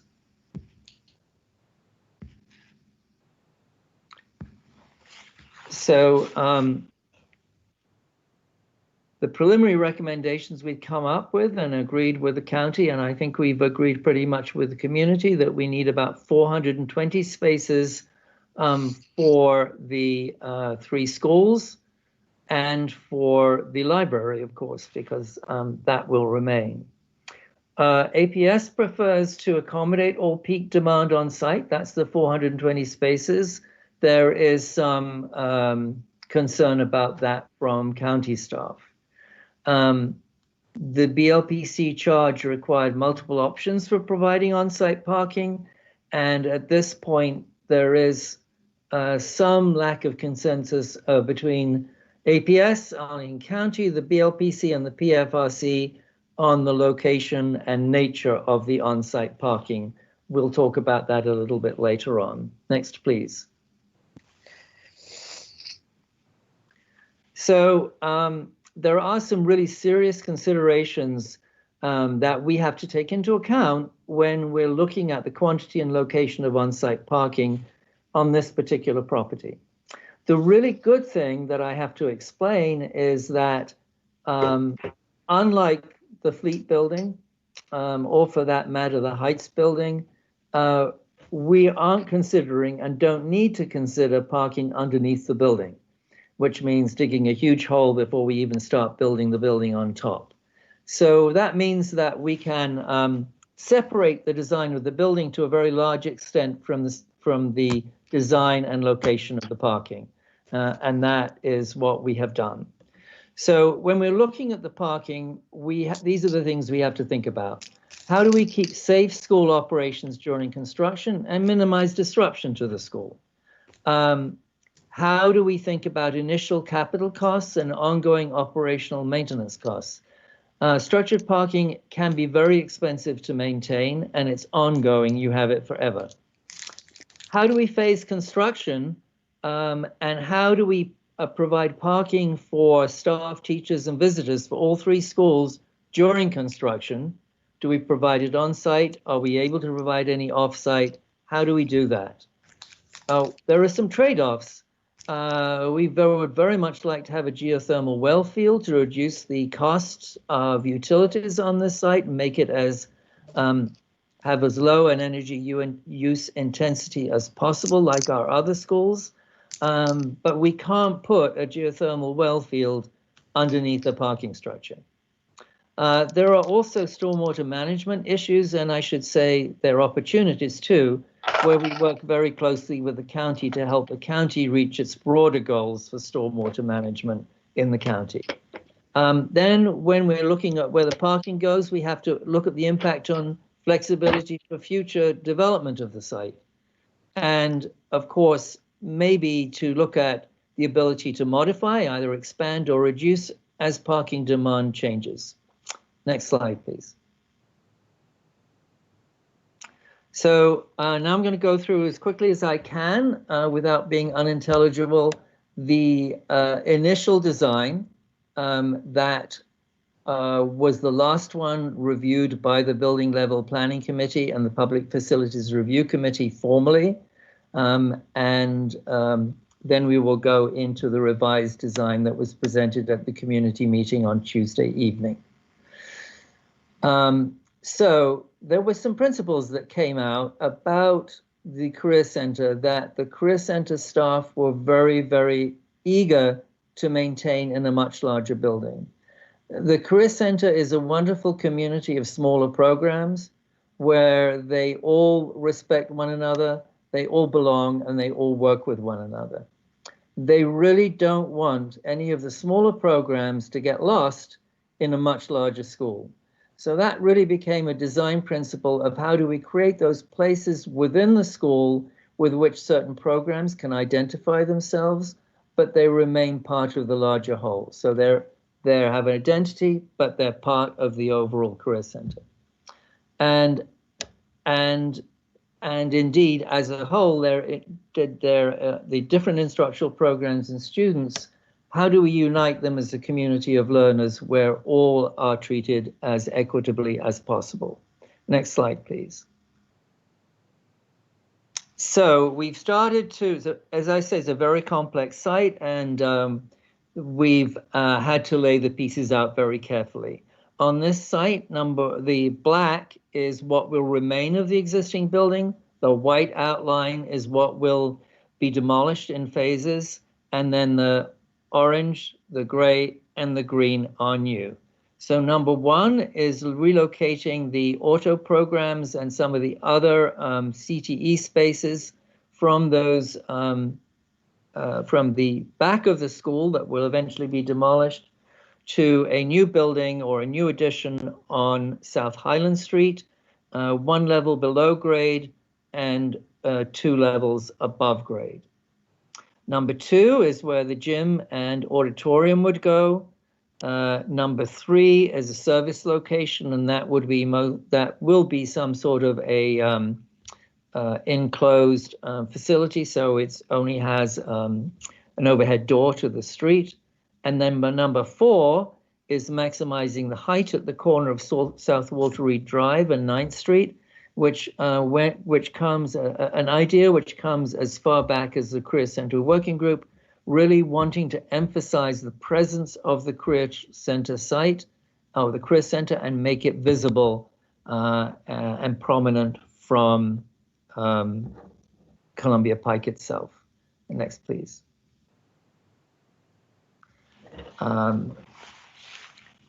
So here is the first floor of that original scheme.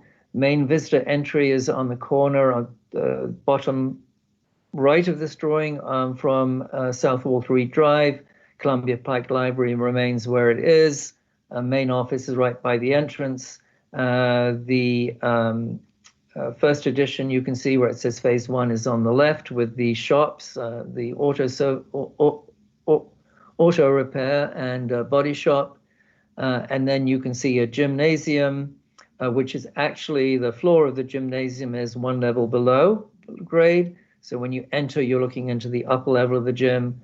A space for a future pool right next to the gym that could be overlooked from the dining commons, which is next to the serving area and the loading dock. Next slide, please. At the lower level, there's a weight room, there's the floor of the gym, and there are lockers, auto tech with an automobile lift, and then a direct route out from the lockers to the new field where the existing parking lot is. Next, please. Second floor, we have the auditorium theater over the main entrance and visible on the corner.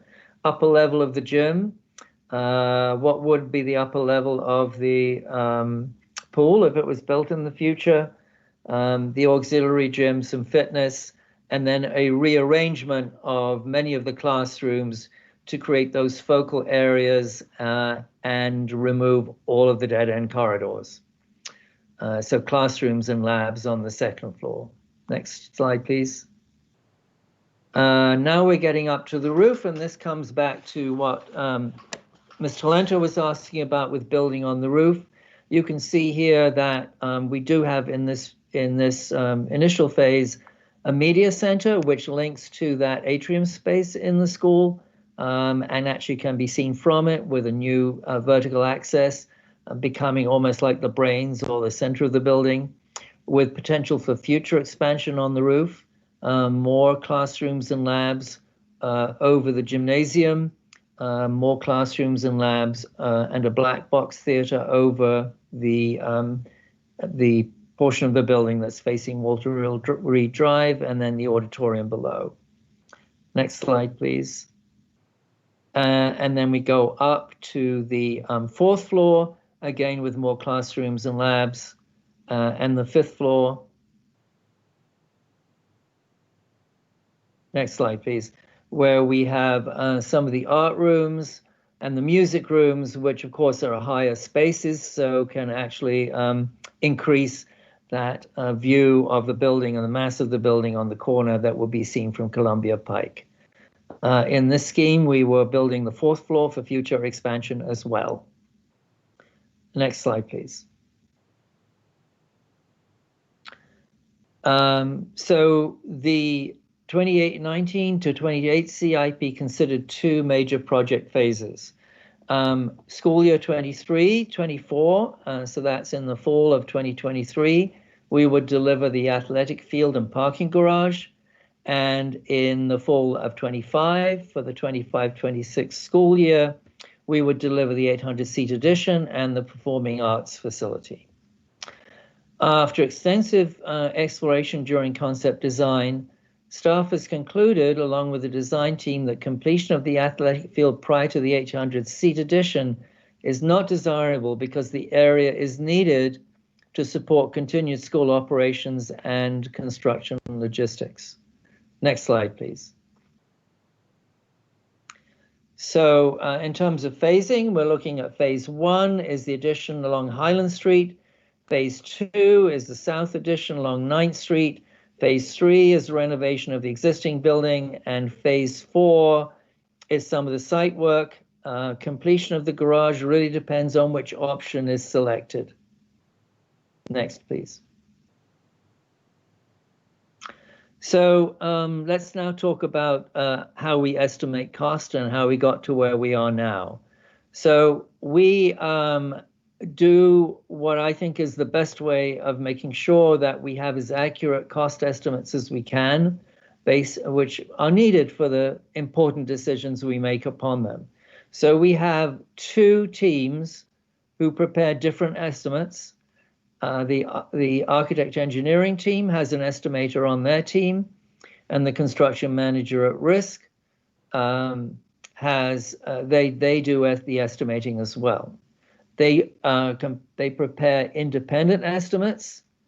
They meet with our staff and the architect to review those estimates and reconcile and clarify scope to make sure that they're estimating the same thing, particularly at concept design where there isn't an awful lot of information about the project.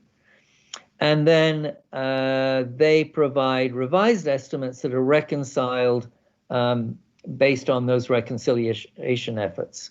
We actually don't expect them to reconcile them 100%. We just want them to be absolutely confirmed that they are including the same scope, the same contingencies, the same soft costs, so that we can compare them and use them to see where we are. The estimates are influenced by historic databases and current market conditions. And as was mentioned earlier in the CIP presentation, the COVID-19 crisis has introduced huge volatility into the construction market, making it very difficult to project future construction costs.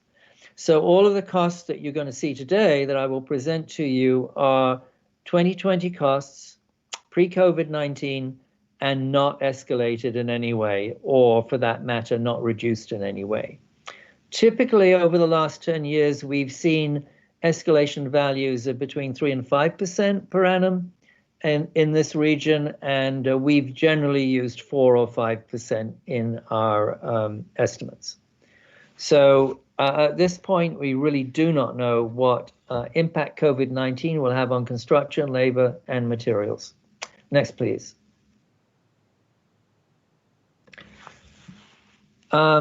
Interestingly, the AE and CMR estimates for the initial design were very closely aligned.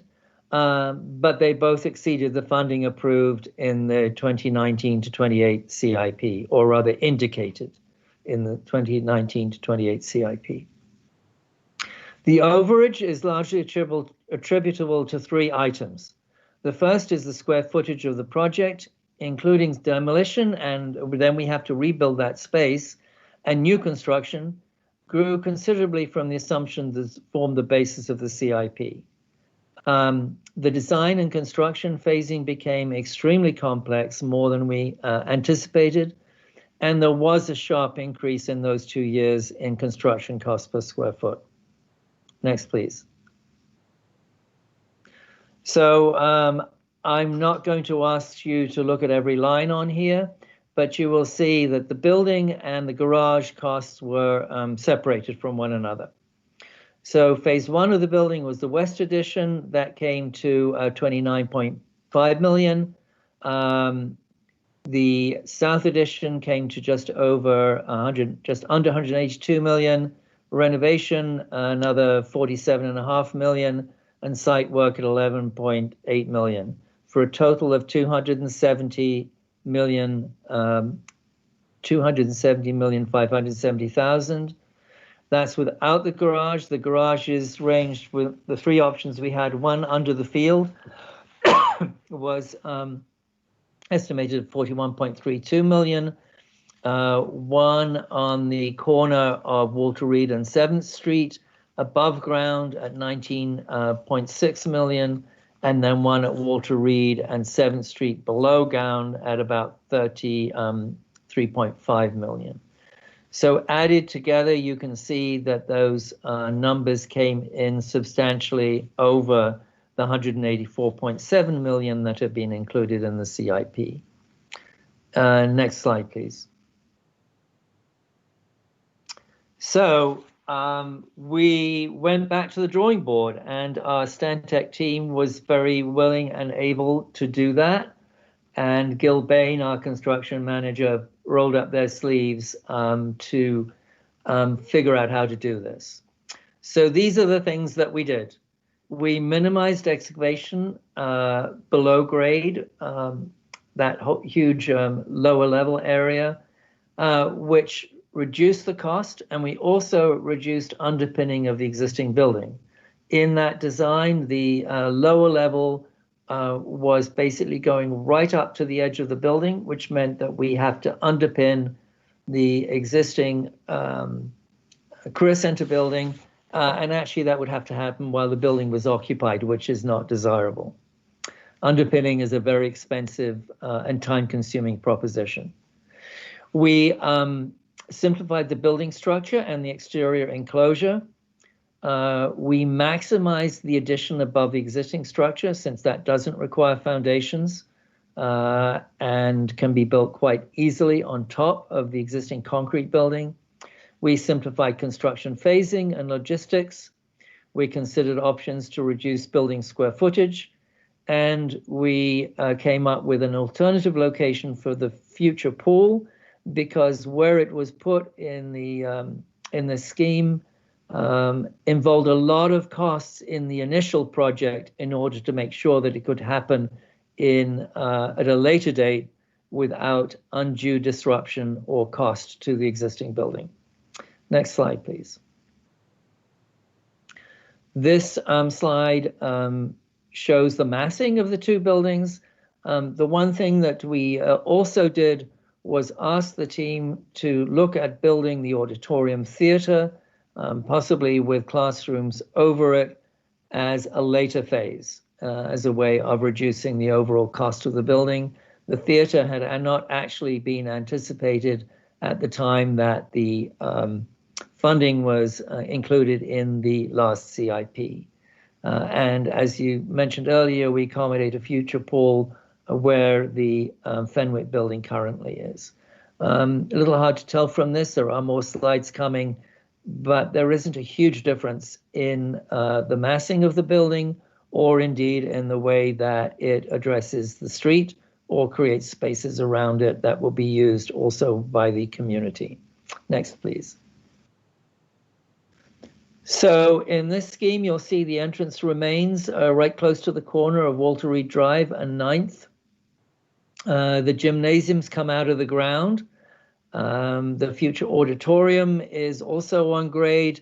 Dining Commons remains on grade, and the service entrance remains on the corner of Highland and 9th. Library remains where it is. The Auto Tech and Auto Collision come up out of the ground, and we have moved Animal Sciences into the building so that we can proceed more quickly with that first edition where the Auto Tech and Auto Collision are. Next slide, please. We have a small area below grade, which is for lockers and fitness and the weight room. Those are the only facilities below grade, and you will see that they are removed some distance from the footprint of the existing building so that we don't need to do massive underpinning right next to it. Next, please. Second floor, you see the black box now is on the corner rather than the auditorium, still creating a prominent public facility on the corner that can be viewed from Columbia Pike. Some rearrangement of the second floor of the building to create those communities within a larger community. CTE in the addition on South Highland Street, auxiliary gym remaining over the corner, with a space created for the future auditorium. Next, please. Third floor, again, the upper part of the black box, classrooms and labs and studios on the above the gymnasium, art rooms and other classrooms and labs over the section of the building facing to Walter Reed, media center remaining in the middle, and then we have some more additions on that flat roof of the building with room for future expansion on the side of the building that faces where the field will be and where the current parking lot is now located. Next, please. Then we go up to the fourth floor, and we have a very simple building, or simple floor with classrooms, labs, and collaboration spaces. Next slide, please. Next slide, please. And this slide shows how the auditorium and stage would fit into the space between the gym and the service area of the building. Next slide. So this is a rendering of the building of the original design, initial design, taken from close to the corner of South Walter Reed and Columbia Pike. And you can see that the building is designed to be something of a beacon or the jewel of the Pike, as the BLPC and PFRC coined it, much to, I think, the pleasure of the school, because it showed how much they embrace this happening on this site. And what you're going to see next to that, next is a model. If you go to the next slide. This is actually the model that the architects put together from which that rendering was created. We're showing you the dumbed down version because we're next going to show you the dumbed down version of what the revised design would be. And we did this really to show our community that the designs were very similar. So if we could go to the next slide, you can see that here we actually have a more open appearance on the corner. Entrance remains in the same place. And the main difference is there are only one floor over the section of the existing building facing West Walter Reed. You will also notice that in all of the schemes, what is a very dull street now, 9th Street, and even though it is used for community festivals and so on, it will be much more attractive when this building is built and the portions of the building face it rather than the back of the building facing it. Next slide, please. This is a view of the initial scheme. the other direction, looking up Walter Reed with the AT&T building behind it. And then the next slide, next slide, please, shows the simpler version of that, the model from which that rendering was developed. And the next slide shows, next slide, please, shows the revised scheme with the library there on the corner. Next slide, please. This is a review of the initial scheme from the intersection of 9th Street and Highland Street, looking down where the buses are dropping kids off in front of the school. Next slide, please. This is the model on which that was based. Next slide. And then this is the revised design showing that, in fact, it's very similar. This does show the theater built with a wall between the auxiliary gym and the main gym. Next slide, please. This is a view down Highland Street. We were very careful to reduce the scale of the building, facing those the residential side of Highland Street. Next slide, please. This is the model of the initial scheme. Next slide, please. And then this is the model of the revised scheme. You'll see that there is a third floor on this side, but it's set back from the edge of the building so that it reduces the impact on the houses on the other side of the street. Next slide, please. So phasing for the revised building is pretty much the same as before. Phase 1 would be on Highland Street and on top of the existing building, a small portion. Phase 2 would be along 9th Street and then on the roof of the building. And then phase 3 would be renovations within the existing building, with phase 4 being the field. And again, the location of the parking is not dependent on this particular design for the building. Next slide, please. So this slide actually shows that we would be able to replace the Fenwick building with a swimming pool with possibly classrooms above it, if at some point in the future that was the desire of the school board. Next slide. So these are the costs for the revised scheme. Phase 1, the West Edition, just under 30 million. Phase 2, the South Edition, about 136.5. Phase 3, 40 million, and site work, 11.6, for a total of $218 million. Down below, you'll see the garage options. Option one is under the field, 2 levels at 41 million. It's the same as before. Option 2 is a above ground parking structure, 3 levels, at the corner of Walter Reed and 7th at 19.7 million. Option 3 is a below ground parking structure at the corner of 7th and Walter Reed at 33.5 million. And then we introduced a 4th option, which is a totally prefabricated above ground parking garage, again at 7th and Walter Reed, which comes in at a little bit under the other option at 19.02 million. Next slide, please.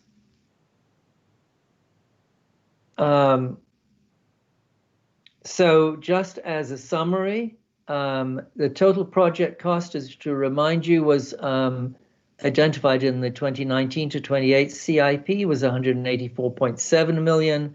This project, depending on the options related to the auditorium and garage, has estimated total cost of between 237 million and 272.5 million. Substantially less than the first, the initial design, but still obviously above the what was indicated in the CIP. Next slide, please. So the educational specifications do include these new spaces. And I'm getting back here to what was discussed by Dr. Cannonen earlier.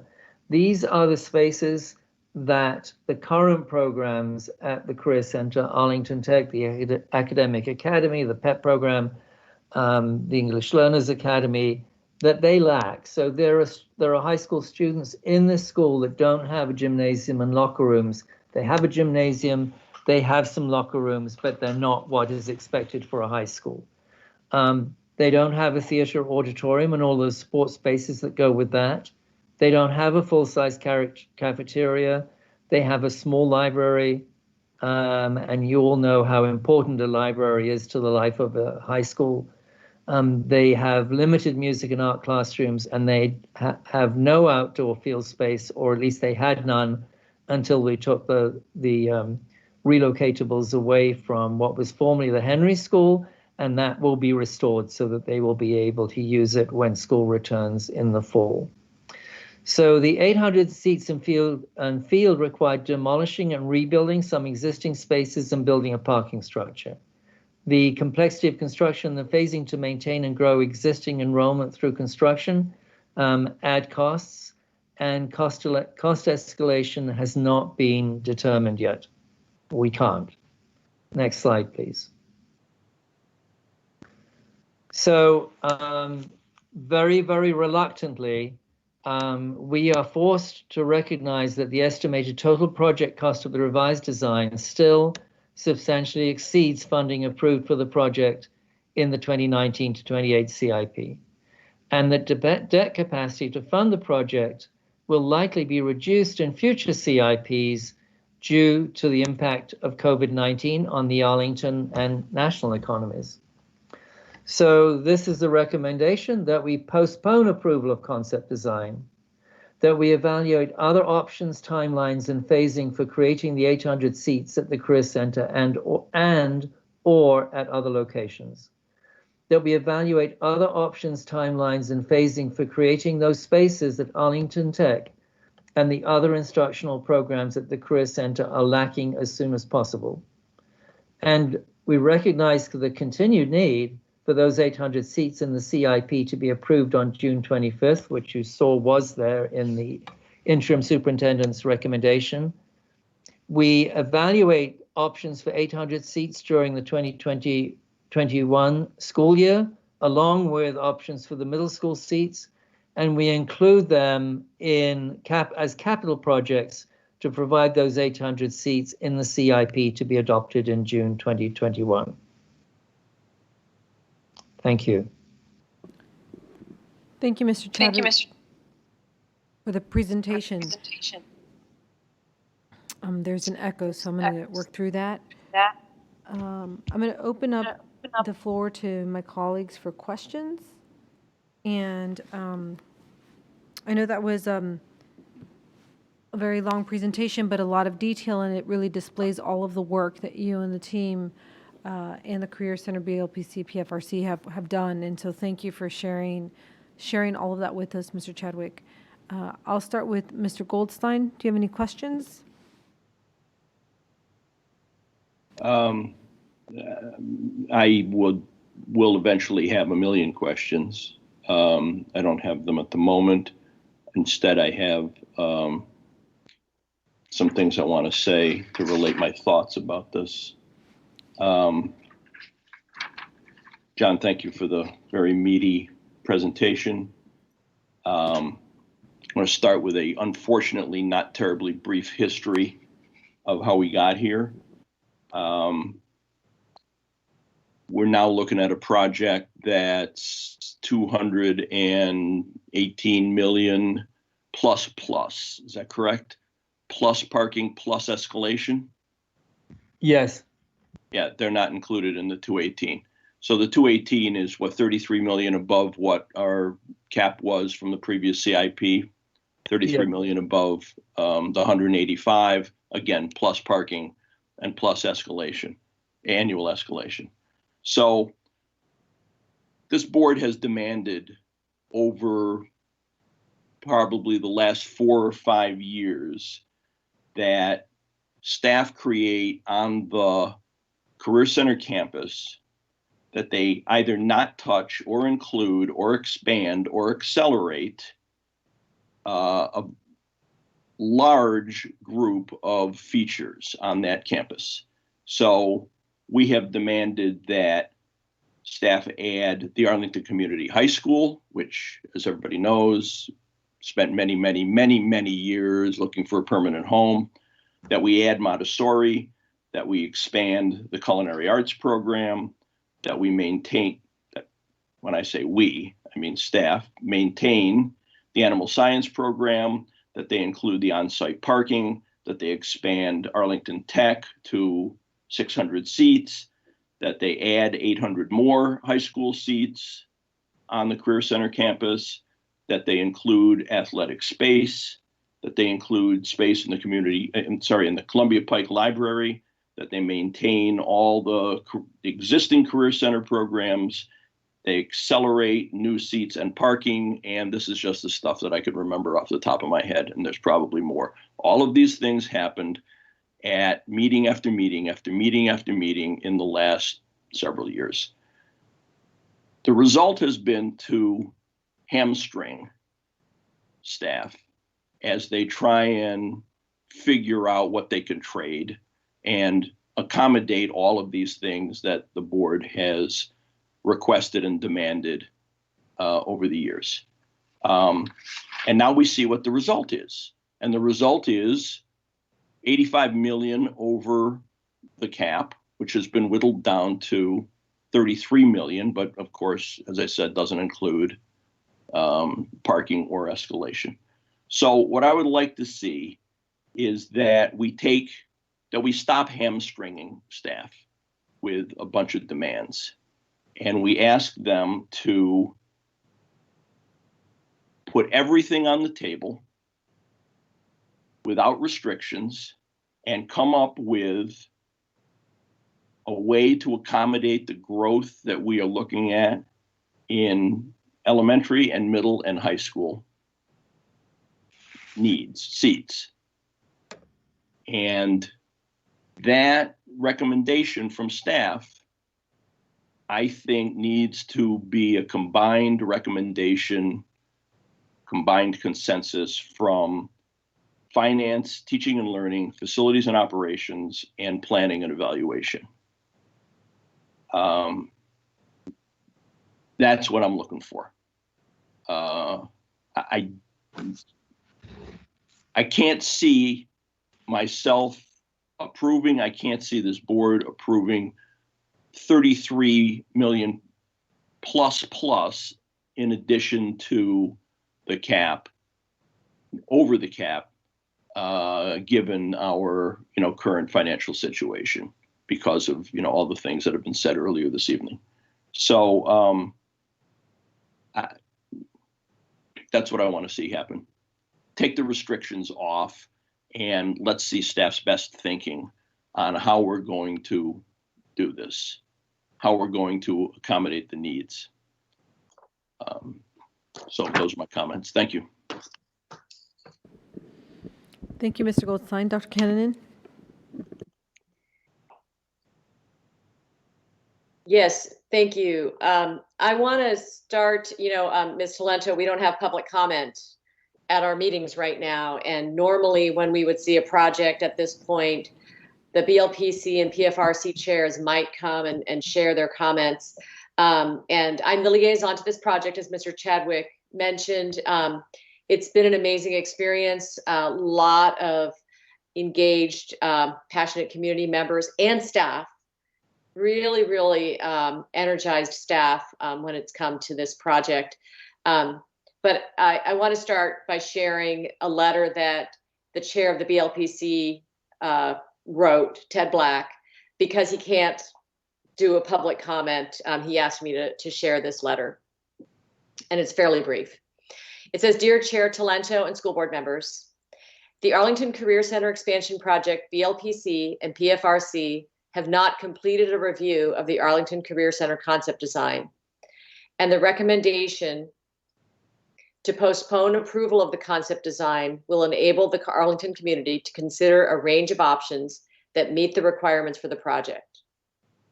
I am disappointed that we're not recommending a concept at this time. The project is large, ambitious, complicated, and expensive. The process has been long, and everyone involved has been dedicated, often passionate, in the pursuit of solutions for the objectives specified in the charge. While not yet fully vetted, the concepts that were developed give us glimpses of a facility worthy of its highly strategic location, as noted in our charge. They can be a source for reimagining how to provide the best educational environment for students who will need seats and for excellence in the programs at the Arlington Career Center site. Simultaneously, APS must be financially responsible during this uncertain time of COVID-19 and address ongoing community concerns. These challenges appear daunting. However, we can work together to ensure all students learn and thrive in safe, healthy, and supportive learning environments.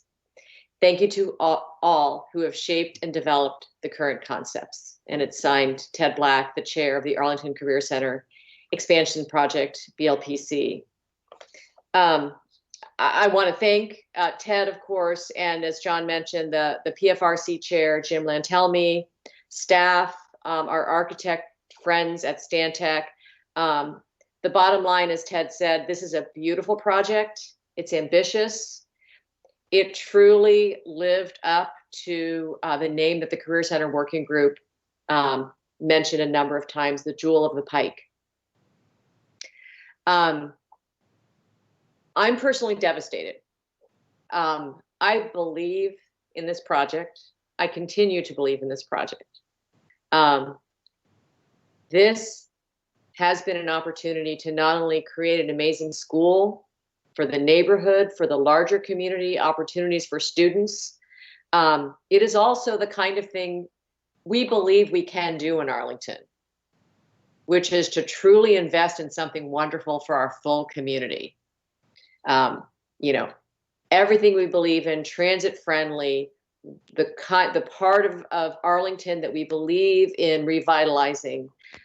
There's so much that has been so good about what we all have believed in this project.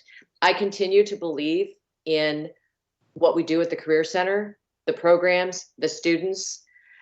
I love what this architect does. I love what our staff are doing.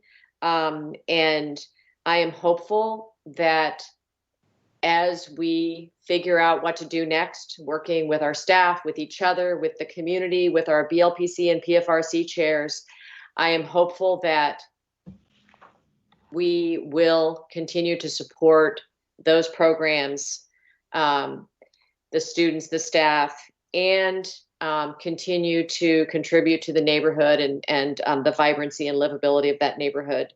I know we will be talking about this more as we go into the CIP, and I'm looking forward to having those discussions. Thank you. Thank you, Dr. Kennan. Ms. Van Doren? Thank you. I want to start by thanking Dr. Kennan for her continued commitment to this. We really started this back in 2014 when we first joined the board, and I remember that one line we put in the approval for this project, and that was to consider it all the aspects. We called it a comprehensive high school at the time, but I think this has lived up to the vision that many people have asked it to. So it's going to take perseverance to bring to fruition what this needs to be for our community. Frankly, it's midnight and I have questions, but I don't think it's productive at this point. So I'm not going to ask anymore, and I'm not going to pursue this anymore. I need to digest all of this and digest the community comments.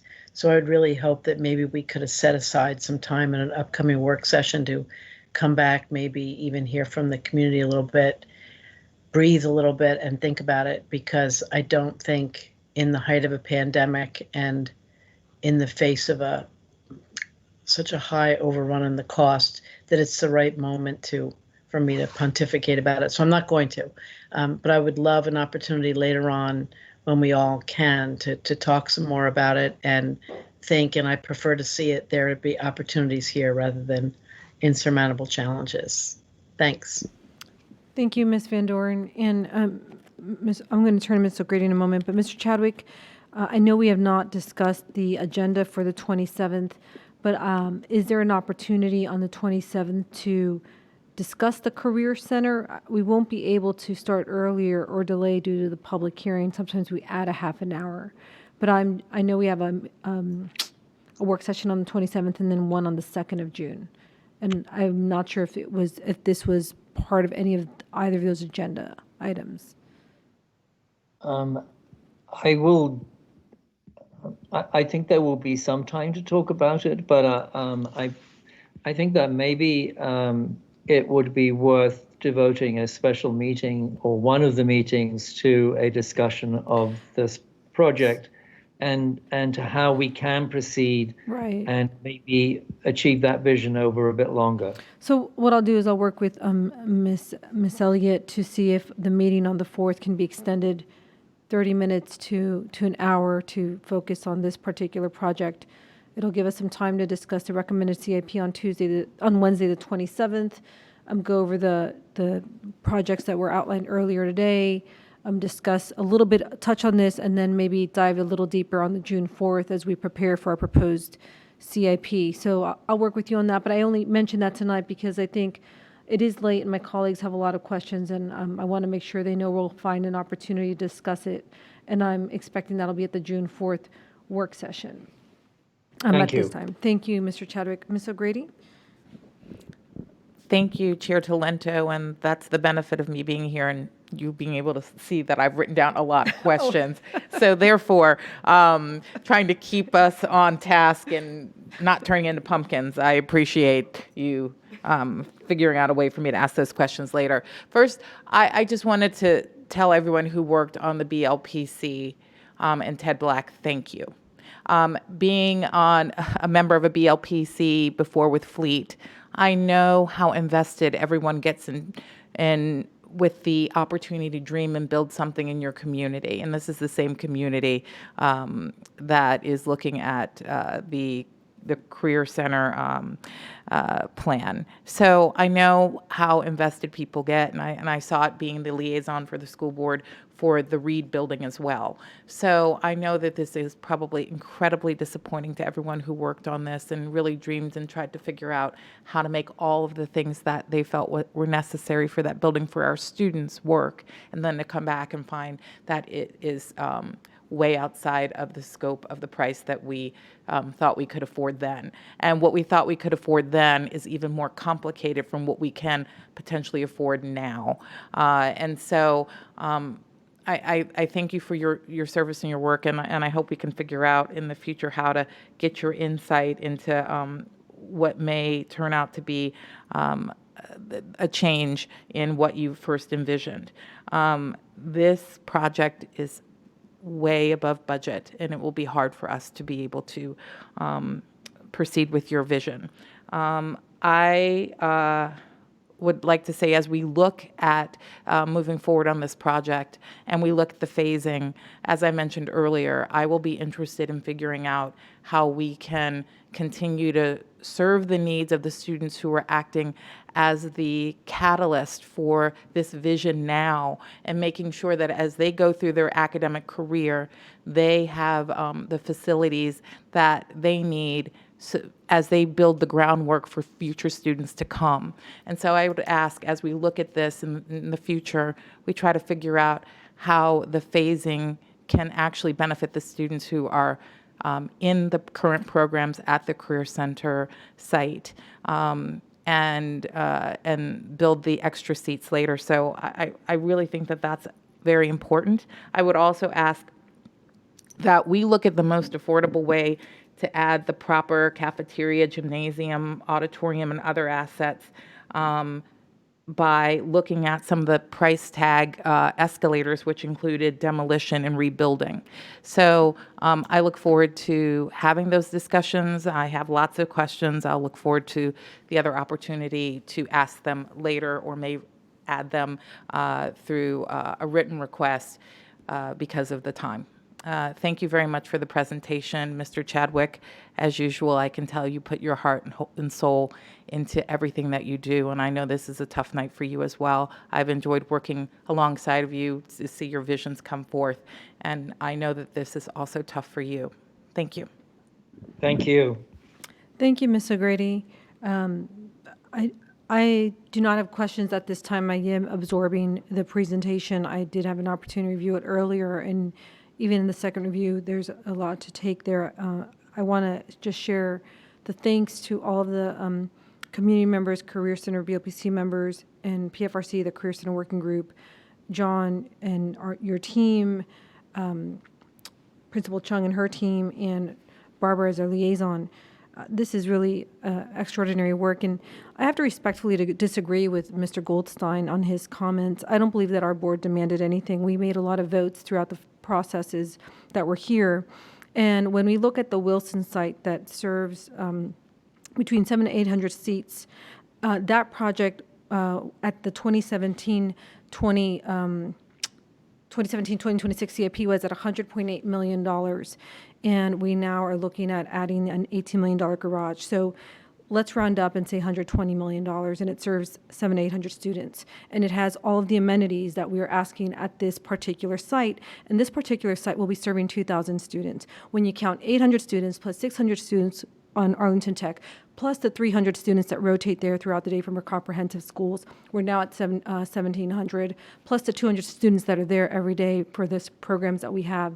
And this site will actually be remodeling a auto mechanic shop, a kitchen for our culinary program, a full cafeteria. So I just think that we need to put that in perspective. This was a vision for a school like the one that serves our H.B. Woodlawn and Shriver program that has all of the amenities, and it's serving twice as many kids, and it's going to cost us twice as much, which is a logical price. It is unfortunate that we are in a crisis, economic crisis right now, where we can't afford it. We won't have the debt capacity. We have needs at the middle school and potentially elementary school 10 years out, and something at this price tag would hinder meeting the needs for our other students, and we have to think about our system holistically. So I just wanted to point that out, that I think there's another perspective in saying that there was all these things demanded. I think what was being asked was a vision at an urban site for a facility that met the full needs of all students that are there, as we do at every other facility. I hope that we will be able to do something for the students that are there today, and support them the way we support all of our students. I am sad that we will not be able to approve this concept design at this time, but I do think that it's, I think it's important to have the discussion to understand what our options are, to understand what can be and what should be, and to be creative about the 800 seats and where they will go, what that will look like. I would love to say that maybe there's a way, but I don't know what the future holds, and I don't know how we can wait on 800 seats for the economy to get better. I just don't foresee that. So I am saddened about this. And I just, again, will say thank you to everyone who's worked on this project. I look forward to continuing the discussion. And Mr. Chadwick, I will work with you and Ms. Johnson to determine the layout of when we can have this discussion. Just as I was sitting here, I was wondering if maybe we should have it the first work session, maybe the first hour of the of Wednesday, I think it's the 27th, and then move it forward. So we'll make sure to send out our school talks and our tweets sharing what's being covered. And I asked the community to just make sure you look at the agendas for our CIP work sessions, but we will find time to cover this and expect that we'll extend our June 2nd work session a little bit longer. So again, thank you for the presentation. And with that, we will move on to our next item. I did have a question, actually, before we move on to our next item. At this time, the recommendation is to postpone adoption of the concept design, and I believe the board is supportive of that recommendation. So I just want to confirm this is not coming back for action at any of our June meetings at this time. Is that correct, Mr. Chadwick? Correct. It was originally scheduled to come back to you in June twice, once for a concept update and then again on June 25th for action. But we've removed them from the agenda. Okay, so the current recommendation is to just postpone it indefinitely, but we'll be discussing this at one of our upcoming work sessions, and we'll work on planning that. And I think, as you noticed, we were building into the CIP for the continuing projects and funding in order to be able to go to the next step on evaluating what the next steps are. Right. Originally, we were going to adopt the concept design and start schematic and build that cost into our CIP, but because of the projected price, we now have to move in another direction. So, well, thank you, Mr. Chadwick. Again, I'll work with you and Ms. Johnson to determine which work session will be able to fit a Q&A on the Career Center concept design during our CIP. And we're going to move on to our next agenda item, which I think you will also be presenting. It is the Jefferson Middle School Gymnasium roof replacement. Mr. Chadwick, is that you again, or is that Mr. Chambers or Mr. Meikle? It's me again. Excellent. I had forgotten I wasn't done for the evening. But we're close. We're close. Okay, so this is an award for the Jefferson Middle School Gymnasium Roof Replacement Project. And I want to make it clear, we called it the gymnasium roof. As you know, that is a huge building. And there will be in next year or the following year, there will be another award for re-roofing the remainder of the school. So this is a roof replacement for Jefferson Middle School's gymnasium. The roof is over 30 years old. We've been lucky it's lasted that long. It is on a list of CIP projects for roof replacement under the infrastructure bond. The new gymnasium roof will have a 20-year warranty. The project does include structural truss augmentation for 6 of the trusses. And this is needed so that the roof will be support the solar panels that will be installed on the roof under the power purchase agreement. The work will occur in the summer and fall of 2020. We are coordinating with Parks and Recreation because of the use of the gym, and when the structural work will be done in 1 or 2 phases, most likely, so that the entire gym wouldn't be closed at once. And as I mentioned earlier, the remainder of the roof will be replaced at a later date. Next, please. Infrastructure bonds funding is available for this roof project, totaling about $1.3 million. Next slide. The invitation to bid was issued on February the 27th. 6 bids were received on April 17th, and 2 of those 6 bids were deemed qualified. Next. The recommendation is to authorize staff to award the Jefferson Gymnasium Roof Replacement Project to Northeast Contracting Corporation in the amount of $1,116,854.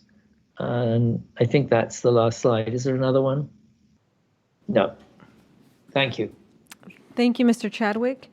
I'm going to open it up to questions. Ms. Grothstein, do you have any questions for Mr. Chadwick on the Jefferson Middle School Gymnasium roof replacement?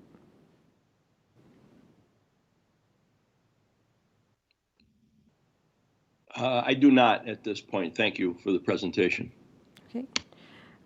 Dr. Kennan? No, thank you. Ms. Van Doren? I'm sorry, I do have one question, although I know we ought to be done. That's a joint use facility. Is the county Are there funds in this from the county, joint use for joint shared funds at all? Half that facility is their use. Ms. Van Dorn, you are bringing up a very good point. We have not explored that with the county, and I do need to check on the agreement we have. It's ancient for that property, but right now APS is proposing to fund all of it. Okay, so I would just suggest that maybe this is something that Ms. Talento and Ms. O'Grady need to raise with, or the superintendent with the county manager, because we have such constraint on our capital funds that it seems like a worthy topic to discuss with them. Thanks. Thank you. Thank you, Ms. Van Dorn. Ms. O'Grady? I will leave it at Ms. Van Dorn's question. Thank you for bringing it up. And Mr. Chadwick, I have a quick question for you. And I apologize if you covered this. I am tired. Can you, the gymnasium roof, I know there's a community center and then on the other side is the school.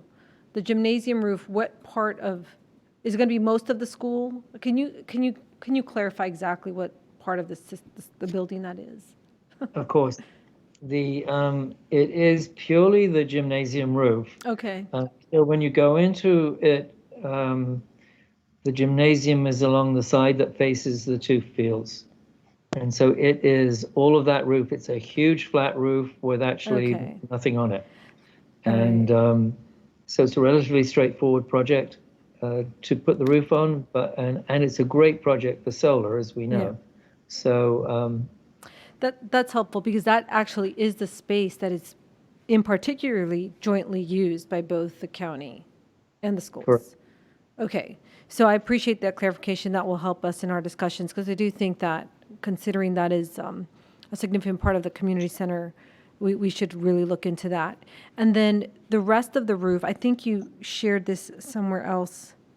The rest of the roof will be covered in future CIPs or in future replacement? That's correct. We will be bringing you back in a year or two replacement of the remainder of the roof. Okay, so it'll be around the same time. We're not going to wait like 5 years to do the remaining roof. I'm just thinking as the lifespan of the building. We hope not, but these are uncertain times. Yes, that's a good point, the funding. Okay, thank you, Mr. Chadwick. So this item will come back for action at our June 4th meeting. And then we have one final, thank you, Mr. Chadwick. I don't think you're presenting the next item. But if you don't mind staying. No, I'm not. Thank you. But for those of you who are still with us, Ms. O'Grady is now celebrating a birthday since we are past midnight. So under new business, I'm going to offer to sing to her. So if those of you who will stay with us, if you would like to end your night that way, I think it'd be great for you to join us. So our final. I am joining in. Our final information Can you do item. it at a distance? Yes. Our final information item is the amendment of School Board Policy I-11.6.1, locally awarded verified credits. Ms. Johnson, would you please present this item or present the staff who will help us with it? I am here. I was just about to ask if you were awake. Bridget, thank you for stepping up. I was worried that you had maybe left us, Ms. Johnson, but I'm grateful that you're still awake. Update. Thank you very much. I am grateful to Ty Bird, the Director of Secondary Education, who's going to take us through this policy update. Good evening, everybody. Happy birthday, Ms. O'Grady. So yeah, we are going to need to update our policy for locally awarded verified credits. Dwayne, if you could show the next slide, please. So currently our policy for locally awarded verified credit extends throughout the entire school year and includes the summer. Unfortunately, this school year, because of our closure, our students did not get an opportunity to compete for a verified credit through the SOL assessment.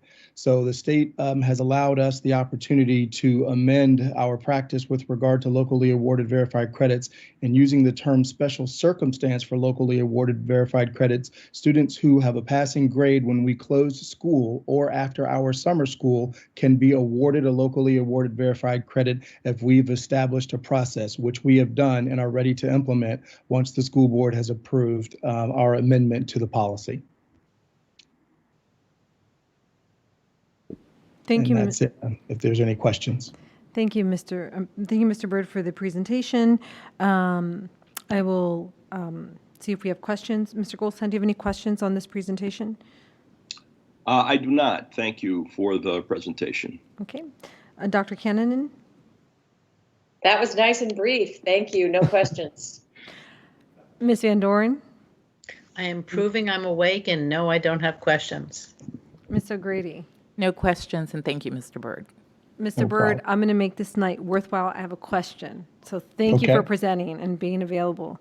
I believe that we were provided the preview of this in Friday letter recently, and I think there was a PIP included.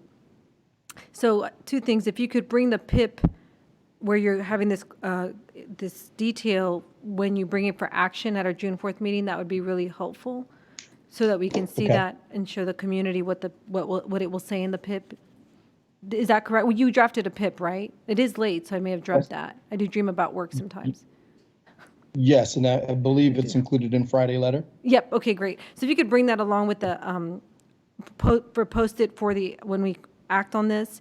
And then the question I have is, if my memory serves me right, in that PIP, it talked about not just this year, but even the students who aren't able to take the SOL test that may be freshmen or sophomores. The amendment in the PIP provides them that clarity because, for instance, if you took algebra this year as a freshman, you're not able to take that SOL, but you're going to take geometry algebra 2 next year.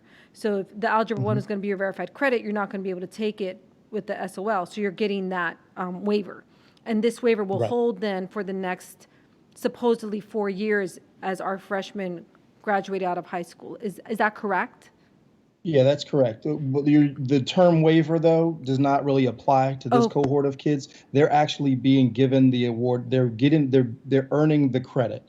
Our seniors who are graduating in 2020, either in the spring or in the summer, they are being waived. That's for the senior class. For the Okay. students who come subsequently, those are the freshmen that you're speaking Right. of, and the sophomores and the juniors, they are going to be earning the locally awarded verified credit by passing the classes that they are in now. I see. Okay. So it's a quote unquote waiver for our seniors, but everyone now will still be awarded the verified credit.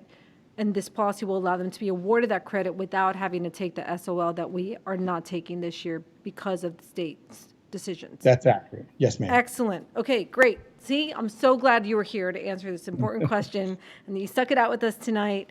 So yes, if you could just bring that PIP forward for the community to see the language so we can have the whole package when we move it forward for action on the 4th. We'd greatly appreciate that. No problem. All right. Well, thank you for being with us this evening. So we are now at new business. Board members, is there any new business? We have to sing happy birthday. Excellent. I have new business. So since it's after midnight, we are able to celebrate Miss O'Grady's birthday. I want to see how old you are. And so I will start. We're going to sing because we're still people, even though we're board members. And it's always nice to celebrate one of our colleagues. So I'm not a great singer, but I'm going to do it for you. Okay, ready? So we're going to count it off. 1, 2, 3. Happy birthday to you. Happy birthday to you. Cha-cha-cha. Happy birthday, dear Monique. Dear Monique. Happy birthday to you. Cha-cha-cha. Yay, happy birthday. Happy birthday, Monique. In the time Enjoy of your COVID. day. We need a little rehearsal here. Yeah, well, Oh, look at the balloons up behind. Ty, that's impressive. That's impressive. There you go. I have a party in this. All we're missing is the cake. All right, well, hearing no additional new business, This meeting is adjourned, and I hope everyone has a wonderful night. Good night. Thank you. Good Thank night. you. Good night. Thank you all for sticking Thank through you, with us. everybody who worked so hard behind the scenes. Thank you, Mr. Loomis and Mr. Mathewson, for sticking it out with us. We Bye-bye. appreciate Thank it. you. Good night.